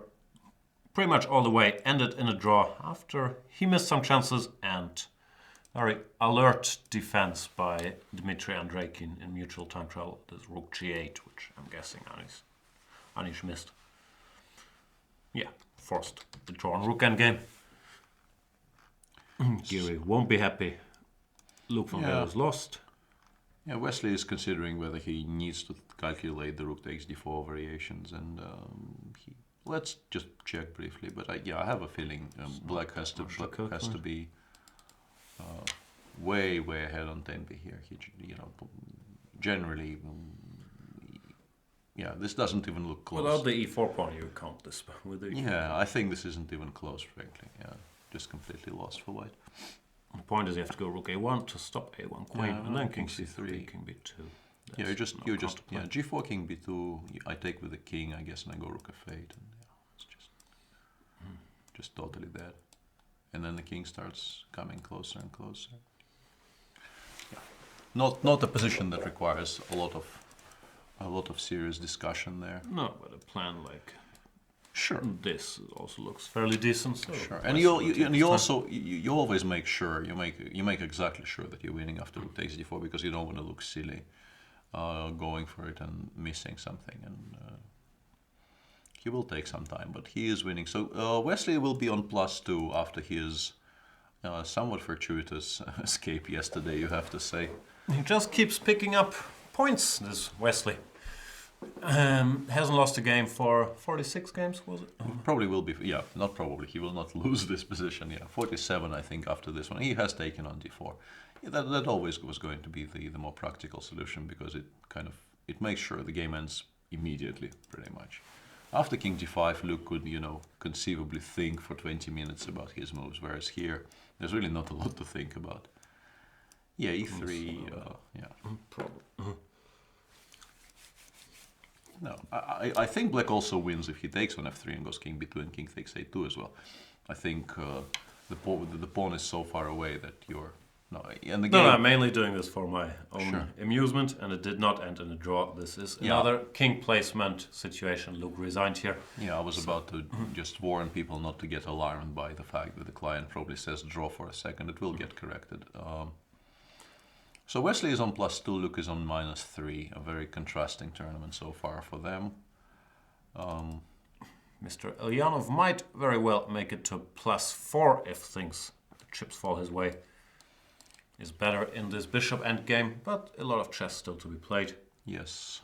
And the other game still running is the Rapport-Vachier-Lagrave game, where I think objectively the position now is close to equality, but things could still happen if one of them decides to overpress. I think there could still be developments. My money's on Rapport now. I feel like Wojciech missed his moment and with this passport. Not saying White is better, but if anybody wins this, it will be Mr. Rapport. Yes. Just briefly, we could maybe go through the games later, but just to update you on results. Challengers? Yeah, in the challengers. Let's go there.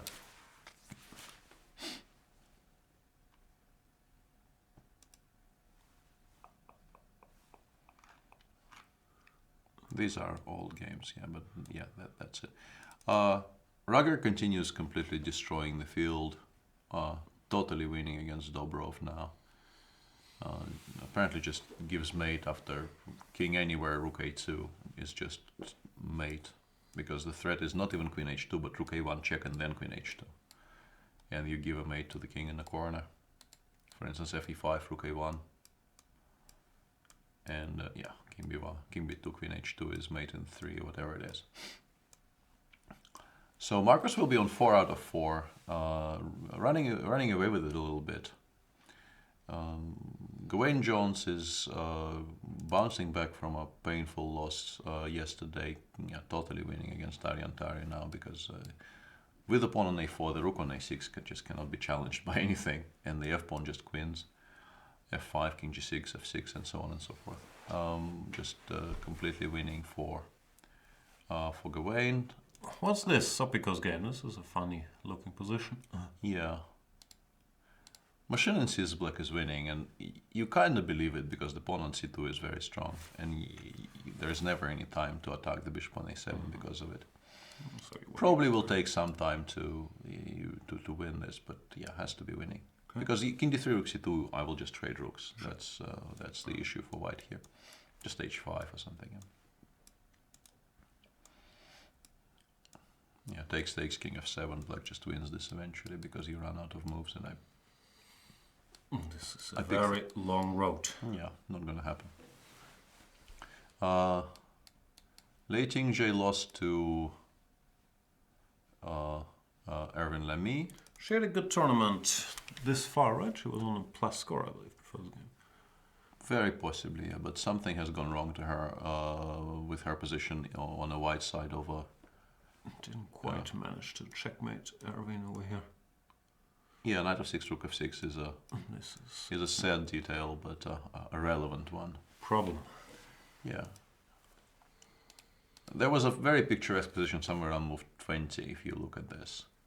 Like Erwin sacrificed the pawn on d6 and then the exchange on g5. So there's this really weird structure on the king side. But black has tremendous positional compensation here. Yeah, he played bishop e5, knight d6, and if you look at this, it's just, despite black seemingly being a ton of material down, you probably pick black here. Feels like black is more pieces. Yeah, because yeah, these pieces on h2 and g2, they really paint a very sad picture. And our boy Niels lost a very strange game to Jeffrey Shong, where he was doing... You were absolutely correct in the prospects of this direct attack on the king side, and he was doing very, very well. Rook d4, queen b4, and here just playing knight d1. He could have just continued quietly. There was no need for any additional fireworks, followed, I guess, by rook h4. But we assume he missed rook d7 in this position. And now it's no longer that clear, although apparently even this position is quite decent for him. But yeah, later on, yeah, all this is logical, but after g3, queen d2, he made an absolutely inexplicable decision to play c2, c4, a move I think you never ever make, weakening up his queen side, and got mated shortly thereafter. Well, not mated, but... It's sort of a double attack. Yeah. Yeah, bad game for Niels and the World Junior Champion Jeffrey Zhong. Back in the tournament after his first round loss. And as we expected, the white attack on the king side was faster. Then black didn't even get to play a5 in the Taimanov. The black attack doesn't look very far progressed. Yeah, actually, in the position we were discussing He didn't play. Yeah, G6 was played by Eric, as we thought might happen, and he just ran away with it here. Yeah. Horrible. Yeah. If you have to take on G6 there, opening up the G file, you just know it's never gonna end well. Yeah. And resigns. And Liu Shanglei is. He's already won that game. It's that game is announced as over on the website, I believe, because the A-pawn just queens. Yeah. Yeah, not a good tournament for Benjamin Bock. He had this huge blunder the other day, where I think in a rook endgame, a pawn up, he blundered into mate. Or something. Yeah. He was completely winning for a majority of that game. Well, he was better and then completely winning. And then he made a very, very weird choice in a position where a winning move was not difficult to find, and the one he made allowed mate in 5. So that's the challengers. Back to the masters. That's a bit too far. Yeah. Thank you. Richard Rapport against Radek Wojtaszek is still a game that could take a while. And also, I quite like your. I mean, I like it for you, the proposed bet on Richard now, because after knight f6, White can start making progress. Bishop b5 has become an option for him, and yeah, this is not going to be fun for Alex suddenly. Well, it's weird to having to defend from a position like this where there's literally zero, well, obviously not literally because it happened, but zero chance to be worse ever to getting what he's got in the game. Yeah, what he ended up doing is like the worst ever sequence of events, because he waited and waited and waited with the b4 break, and then he missed an opportunity to play it in a position where it was extremely strong, and he ended up playing it on move 39 instead of making like any kind of waiting move, frankly. Whatever. Shuffle around a bit and then see. Yeah, and then with the advantage of having extra 50 minutes, you can sort of reappraise your options on move 41. And he ended up playing b4 on move 39 here, allowing cba, ba4. Which is not a difficult sequence, so it's not like he's... I think he probably thought queen c2 was very strong, but simply b3 holds everything together. Because otherwise it's difficult to see why he would be so happy about playing b4 there. Mm-hmm. And now suddenly he finds himself in a situation where you very definitely can be worse. The bishop is now alive. There's a pawn on a4, which, guarantees White maybe even a winning endgame, almost any endgame.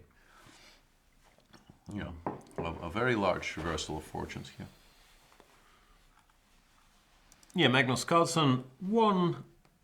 In the end, it looked easy, even though his opening treatment, or I thought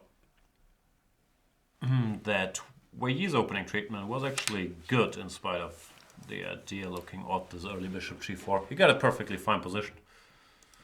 But then Magnus, as he does, found a way to ask some small questions left, right and center. After d5, e5, White is already the one having most of the fun. Yeah, sure. You definitely prefer this. And I think b4 was a very strong idea that we underestimated, cutting the return for the return route for the knight on e4, and then it gets trapped. g5 looks obvious, but after c4, there's still questions, and c5 just loses the game because of the... Admittedly, not obvious knight b5, knight f5 is the direction you're looking, since you just played knight g5. But this is trouble. And the game didn't last very long. Resigns. Yeah, this is utterly lost. Anish Giri, as some people in the chat are delighted, some are not delighted, missed some winning chances, or at least did not manage to win a very, very good position against Dmitry Andreikin, as has happened quite a bit to him in the past and in recent memory. Ended in a draw. Anish will not be happy for a draw so far. His streak continues. What is there to say? Yeah, that's a very fair description. And we have 2 games running, right? Yeah, Wesley won. I'm just going to continue the wrap-up. Now even the result is corrected. And it leaves us with Adiban Elyanov, where... Okay, maybe we can spend some time here and figure out if actually Black is winning or not, or what. I think it's a lot closer to Black winning than to a draw. So the plan is, well, we start with f6, bring the king here. But even if the f pawn gets lost, which is kind of relevant, white can play c4 right now, which probably forces king d6, and you go c5 check, bishop takes f7, and black goes king d4. And I think this is just lost, because I will pick up the f3 pawn eventually. Yeah, bishop b5, bishop c4, and it just feels completely lost. And if this is not an option... These four really aren't doing much against the black two. Yeah.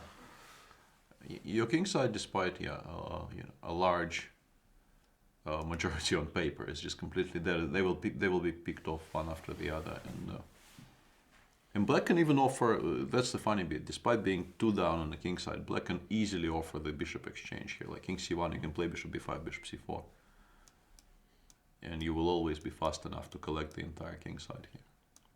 This is the best possible version for white, but even this one. Oh no, I blundered f4. Sorry, king yeah, d4. you should play king d4, but yeah, that's the only thing you need to pay attention to. Yeah, and everything gets collected. Yeah, the entire king side falls and you lose. So the margin here is quite large for black. Black can allow a lot of even a lot of pawns to come off, because normally in these endgames, what you have to watch out for is whilst you're improving your position, too many pawns get exchanged and you don't have enough material to convert. But here, even the exchange of c3 for f7, which looks good for white, because a pair of pawns comes off and there are 4 e5 ideas seemingly. White just is dead there. Yeah. But if you allow me to play f6 and get the king to c5, I have a feeling the evaluation will just plummet. We are currently running the machine a little bit, but in this position, like currently it says -1, but I think if you make 3-4 moves here and get the black pieces to the optimal positions, I think it will just plummet to the basement. The chat is adding to the Giri legend. How many games did Anish draw in a row? Question mark. Robert Kender replies, can Google think it says 60? That can't be right. No, maybe I'm missing context.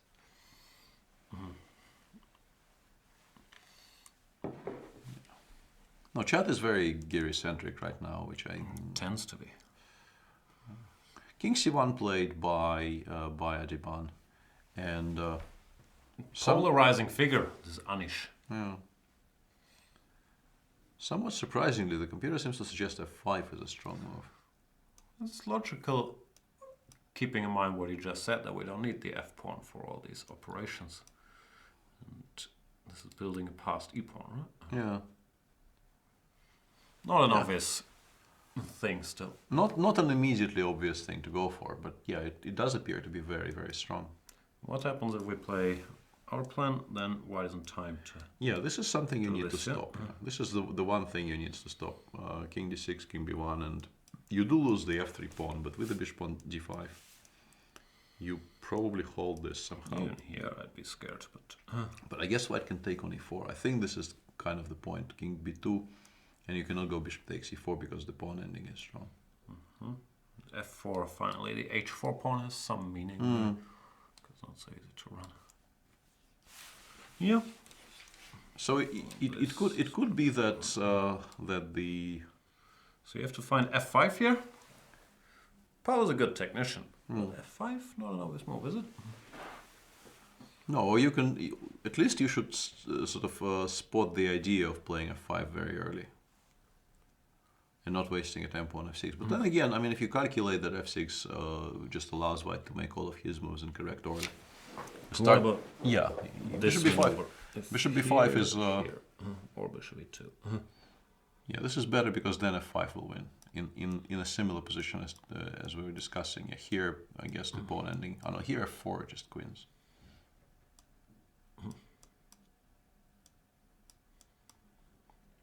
This is still a draw, but the f4 just wins on the spot, I guess, because he threatened bishop e2 and f3 f2 and... That's fair.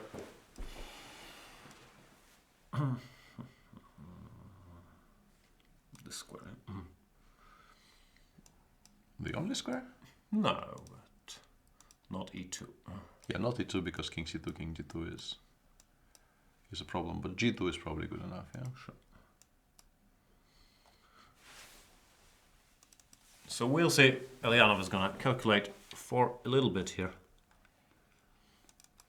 Radek Wojtaszek went queen all the way back to a7. Yeah, but he is in some serious trouble now after bishop b5.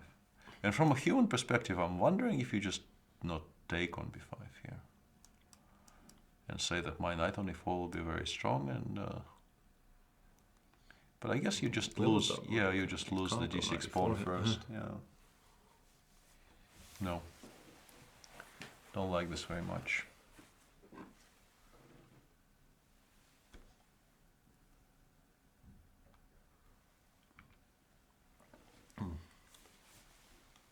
And bishop b5, of course, played by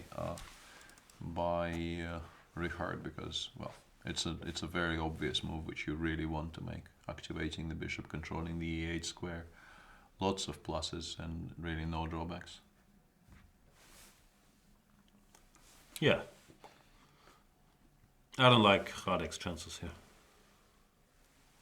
Mainly psychologically. It's probably worse now too, but to have to play this all of a sudden, oof. Yeah, that is a very large part of it, because switching to suddenly defending an unpleasant position after only thinking about how to improve a riskless position for about 20 moves in a row. I'm reading some stream issues, and also there's some lacking chess content issues, so we'll go on a bit of a break. 2 games still running. Richard Rapport pushing against Radek Wojtaszek, and Pavel Elyanov trying to find the clean solution against Adi Ban.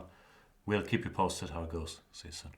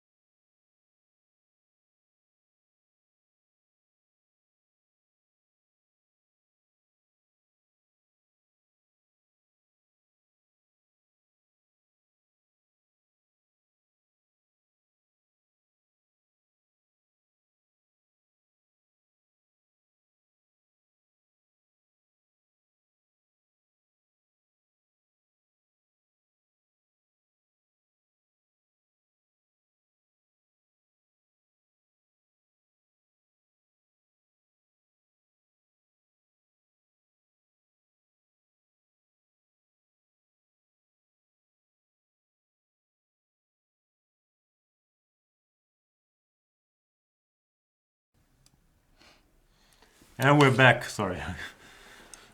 With the last part of today's round, with two games still ongoing, Adiban versus Elyanov, where Pavel Elyanov is trying to win his third game in this tournament. Apparently, in the position they have on the board, f5 is winning. How's the line? Takes bishop c6.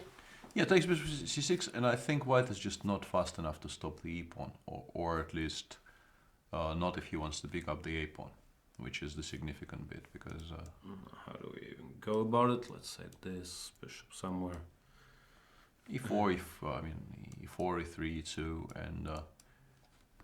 no, here it actually even queens because bishop c4, bishop d5 is winning, but even if I play e2 here for demonstration's sake, I think I'm still winning here. And actually quite comfortably, king f6, king takes f5. We have the right bishop. So yeah, we have the right bishop, but also it's not an h-pawn, and even making it into an h-pawn is not an easy task for white. Yeah, this is a very comfortably winning position for black. And if you don't take on f5 and continue with your plan, f4 just crushes, because then with a pawn on f4 and not f7, you can no longer really contemplate giving up on f3. So it would appear that as if this is the last important decision Pavel needs to take in this game. I think once he plays f5, the conversion from there should be fairly understandable. There's also the game Rapport-Vachier-Lagrave, and there's still stream issues, which are a very enjoyable thing to have, especially a couple hours in. I'm very sorry about that. I don't know, we'll try to fix it once and for all. But they seem to be a reality today. I have no idea what's going on. Yeah, new switch. Help!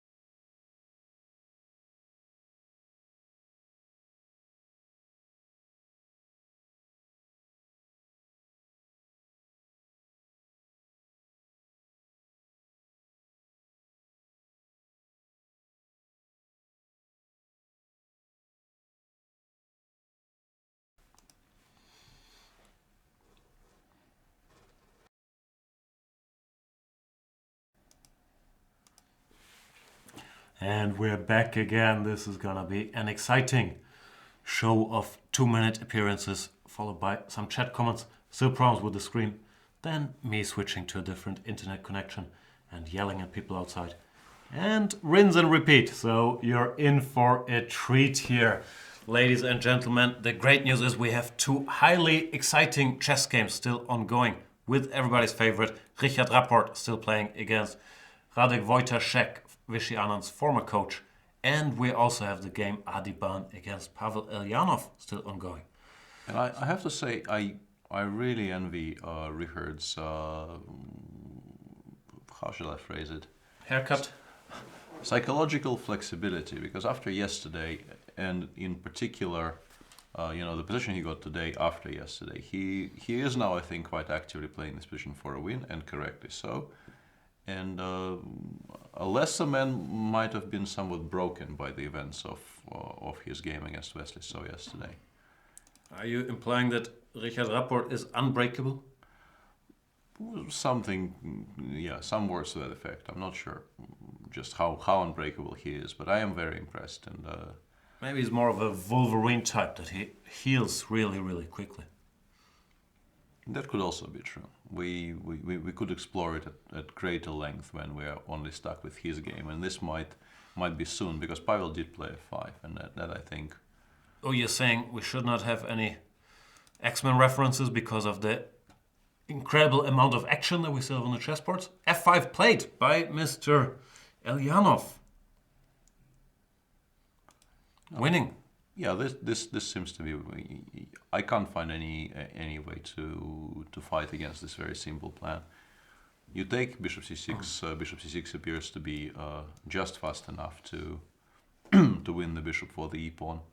And if you don't take, black plays f4, and then all of his play against the f3 pawn just gets 10 times stronger.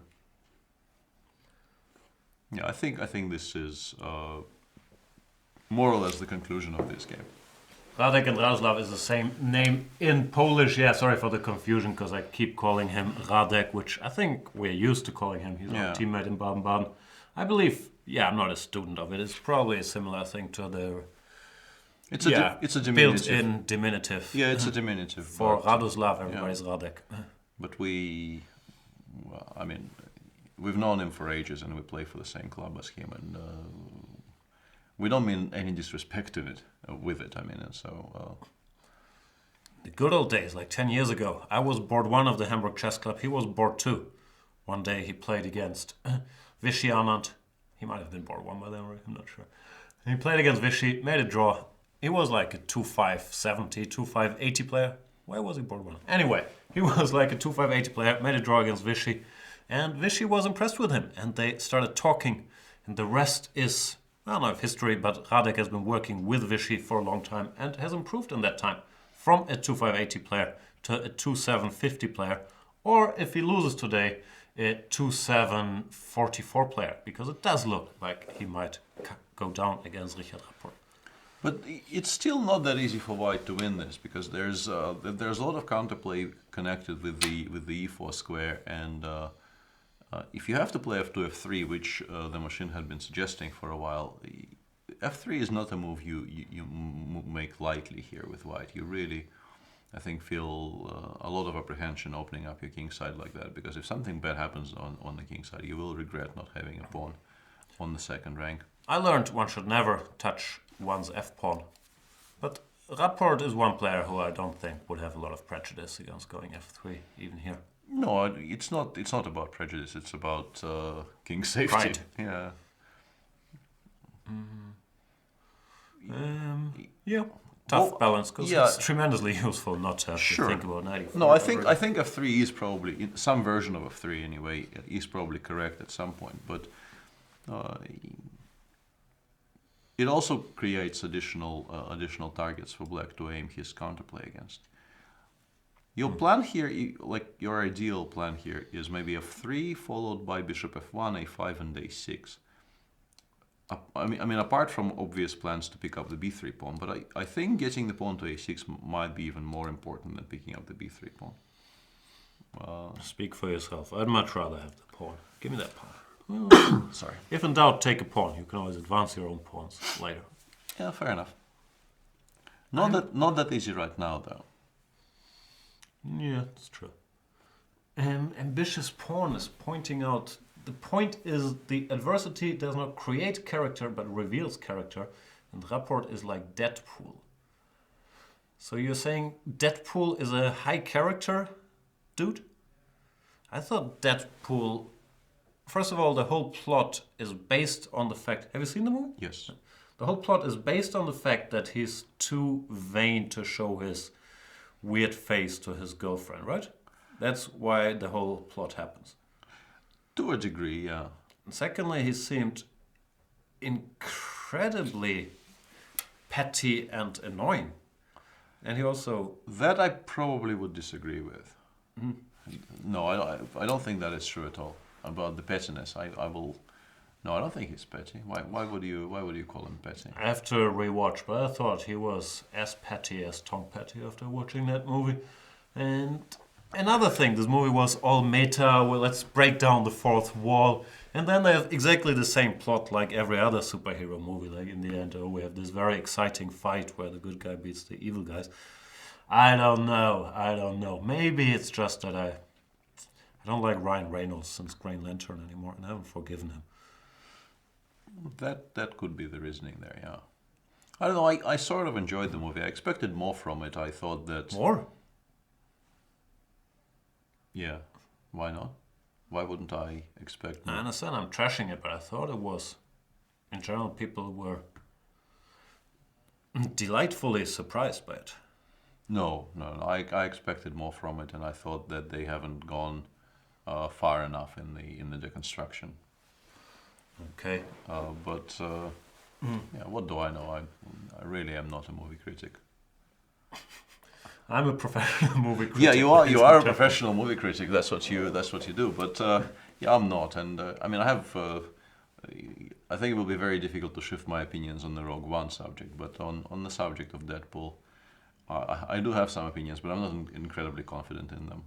No, I think on balance I enjoyed the movie. The only argument I was making is that I'm not sure you want Deadpool as your character reference. If you're Richard Rapport, I think you should be offended by being compared to Deadpool and should not take it as praise, even though I'm sure that Ambitious Porn meant it as high praise. Overall, no, it had its moments, Deadpool. I'm not hating on the movie, just on his character. What else was I going to say? I'm pretty sure it wasn't about chess. Yeah, there is some discussion in the chat, and someone asked if I've seen Sherlock episode 3 yet. We watched that yesterday night. We watched that yesterday, and we I think slightly disagreed on the assessment. Yeah, I liked it. And I thought that no, I can't. I like Cumberbatch and I like Freeman, and they're all good actors, and the music is fantastic, and all that. But it's just it has no connection with what I think this show should be. The first season was actually Sherlock, and from that moment on, the second season was still somewhat Sherlock related, but then it evolved or devolved into this psychodrama, which because of the actors involved, you can still watch it, but it should be called something else. Holmes? I don't know. Just give them some random names and watch them resolve their family issues. I disagree. I think the show also had to evolve in order to stay as current as it is. It's never going to be like Elementary, or I haven't seen Elementary, but a procedural where there's a new Sherlock case every week. And I don't think people want that. The only thing that annoyed me a bit is that it's less grounded in reality, like these super heroish abilities that a certain character in last No, I night's mean, episode had. and then don't get me started on the suspension of disbelief there. I mean, I don't think they ever expected any belief in any of this. So No, I'm sure they were just having fun with it, but it's sort of the appeal that Sherlock is one of the smarter. If there's like 4 main characters, you would expect Sherlock to be in the top 2, right? And if that is no longer the case, then it gets tricky. no, I had problems with that entire season, frankly, and Maybe he's not in the top 3 now, actually, of smart characters. no, I think he generally is supposed to be smarter than Moriarty. That's what I'm asking. I'm not sure. I think events actually bear that out. So he is rounding off the top 3 there, with Moriarty being played by everyone. Like he got used by the Cis and was also beaten by Sherlock. So I would like to say agree to disagree, but I find it a very douchey thing to say, agree to disagree. Because normally you don't really agree to disagree, you just disagree. So I think I disagree, but I don't have a set opinion on who's smarter, Moriarty or Sherlock. Which might be a slight bias, because I really enjoy the actor that plays Moriarty in the current version. yeah, But of course, I'm old enough that the only Sherlock I will ever respect is, what's his name, Basil Rathcliffe.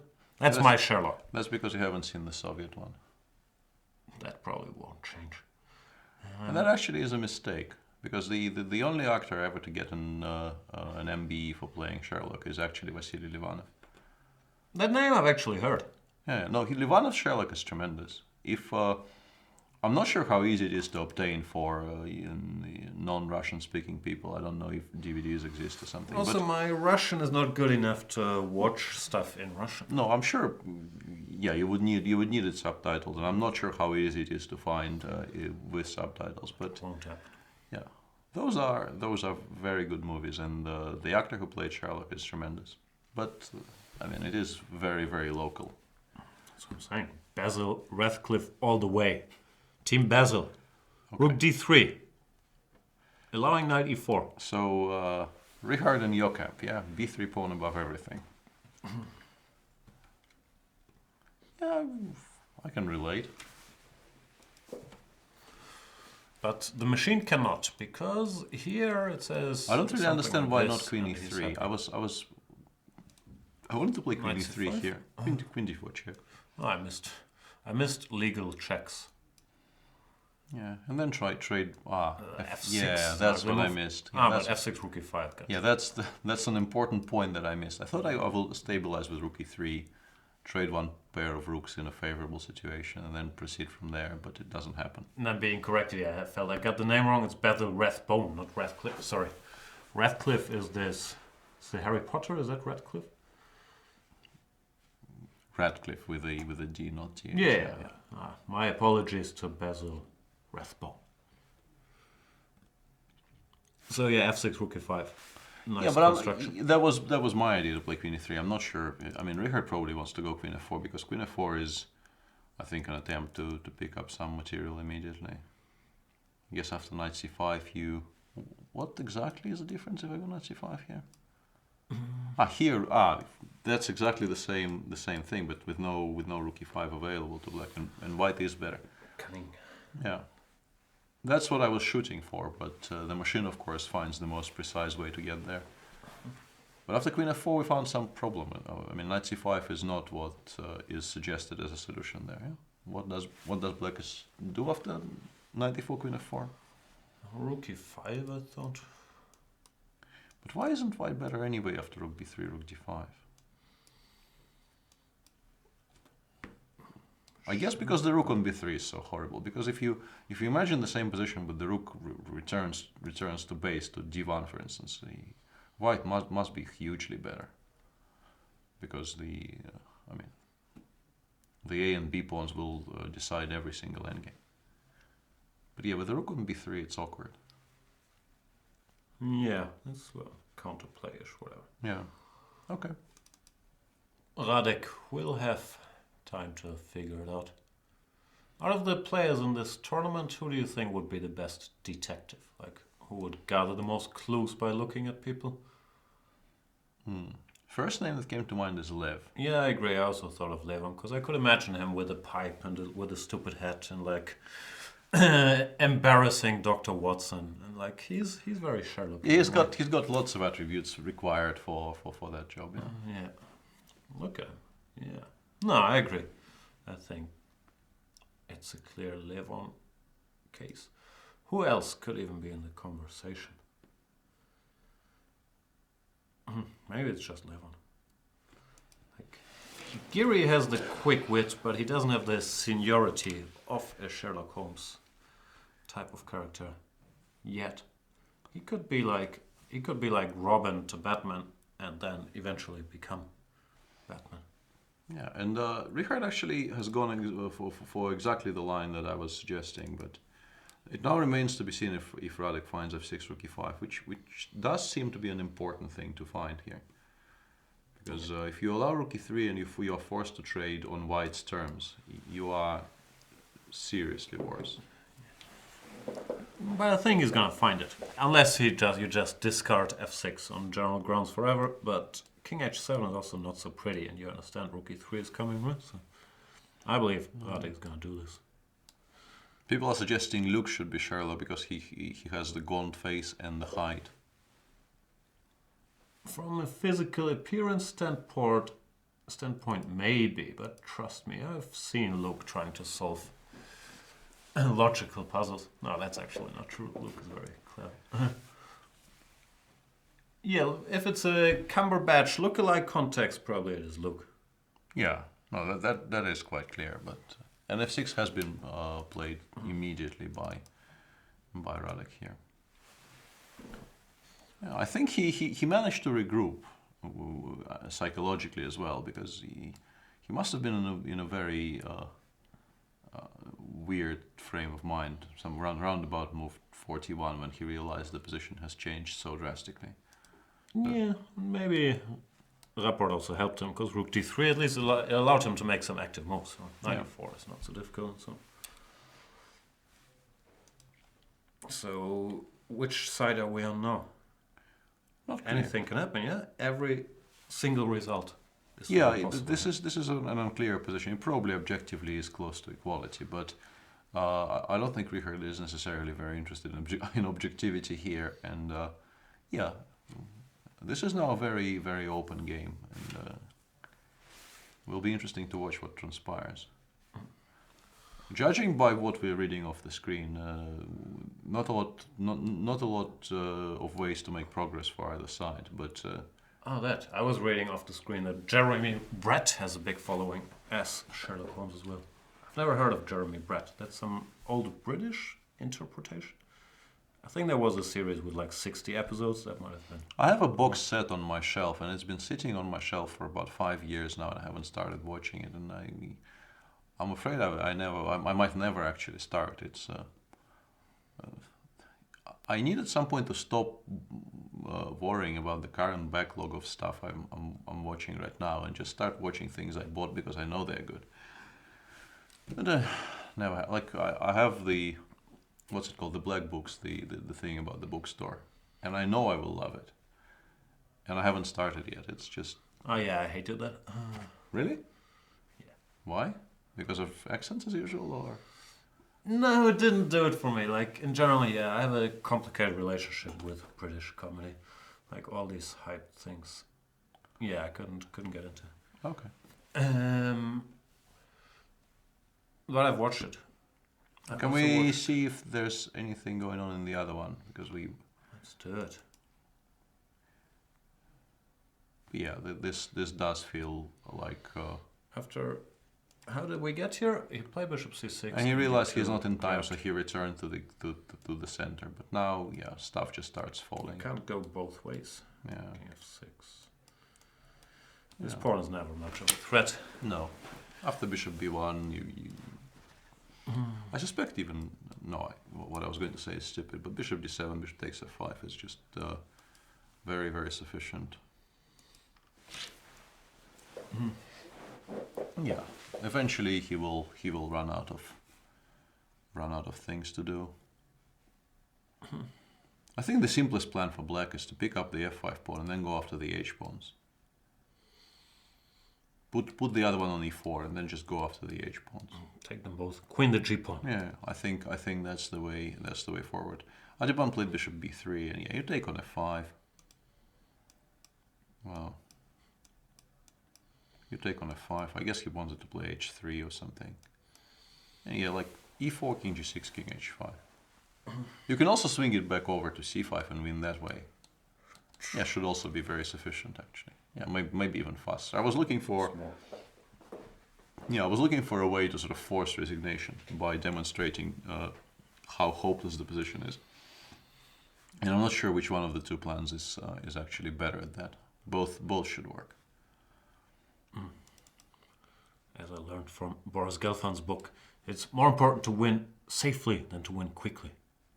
Not that neither way isn't very safe here, but I think that's an important lesson.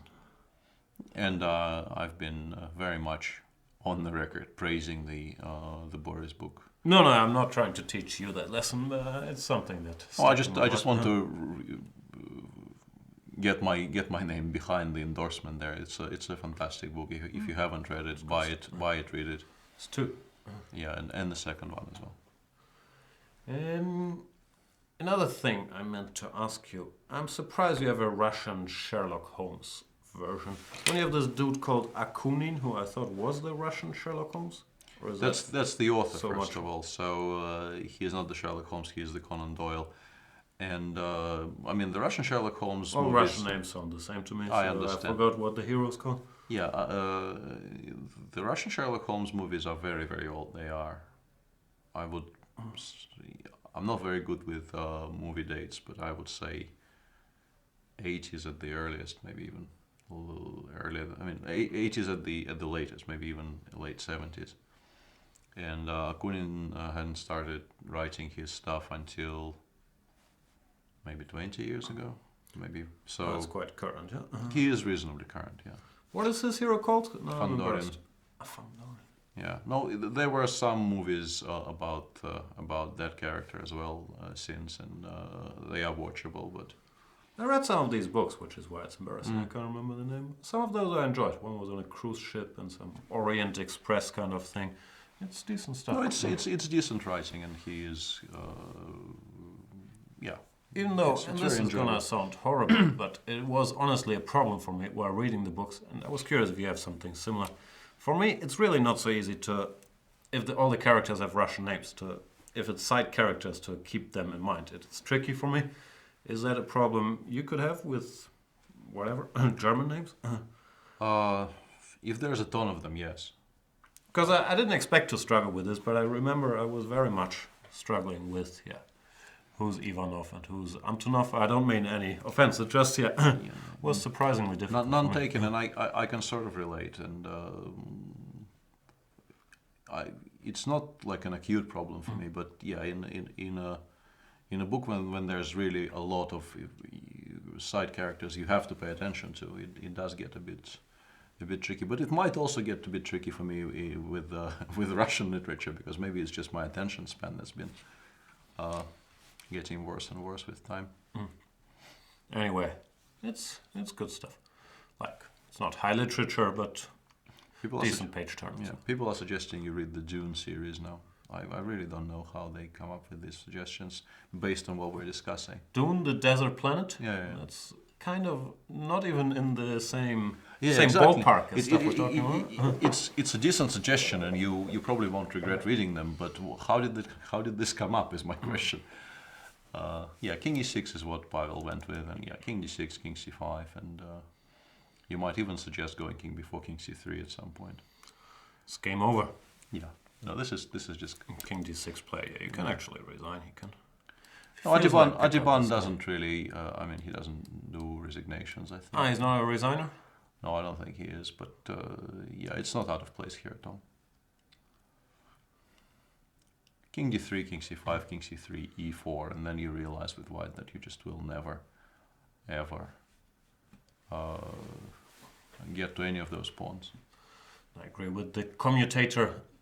They also use patronymics, etc. So the same character is called by different names. Yeah. I think if you get into it a bit, you get past No, that problem. that- but that- for me, it was a problem. I agree. That last comment is actually very relevant, because if it's simply keeping the characters' names in check, you can probably do that. But yeah, the fact that the same character will have a number of names which are clearly they still are clearly his names to a Russian reader, but aren't that clearly the same names to a Western reader, that is It's tricky. a bit of a problem. So you will be Peter, Petya, Svidler, Benjaminovich? It's not really used without the first name all that much. The pet. The person, it's used in connection with the first Yeah, name. that's true. And that's a sign of respect or Yeah, this is- seniority or something in that realm? mainly seniority. Yeah. All right. Yeah. Although we call one of our kids Petrovich and not the other, but maybe that's because he's 2 minutes older. Petrovich sounds very wise already. So. Yeah. Which kid? Nikita.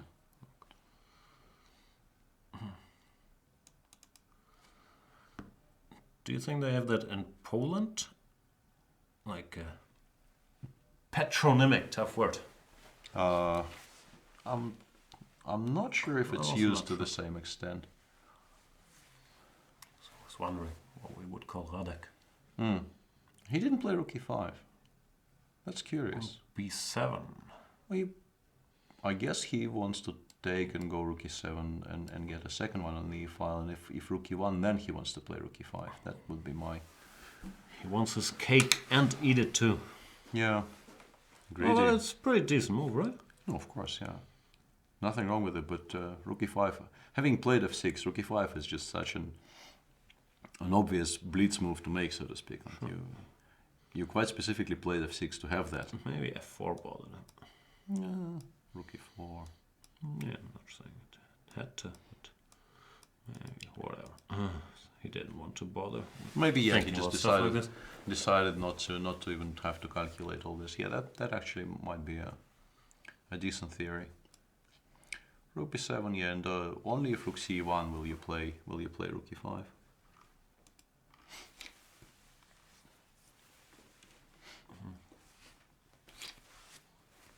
Crime and Punishment, greatest Russian novel ever. Did not read it. Normally people say The Master and Margarita, but we've had this discussion. Yeah, we for some reason you know for someone who proclaims he doesn't read a lot of books, you know, you keep on insisting on having these literary discussions, and you keep on embarrassing me by your knowledge of Russian literature, which is... No, it is very, very limited. But yeah, what is the... No, I think... Isn't War and Peace supposed to be the one, even though no one really likes it? But yeah, this is where the Norm Macdonald discussion comes in. Yeah, the old Tolstoy versus Dostoevsky and all that. Someone told me that everything you need to know about life is in the Brothers Karamazov. So you just read that book and study it carefully. You're set. Probably it's not something someone told me, but something I read somewhere. But it has its fans too. Yeah, of course. But I think if you look at the Russian classics that make it onto lists, I think it generally is Master and Margarita above. That's what I thought. Yeah. And then probably War and Peace. Let's Google best Russian books, which sounds like that. Anna Karenina, a hero of our time. Yeah, this is Dead Souls. Oblomov's supposed to be good, right? I think that's something No, I can relate to. all of these books are definitely good. But Oblomov is a dude chilling on his couch, right? yeah, pretty much. Yeah, that sounds like good stuff. Crime and Punishment. A book about a dude chilling on his couch. War and Peace. Brothers Karamazov. I No think big that- surprises here. I think they are in no particular order, to be honest. I have a feeling this is just... but I mean, I didn't mean a list of Russian novels. If you take a list of like 100 best novels in any language. Do you know what the most sold book or most read? I think it's most sold book ever is. This feels like a trick question, but it should be... No, I don't mean the Bible, like a okay. novel. Isn't that Harry Potter? No, I don't think so. Maybe it is, but according to what it says in my book which has maps of stuff. Anyway, it says it's A Tale of Two Cities by, who's the dude? Charles Dickens? Yeah. Which I was very surprised by, because I had barely heard the title of that book. I think I read that. Most read ever. I was very surprised. I think I read that. At some point I decided to educate myself, and I bought a bunch of Dickens books and some Bronte books, and I read this David Copperfield thing because I thought it was about the magician. It turns out nothing to do with it. Most popular book dear. lists. Nah, I'm not looking for best young adult books. Come on, Google. Most read novel? How can you not know what I want? it's probably because you're not asking it correctly. Yeah, here. This one says Don Quixote, which I did read. A Tale of Two Cities, second. And then some Coelho, which is wonderful. And There's Harry Potter, 107 million, but not the 200 million of Charles Dickens. But then again, it's been around a lot longer, 1859. Let's talk in 150 years if Harry Potter is not exactly up there. Anyway, sorry for drifting.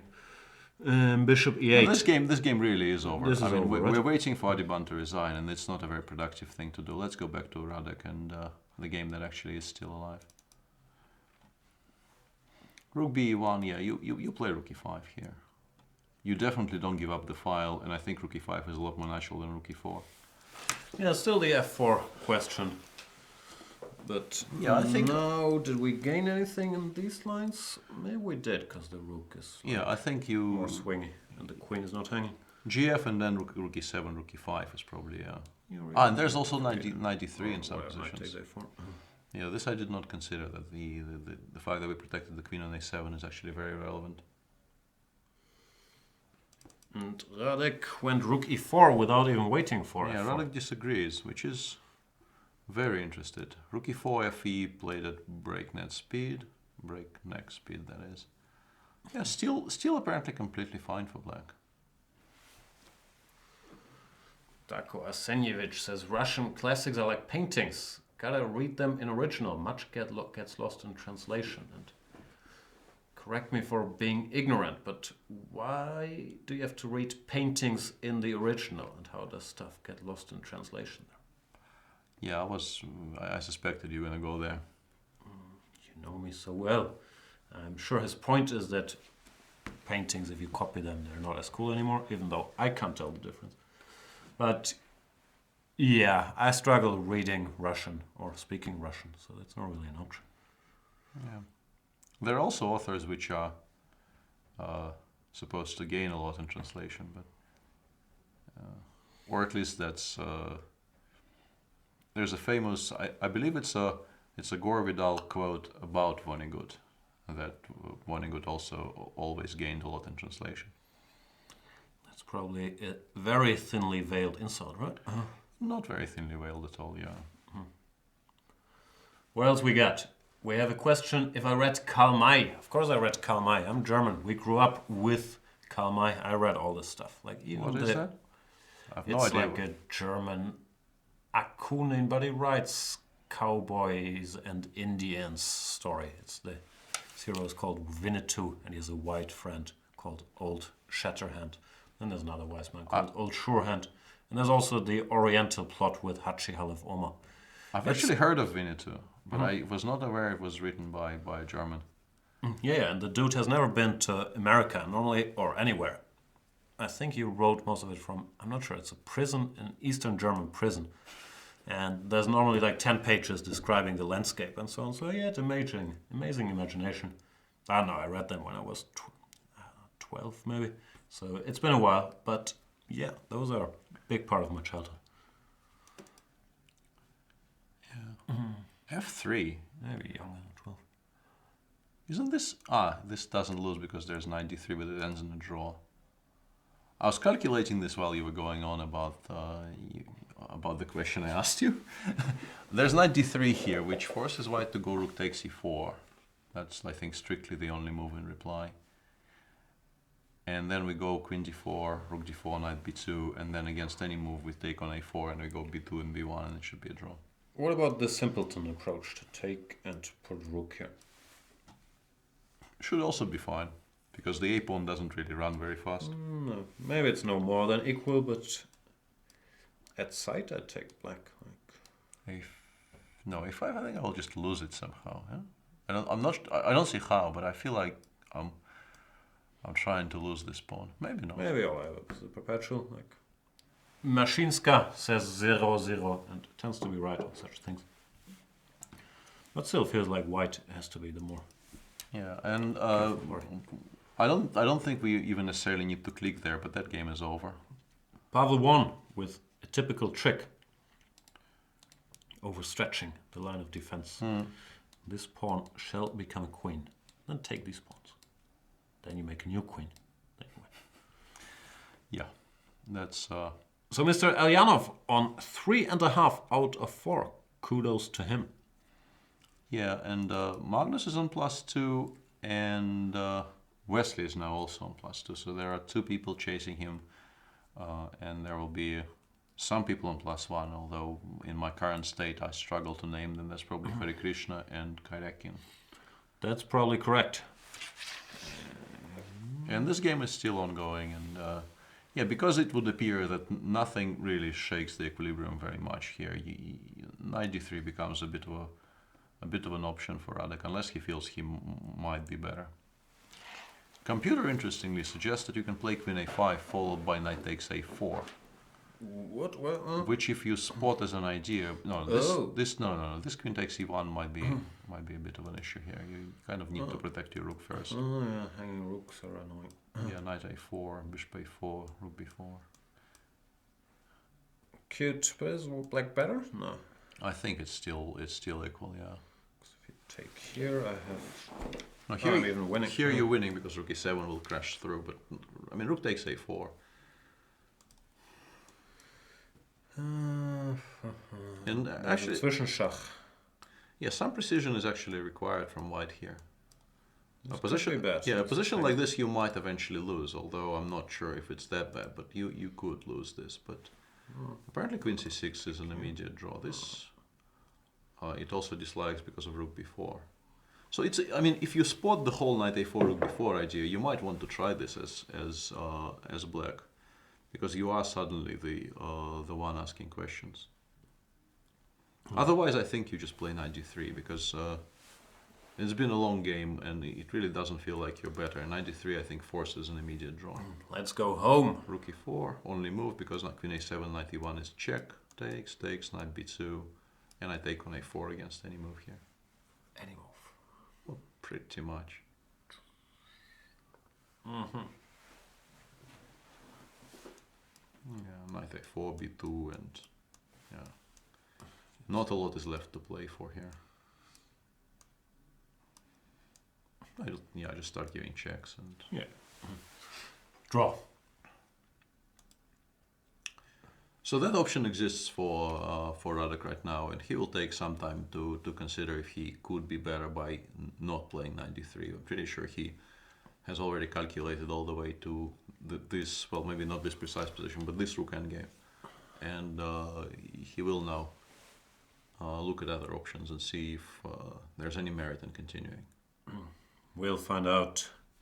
I think it's gonna take rook e7. Yeah, that's it's easy to play. But who knows? Darko Arsenjevich is saying Jan might get insulted. Why? But I think the War and Peace epilogue is the finest work of philosophy. What's epilogue? Is that like the postscript thing? Final chapter, I guess. Final chapter. Yeah. I didn't make it there. It's very possible. Like I tried for like 200 pages. I couldn't get through it. But I know many people that greatly respectable. Just couldn't do it.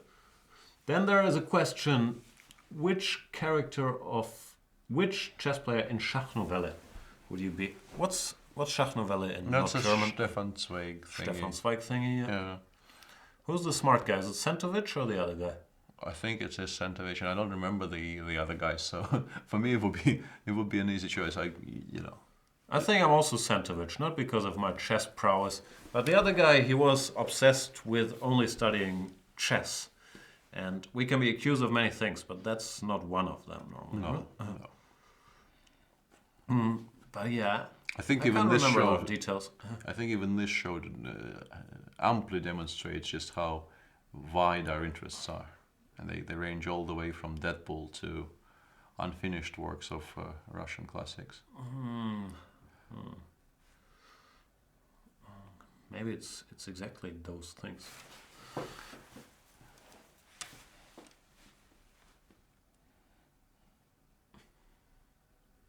What else do we have? We need help here. What do you think of Sherlock episode 3 has already been discussed in great detail. You're coming too late, which is completely inexcusable. Do you like Shantaram? I don't know what that is. Or who that is. That is a book that was given as a gift to my mom, which I think means that I will eventually get to read it if I get through all the other unread stuff on my shelves, which actually is such a lot of stuff that I'm not that sure that I will get to Shantaram. It's supposed to be a very, very good book, but apart from the fact that I have easy access to it, there's not a lot I can say. Stream broken again? Oh, come on. I'm not in the mood for any more broken streams. Stream back, stream over. Make your mind up, people. Come on. What's come on? Yeah. Who is that addressed to? Maybe to Wojciech. Make a move. Back. Normally, once these problems start, they don't go away so quickly. It's pretty good and also quite compact. That could once again be the stream or this Shana book you were talking about. No, I don't think it's about Shantaram. Shantaram is about 900 pages long from what I've seen. Maybe he recommended a different book. I don't think you can describe it as compact. Whatever else his obvious qualities are. Right. Anvikshiki. Jan and Peter, chess question. I realize the answer is it depends. So probably the answer is it depends. But in an average tournament, which for me is a Thailand Open, because it's the only tournament I play, how much time do you spend? 1, formulating a plan versus 2, calculating variations.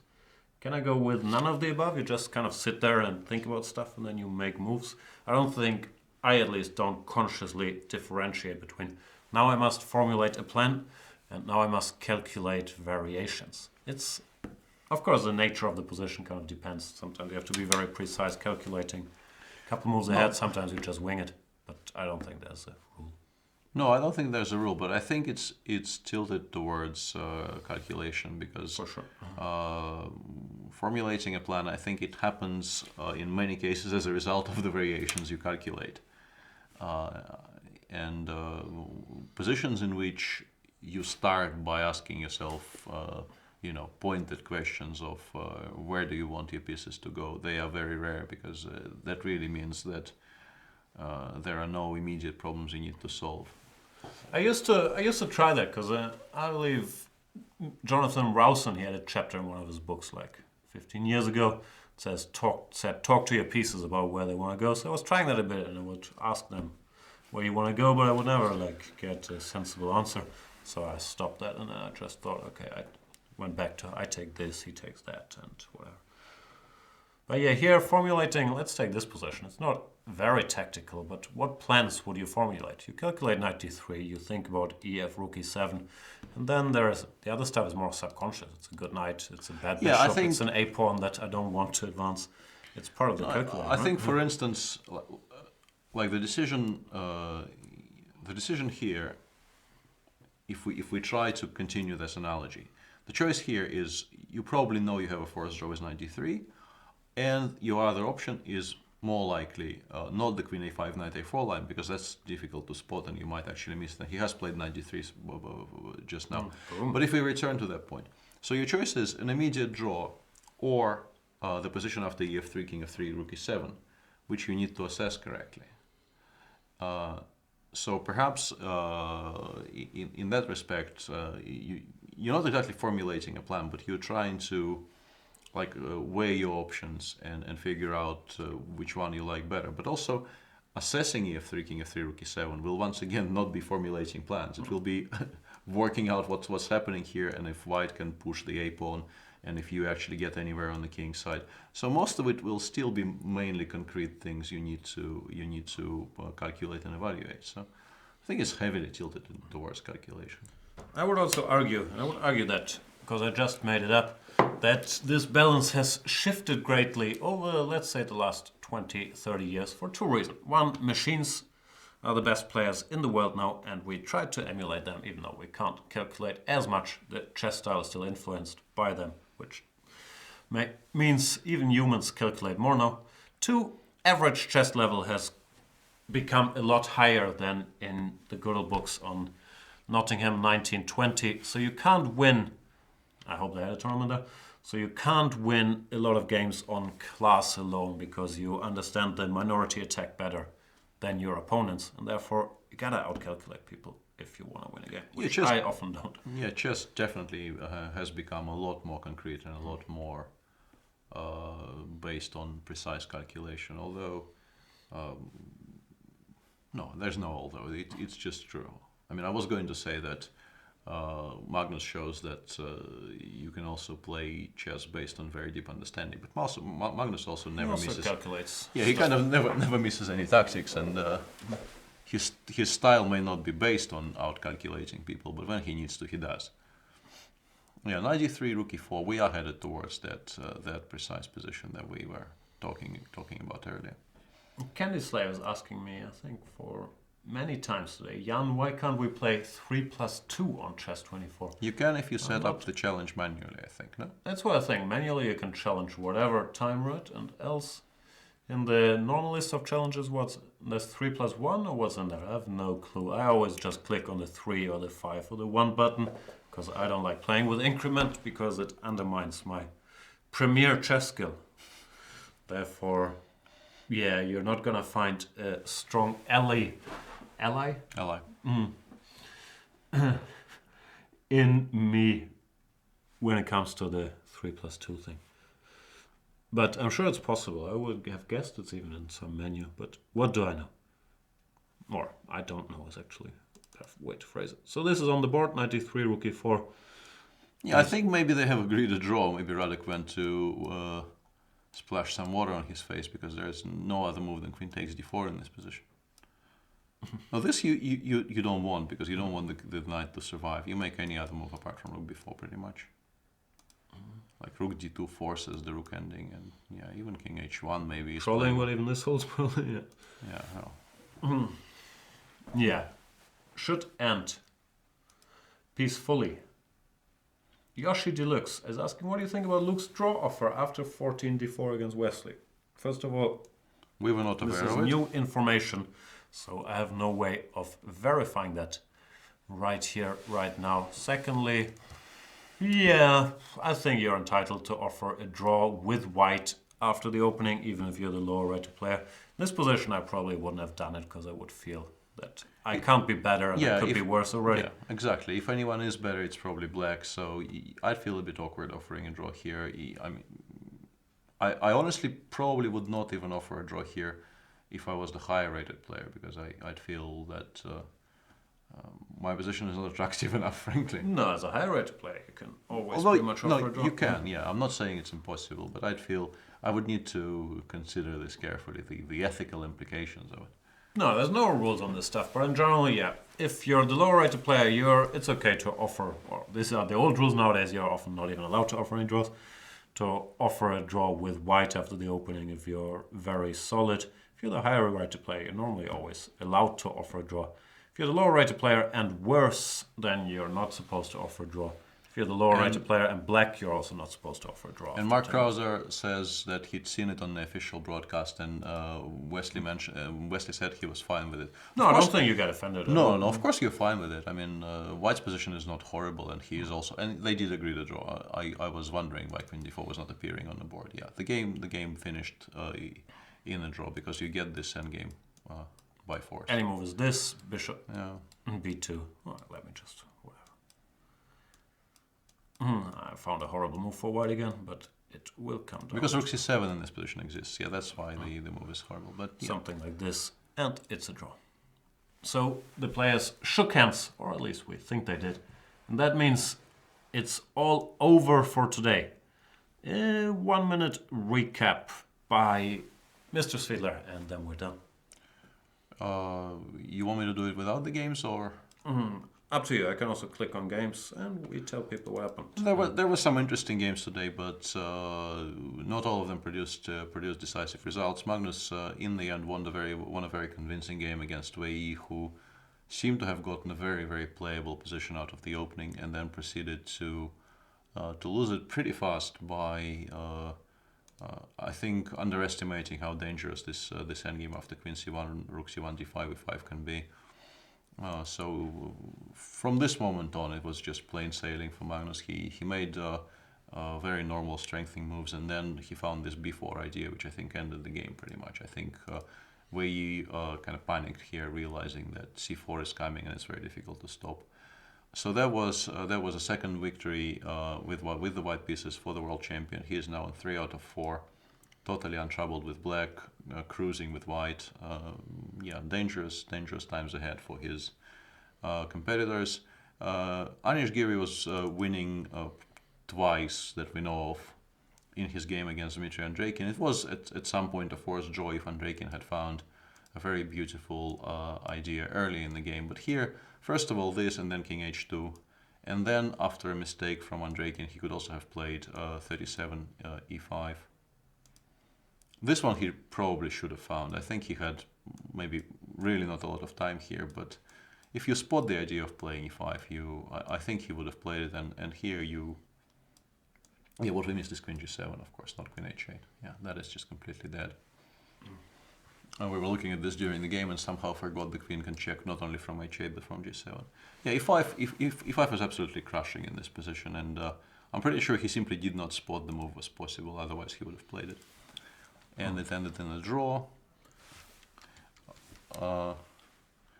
Another game that eventually ended in a draw but featured, I think, promising positions for both sides was this game between Rapport and Wojtaszek, in which Rapport did some his usual funky stuff in the opening, lost the right to castle by move 13 in a g3